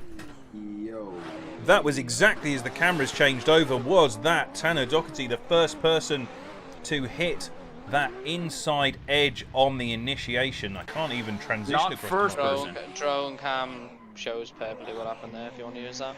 Yeah, it was Tanner just hitting it. Yeeted it into the barrier. Yeah. And He tried to do a Jamie Healy, but he ran out of talent. Let's see. Watch it. So I believe there is a winner there.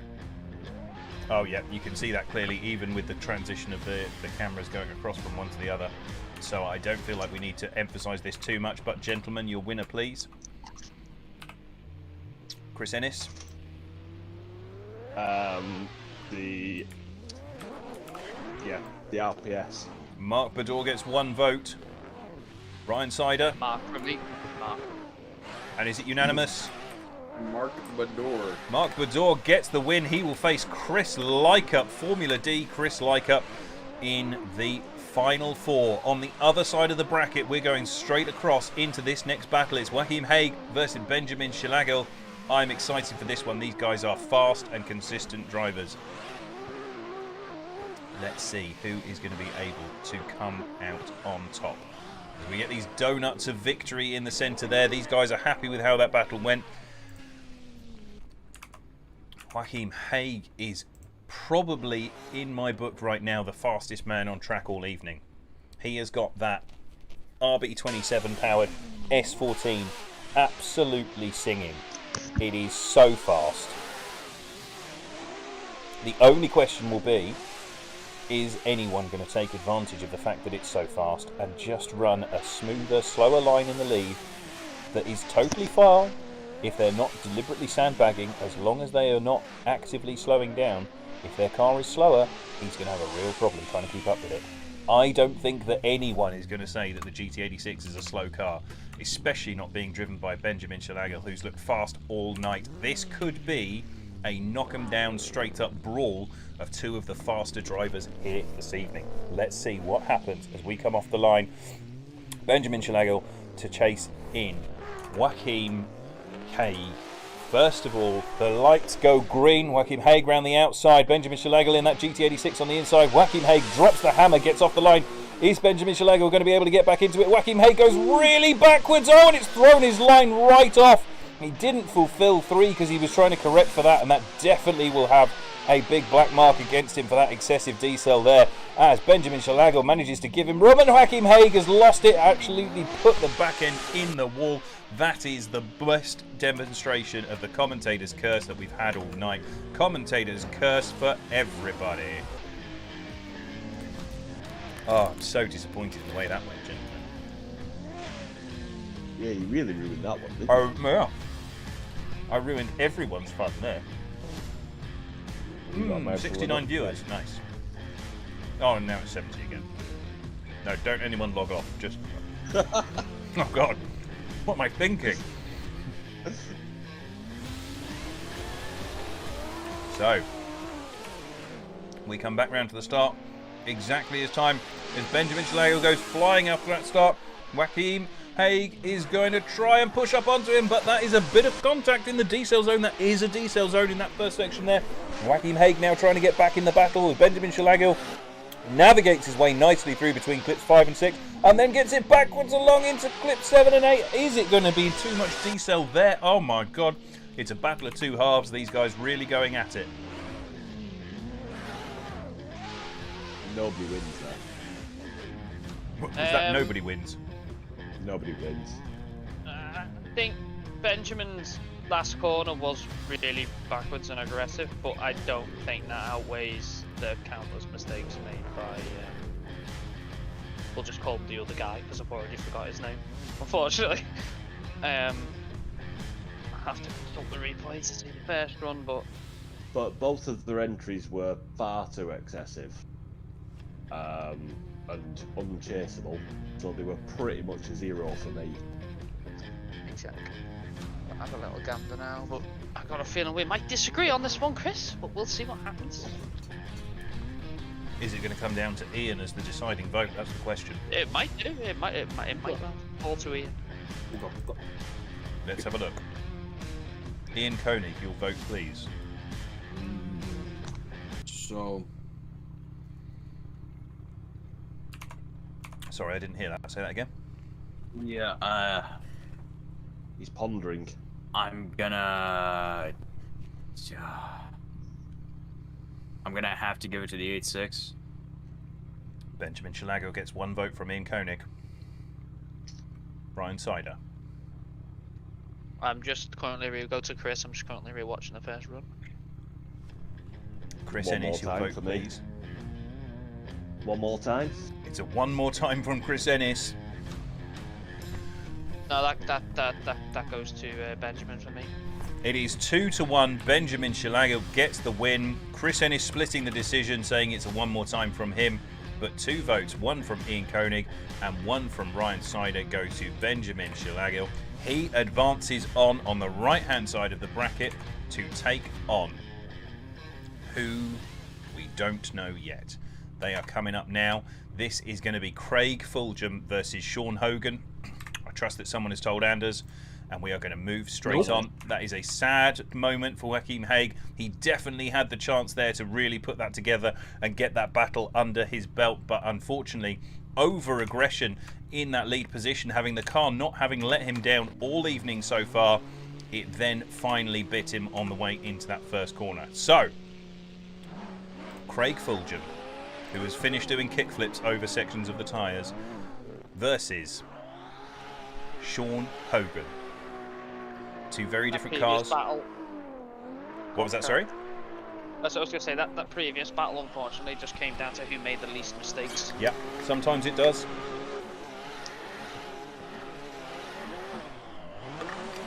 It's a sad reality of drifting, but sometimes you just have to choose the lesser of 2 evils. Here we go. They are on the line now. Final battle of the Great 8. Craig Fulgham versus Sean Hogan. They are under starters' orders. It is time. It is go time for this final battle, and Sean Hogan gets off the line slowly. Craig Fulgham determined to absolutely light those tyres up off the line like a rocket ship away. He knows those SC300s are fast, but he's got onto that outside line. Sean Hogan tucking in. Craig running right the way along that outside line at 3. Now through the transition, is Sean Hogan going to be able to stay with him? Craig goes for that transition into the outside line. Sean slowing down late. Craig's on huge angle, absolutely running that outside line. And over the finish. Let's go back and have a look again. The only thing I'll say while that's going on is it's not a problem because it didn't really affect it. I'm not going to mark it down too badly, but Craig did use an awful lot of the track on initiation on the first corner into the inside clip. That is true, but it didn't affect the run. No, it didn't affect it. That's why I said I'm not gonna mark it down. But it's just something for him to keep an eye on. If somebody is next to him, it will affect him. And I think he did it in a way that made it so it was actually good. So let's move on, gentlemen, and see what happens here. We're on to the second half of this battle. This is where we're at. It is Craig Fulgham to chase in Sean Hogan. Sean Hogan in the chase position. Craig Fulgham in the lead. Goes for that flick initiation. Craig managing to mirror it all the way in. Sean Hogan on that inside line, though he's ended up tight, but there was contact. Was that because Sean was excessive decelling, or was that Craig just nipping at his heels a little too aggressively? As they come through this section, it looks like Sean Hogan might be starting to unravel, but Craig goes full send into that final section and across the line. Want to make it easy, did he? It's going to come down to who was at fault in the first section of this outer zone at clip 2. Craig goes for the flick in line with the lead driver, and that's very unusual from the guys in the chase. But you can see Sean's on the brake, and then there's contact, and then Sean's back on the throttle. It's a very difficult call there. I think we're going to need Ryan to be going back to his camera and having a look at that as well. Oh, the link's there if you need it. You know, they're just watching it. I can say right now who is at fault there. I couldn't English for a second. I can't do proper English. Yes. Are we on about the first contact? Yes. Yeah. So the one where Sean's leading, it is Sean's fault. He excessively slows down on the entry. Yep. And you can tell that by the fact that Craig hit him and he was still nowhere near making the outer clip. Yeah. There wasn't enough momentum there to carry the car through. When Craig hit him, it dialed a low more angle. Yes. I mean, it scrubbed a low more speed. If you want to watch it from the from the drone view, you can see that's not strictly correct. He barely touched him. We're watching it on the replay one more time. Let's get right up in this because this is vital. This is for a place in the final four. I'm gonna have a jump on that link, Chris, and see if it changes your mind. I don't. Well, it's a difficult one. There is definitely a slight change of angle. Was it enough to stop Sean from getting all the way to the outside line? And these got, we've got 3 judges for a reason. There's always a deciding vote. They are welcome to disagree. This is what we're looking for. This is why we have this number of judges. So, I'm going to ask the question first. I'm watching it again. We'll wait for them to finish watching. I'm going to show it to you guys again at home. Because this one, it's a crucial one. We've had a few crucial calls this evening. I made a mistake earlier. Chris pointed it out. We went back and rewatched it, and I changed my mind. But this one is crucial. No, I do think from my point of view that's lead car at fault from the drone cam. It's easier to tell momentum when the drone cam's moving at one pace, and I don't know. I would put lead car at fault for that. So, here's the question. Chris Ennis, your winner, please. Sean Hogan. Sean Hogan gets the win from Chris Ennis. Ryan Sider, your winner, please.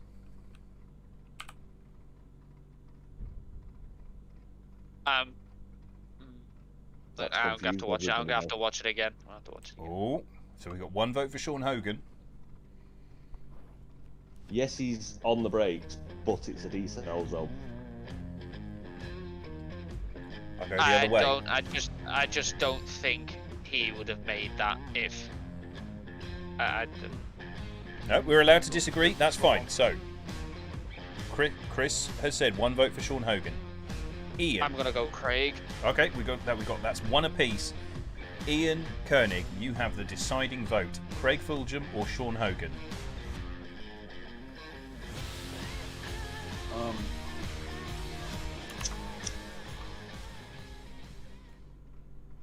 Like someone just sparked up. Yeah, I like that. He went and then probably went straight at his bong. That's good. No, that was me. All right, okay. I'm gonna have to give it to the man full of ham.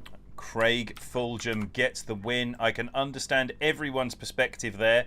That is the thing with the judge sport. We try and make sure that we got the rules for every eventuality, but at the end of the day, sometimes it comes down to who you think caused the bigger part of any one problem. And that is 2 votes for Craig Fulgham.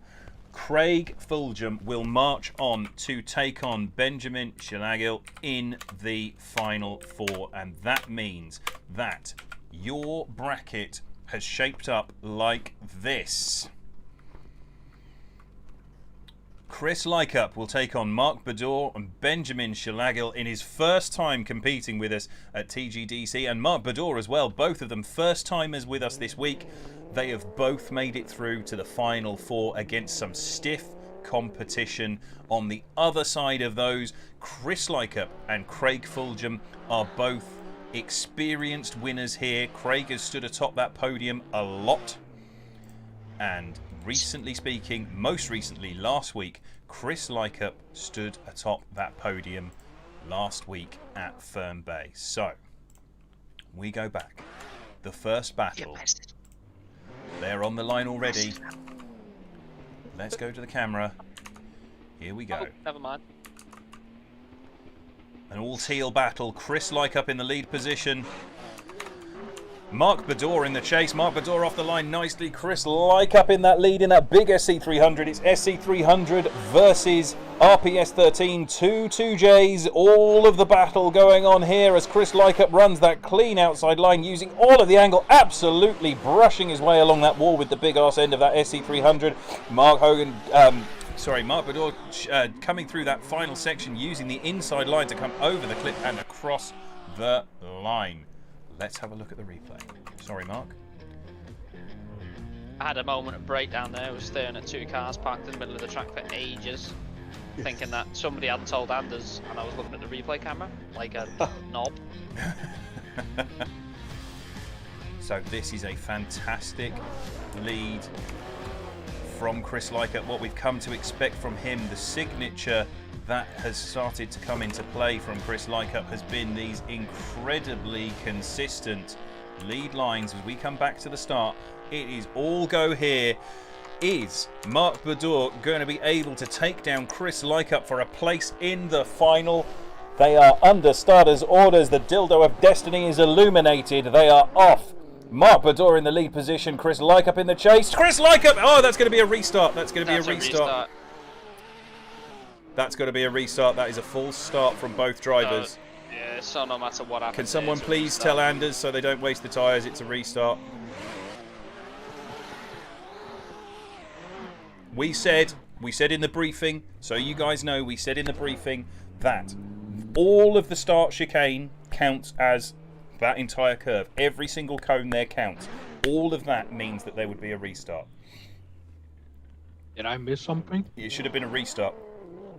Oh shit, my bad. No, it's alright. It's just because we said right in the briefing that all of those cones count as start chicane. Anyone hits any one of those cones, it's an automatic restart. It just so happened they hit the very last one, yeah, which Anders probably couldn't see. Yeah. Yeah. You're all good. Don't worry. We got them here. As long as they're happy to do it on those same tyres, then we'll just restart and away we go. You want me to give them the option to... Give them the option. Yeah, absolutely. If they want the option, they've got the option. But they've got to both agree. Yep.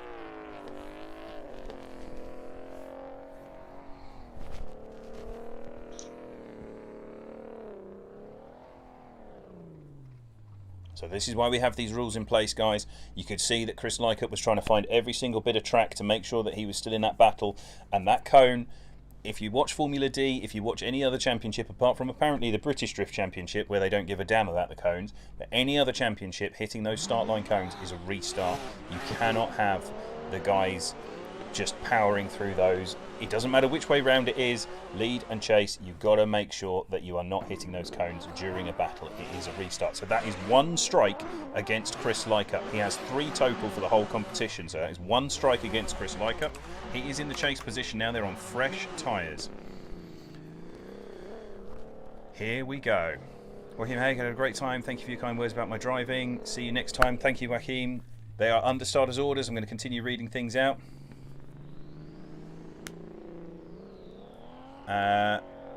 Mr. Phantom TV, well off to sleep. Thanks for the comp, Ben, and good God, Craig. Didn't even expect to make it past 16. Very happy with top 16. Well done, guys. Great driving from everyone. UK DC didn't care either. Well, we care. It is important for fair competition. We care about this. As Craig is maybe going through into that final in the next battle, but right now we are seeing whether Mark Bador can take down Chris Licup. We needed to see this. Mark Bador is looking really good in that lead position. It looks like Craig was rattled by that issue coming off the line in the first half of this, the second half of this battle. Having, do you know how to fix race cancelled? It depends on what's causing the error. It might be the PS13 1-via. If it is, then you need to upgrade to later than 1.72 on the CSP. So, do we have an advantage to someone here, guys? I need to watch the first part again. Yeah, that's understandable. Even I've forgotten. We've been talking so much about things. So I think if I do this, I might be able to do this. I think I've worked out how.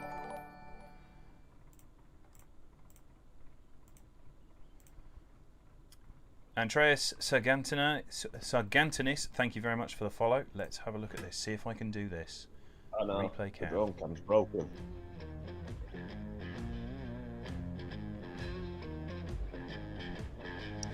No, that's the one we just saw.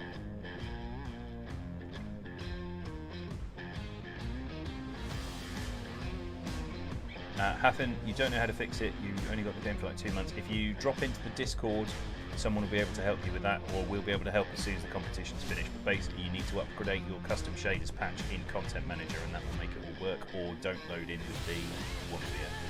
So that was the battle that we just saw. Is that going to work? Is it going to allow me to hide these? It might do. Going to try this. No, it's still registering it up. Sorry, folks. It looks like I can't show you that replay right now. Judges, do you have a decision? I've managed to get it on the YouTube stream. Lead to lead, they're both very, very similar. There's not much to tear them apart.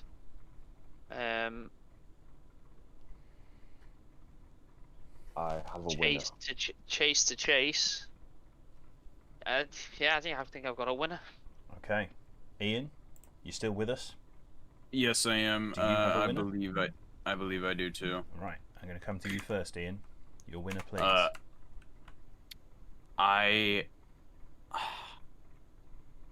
On second thought, I'm still deciding. Okay. Now looking over it again. Right, Sorry, I was literally. Yeah, this is a difficult one. This is a difficult one. Ryan Sider, your vote, please. RPS 13. So Mark Bador gets 1 vote from Ryan Sider. Chris Ennis, your vote, please.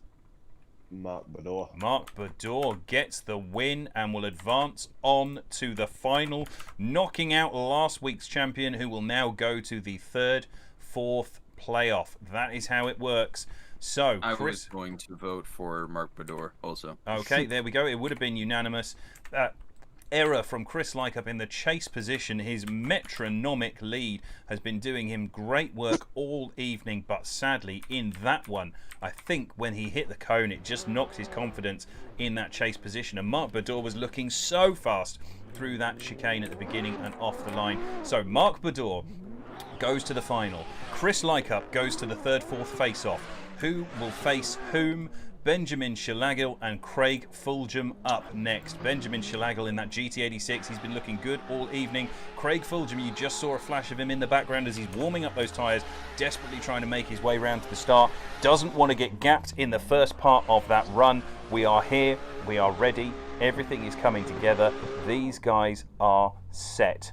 It is Benjamin Shilagil versus Craig Fulgham. Benjamin Shilagil on the left of your screen in that GT86 2J against Craig Fulgham in his trusting RPS 13 2J, the Stefan Stefanov BDC replica. Craig desperately getting off the line, trying not to let Benjamin Shilagil get away from him here. Craig goes for that flick initiation, but Benjamin Shilagil's on a great line. Little bit of a wobble there, but he manages to gather it back up and get on the power. Doesn't make it as cleanly into 4 as he has done over the course of the rest of the evening, but he's got the hammer down. He's running good angle and opens up the gap on Craig to then throw that backwards entry, but there's a wobble this time from Benjamin Shilagil. He is not going to be happy with the way that one played out. That was not his strongest run, and when you're up against Craig Fulgham, your B game just will not cut it. Craig all over him in the first half of this run. Yeah, good crash avoidance from Craig on the last corner as well. That was a weird line to deal with. Absolutely, you see it coming here. Yeah. The pace maybe not there outright for Craig, but this is one of those things with drifting. You don't necessarily have to have the outright pace as long as you are able to be in the ballpark. We are back on the start line. It is Craig Fulgham attempting to right the ship after last week's catastrophe where he did not make it through to fight for the podium. It is his only time in 7 weeks. Is he going to be fighting for the top step? against Mark Badour this time. Craig Fulgham goes for the flick initiation, and Benjamin Shalagel's right there pushing up onto the door, coming onto that inside line as Craig Fulgham rides that left foot brake, and he doesn't make it cleanly into 4 either. Now he's going for that transition across, back on the power all the way through. Here's that dive up onto the inside. This is where Benjamin Shalagel's been so good, but he overcooks it, and there's contact coming into the final corner as we come across the line. Oh, gentlemen, drifting is the winner with this battle. This is exciting stuff. Other than Craig's slight misdemeanor through 4, I think it was, didn't quite get completely into. That was a relatively nice run. Not relatively nice run. You're starting to sound like Chris. It was okay. Chris It was Filtowski, notoriously understated. Yeah, it was some drifting. They're I like guess. right next to each other, just like door to door. An active chase. Yeah. I don't know. Oh, we love you, Chris. You are the harshest drift judge probably in the whole world, and drifting is genuinely, this isn't sarcasm, drifting is better for it because it raises the standard everywhere, and we love that. That's what Yes. we're here for, is elevating drifting as a sport, whether it's digital or real. So, I'm going to ask the question. Gentlemen, do you all have a winner? I have a winner. Yes, I do. Yes. Ian Koenig, your winner, please. Sir Gregory, full of him. Craig Fulgham gets 1 vote. Ryan Sider, your vote, please. Say Gregory, dangly spam. Dangly spam. Craig Fulgham gets 2. Is it unanimous? Chris Ennis. Craig gets it, sadly, for Benjamin Shilagil. He will be fighting for his place on the podium for the 3rd, 4th playoff, but that is still incredibly respectable, and he should be very happy with how that has worked out for him over the course of the evening. He has done some fantastic driving. Sadly, not enough to make it to the final this time, but comfortable enough to make it across. I'll show you the bracket now to face off against last week's winner, Chris Licup, in the 3rd, 4th playoff. That is what we're going to go straight to now. Chris Licup here will be facing off against Benjamin Shilagil. That's what's coming up right now. We're going straight on into it. Chris Licup to lead first. He's already on the line. He is desperate to get this underway. He wants to secure that podium position. Now, gentlemen, after this run, both of these runs, I'm going to ask you yes or no, do you have a winner? If the answer is yes, I want you to send me your winners via direct message so that I know we have not got a tied answer. Obviously, we'd probably need someone to say no in order for that to go that way, but I need those sent to me after you've said yes or no. Then we will move on. We will announce the winner of this battle at the end of the final. So, if it's one more time, I assume you want us to just come right ahead and say one more time? Yes. Right, okay. Here we go. Chris Licup in the lead position, coming off the line. I will get that transitioned across so you guys can see it as Chris Licup comes off the line. They go for that initiation. We just cut to it in time. Chris Licup flying into that outside zone. Benjamin Shilagil trying to stay with him in this all Toyota playoff for 3rd, 4th place. 2 JZs abound as there's contact going through that transition. Chris Licup manages to gather it back up into the D-cell zone now. Benjamin Shilagil right up onto the door as they come across the line. Let's go back to the replay.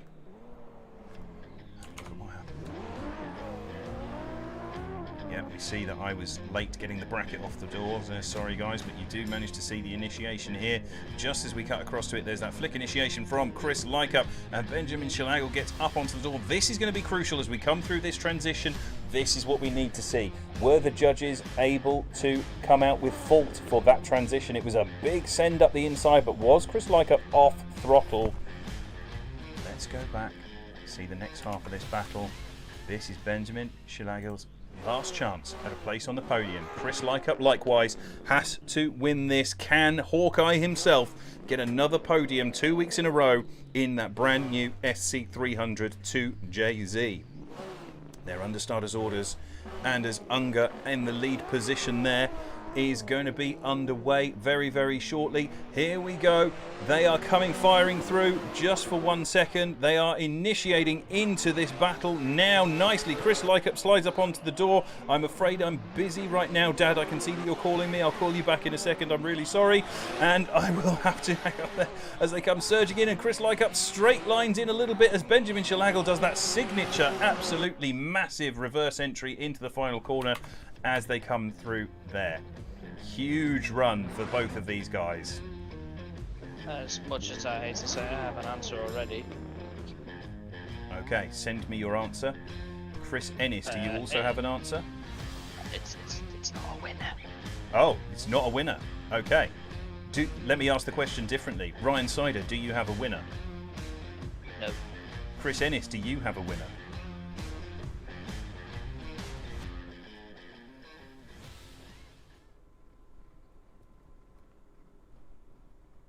Chris Ennis has died.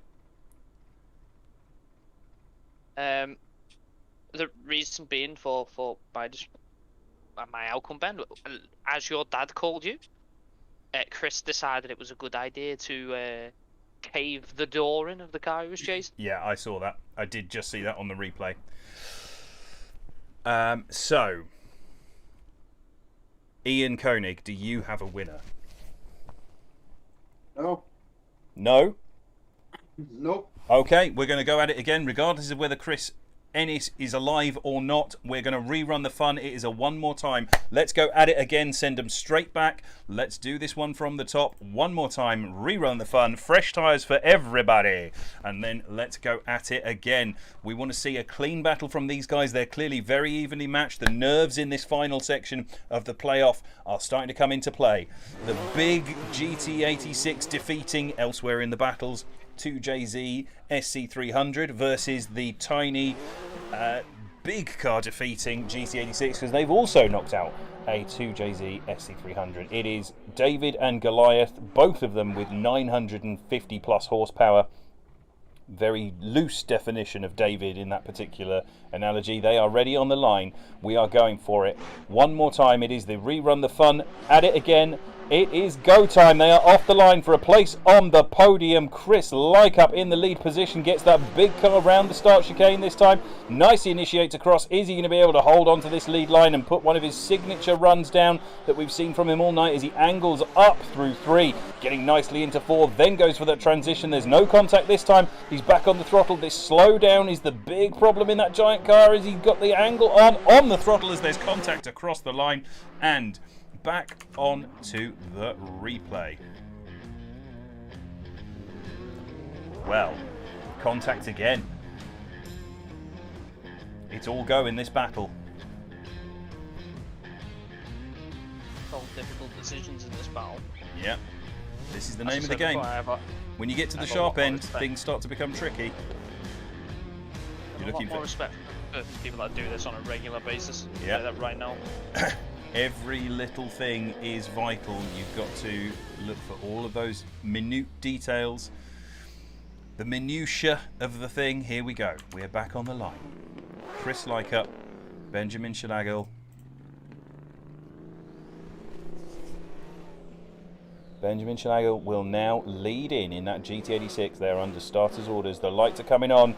The dildo of destiny decides. Here we go. Coming through that line, Chris Licup desperate to try and make sure that Benjamin Shalagal doesn't get away from him into this first corner, because Benjamin Shalagal's been looking phenomenal through that first section of turn 1 in the D-cell. There's a bit of a gap there, but nicely up onto the inside door comes Chris Licup trying to rein in that GT86. Look at the proximity. Drops back in the transitions. Benjamin Shalagal gets onto that D-cell on the outside line and across the finish. Let's go back to that. Oh my word. Gentlemen, they are going at it hammer and tongs. Is it going to all be decided by the gentle caress love tap of the first run? That's the question.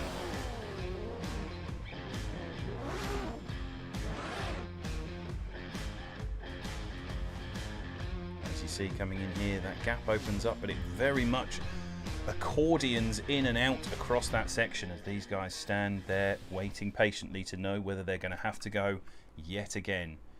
Ian Koenig, do you have a winner? Sort of. Chris Ennis, do you have a winner? I don't think he's there. Have you muted yourself, Chris? Forgot to put my mic on, sorry. Yes, I have already messaged you. Yes, you have. Yep. Same here. Right, I'm going to say this right now. Ian, if you say one more time, they're going at it again. Ooh. Oh. You're joking, I've right? not seen what I did.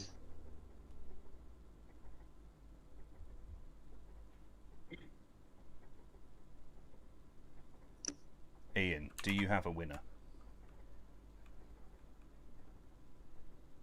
No. Pop me a message, Chris, of what you've seen, and I'll look. I'm intrigued. I do not have a winner. In that case, they're going at it again. It's a one more time for the second time on this battle. That's how it works. You may disagree, people watching. I don't know if I agree absolutely with that. I can understand where every single one of our judges is coming from with their total different opinion, but we're going at it again. We're going to rerun the fun for a second time, and I understand why in every single count, and I also know that I would have had a vote, but it's not down to me. It's down to our judges. They're going to do it however they want. Benjamin Shalagal looks like he is opting to run on the same tyres. Come on, Ben, chuck it all in. No, I'm not going to. Stick the boot in. Little Bear 020 saying, I want to go to sleep. I understand. I've got things to be doing as well, but we are going at this. Did we get a fair winner? This is going to come down to the final line every time. These guys are so evenly matched. They are on the line. The Dildo of Destiny decides as the lights are going to be coming on and as Unga has control for the third time over this battle. Let's see. Can one of these guys finally definitively come out on top? Chris Licup has done more driving in one more times over the course of the last 2 weeks than any other driver in competition at our event. It has been really difficult for him to get results sometimes because this is the issue. When he's on it, he's phenomenal.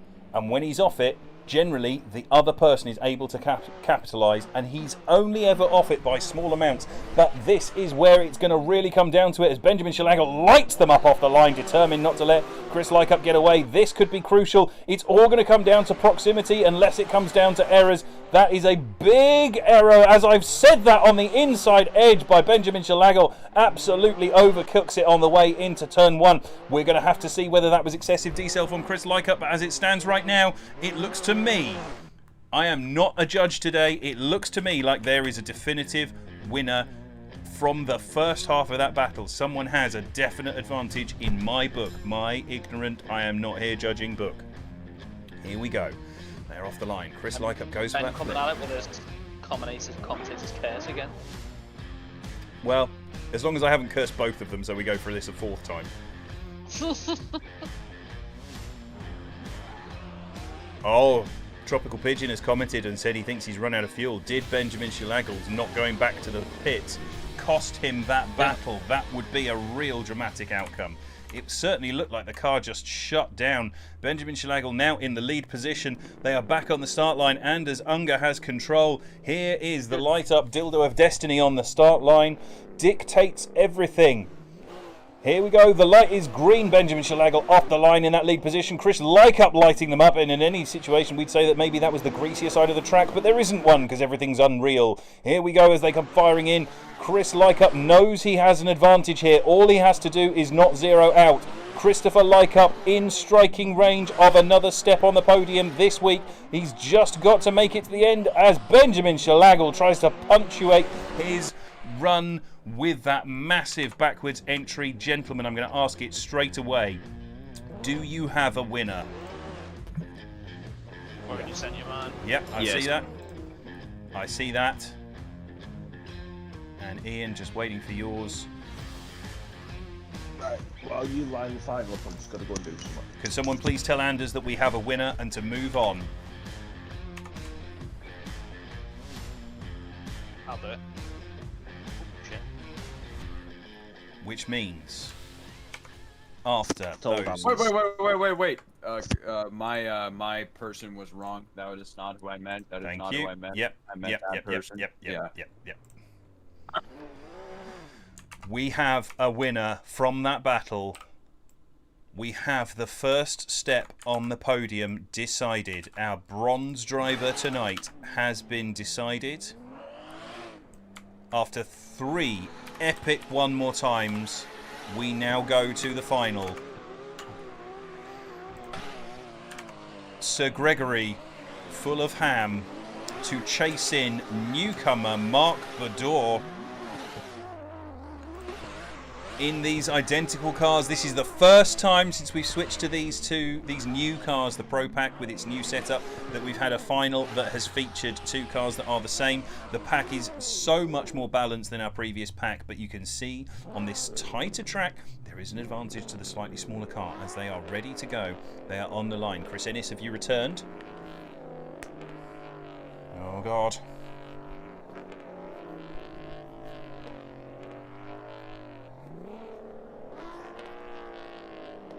Chris Ennis, have you returned? It's a seance again. Chris Ennis, are you there? Chris Penis. Chris B. Ennis. P. Ennis. Oh. Does his middle name begin with P? No, it would be amazing if it did. Chris Ennis. I know he was rushing off to the toilet. Is he dead? Kidney stones. Kidney stones. Oh, he'll still be there pissing next week. Oh God, it's 25-2. Chris, come on. Oh, you have nothing to complain about.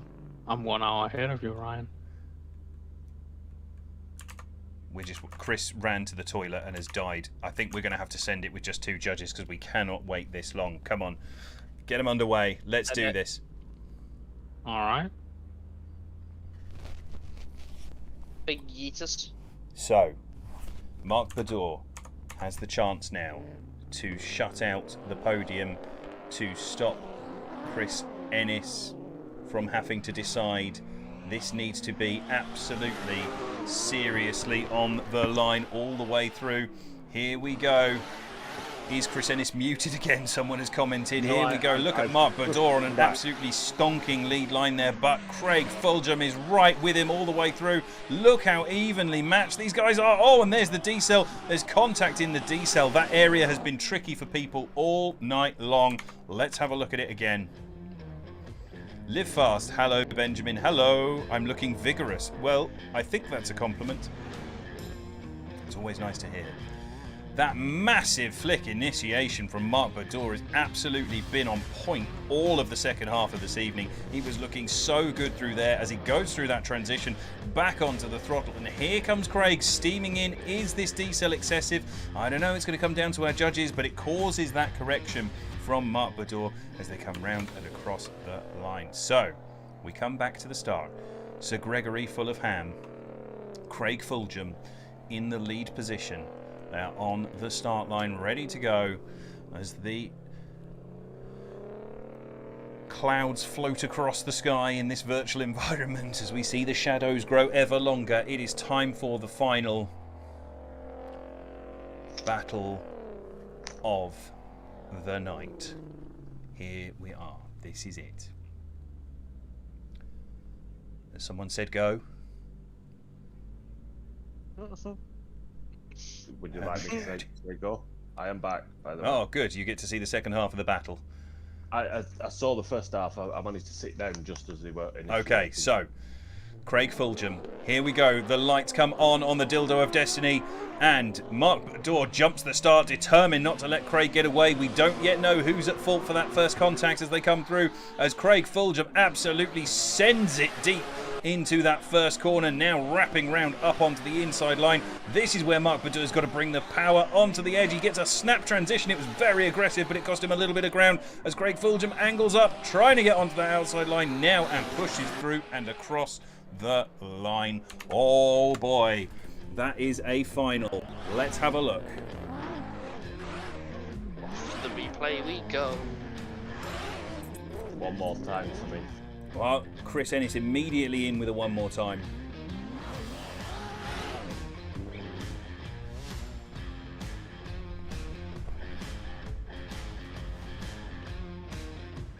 depends, because you could argue that those contacts cancel each other out, and then it would come down to the rest of the run.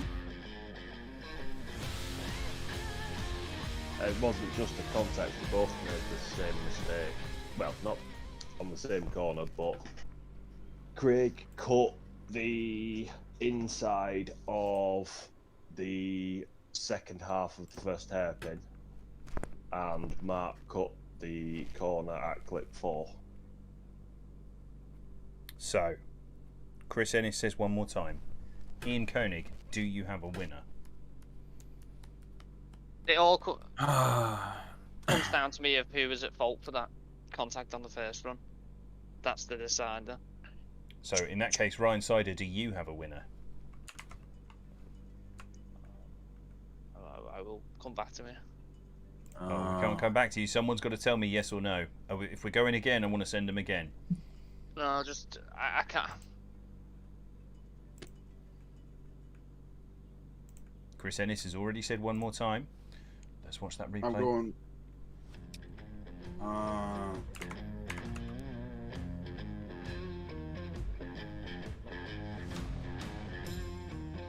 I'm gonna vote Craig. Oh, don't tell me that. I can't do it. I can't do it. I can't do it. I'm gonna have to go one more time. It doesn't matter that Ian has spilt the beans on where his view was. We're going at it again. We are going for a one more time in the final. It is potentially going to take 5 or 6 battles to have decided our podium. That is what we want to see. We want to see these battles. They're going at it again. Craig Fulgham in the lead in that second run, unable to capitalise on the errors from the first run. Whichever way you give it, that is what it came down to, and now we are back at it again. This is going to be Mark Badur leading in first of all on another one more time for the podium position. It has all got really tight at the top here. Errors from both drivers in both runs, contact from both drivers in both parts of both runs, the same point every single time. They've just got, this is potentially going to come down to who can get that D-cell into clip 7 more cleanly than the other person. That could be all it comes down to. As Craig Fulgham comes up to the line, Mark Badur is up on the line. These guys are ready. They know each other well now. They've seen each other drive all the way through this evening, and they've driven against each other already. The lights come on the dildo of destiny. It is green. We are off. It is go time on this one more time rerun. The fun from the final as Mark Badur sends it hard down the outside line through that first section, and Craig is right there with him, and there's already contact as they come through clip 3. Now the transition into 5 coming up here out onto the outside line at 6.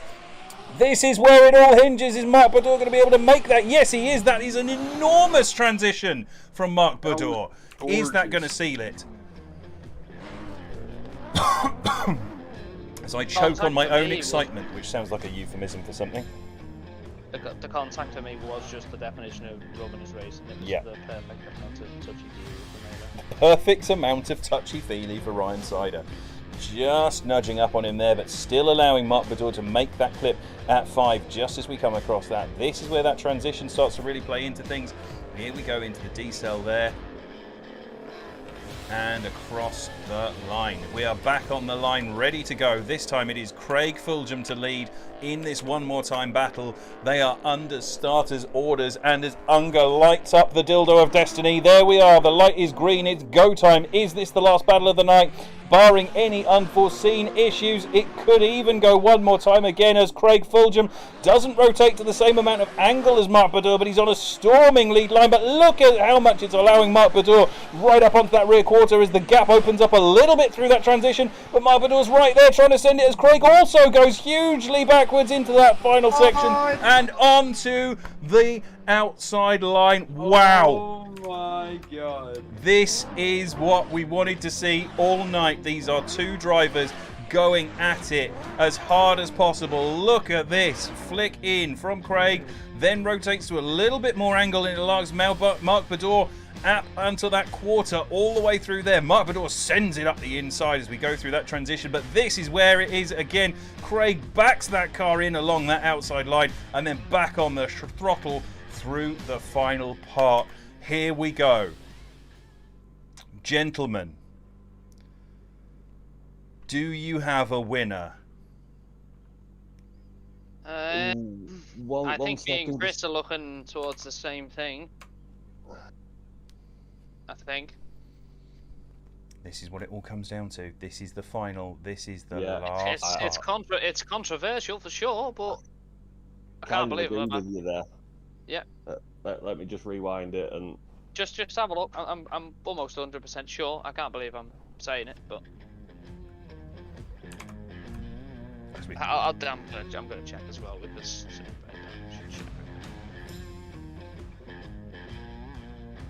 Yeah, no, not exactly the way you worded it, but excessive, I would say. Yeah.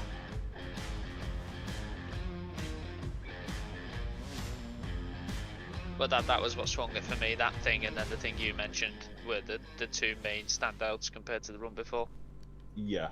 Oh my God! Do we have a result? Is tonight I think we've got a result. Yeah. Message me your winners, please, gentlemen. We should have sent this to the right person. That would be embarrassing. Yeah, don't send it to someone else. Send it to me. And I'll let.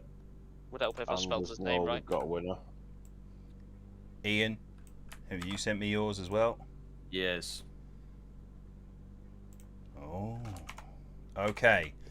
Could someone it please get... Ben? It is not unanimous. Oh dear.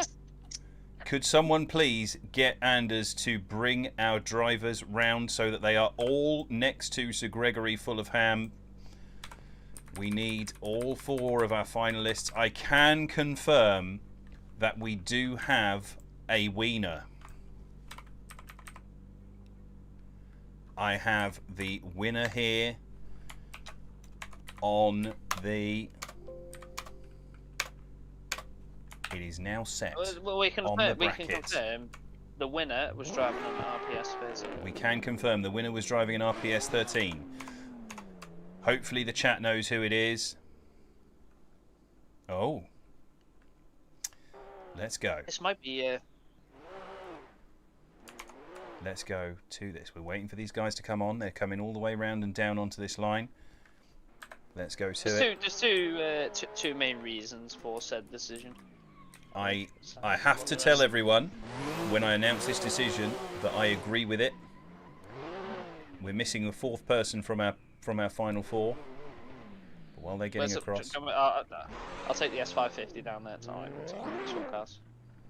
Pretend that it. Here we go. The GT86 is coming. You can't claim 4th place, right? Okay. We are ready. We have our 4 podium, well, our 3 podium drivers here.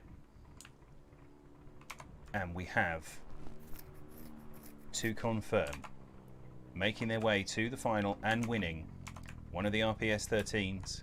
But the 3rd, 4th playoff between experienced pro driver Chris Licup and Benjamin Shilagil, despite incredible effort on his behalf in his first competition, I'm afraid to say that Benjamin Shilagi did not get the podium. Chris Licup gets the 2nd podium of the last 2 weeks. Last week it was the top step. This week it is the bronze position. 3rd place on that podium.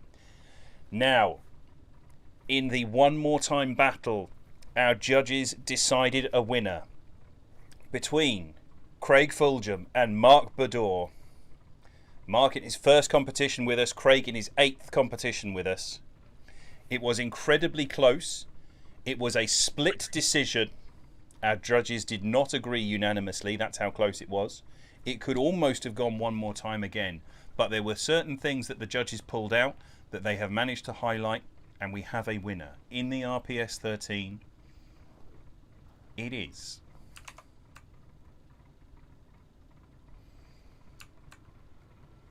Mark Bador getting the win, his first time with us at Tsujigiri Drift Challenge, the Global Drift Challenge, and Mark Bador gets the win, takes down Craig Fulgham in the final. What an incredible final from both guys, using all of the power of those RPS 13s to absolute perfection to position themselves, and that is how things have worked out. The newcomer, Mark Badour go all the way through to the final and took down Craig Fulgham. Congratulations to him. Congratulations to everyone involved.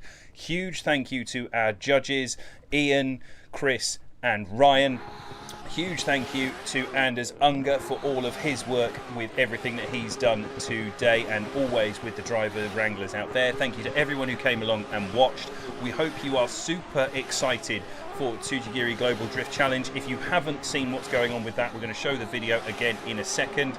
Thank yous to everyone there. Thank you to all of our sponsors. So that is Eclipse Motorsport, Graham's Performance Injectors, Enemed Racing Fuels, Fiber Factory, Accelera Tyre, and also to all of our Patreons for everything they do to keep us running. We will be back. We won't be back next week because I am moving house down into the mountains, but we will be back the week after for another event, probably our last event before we start things off. Hope you guys had a good time. There is going to be an event going on afterwards, but we're going to send you to the TGDC promo one more time, answering all of your questions later on, and then we will be seeing you next time. Thank you for coming. You have a great weekend. Goodbye. Salah.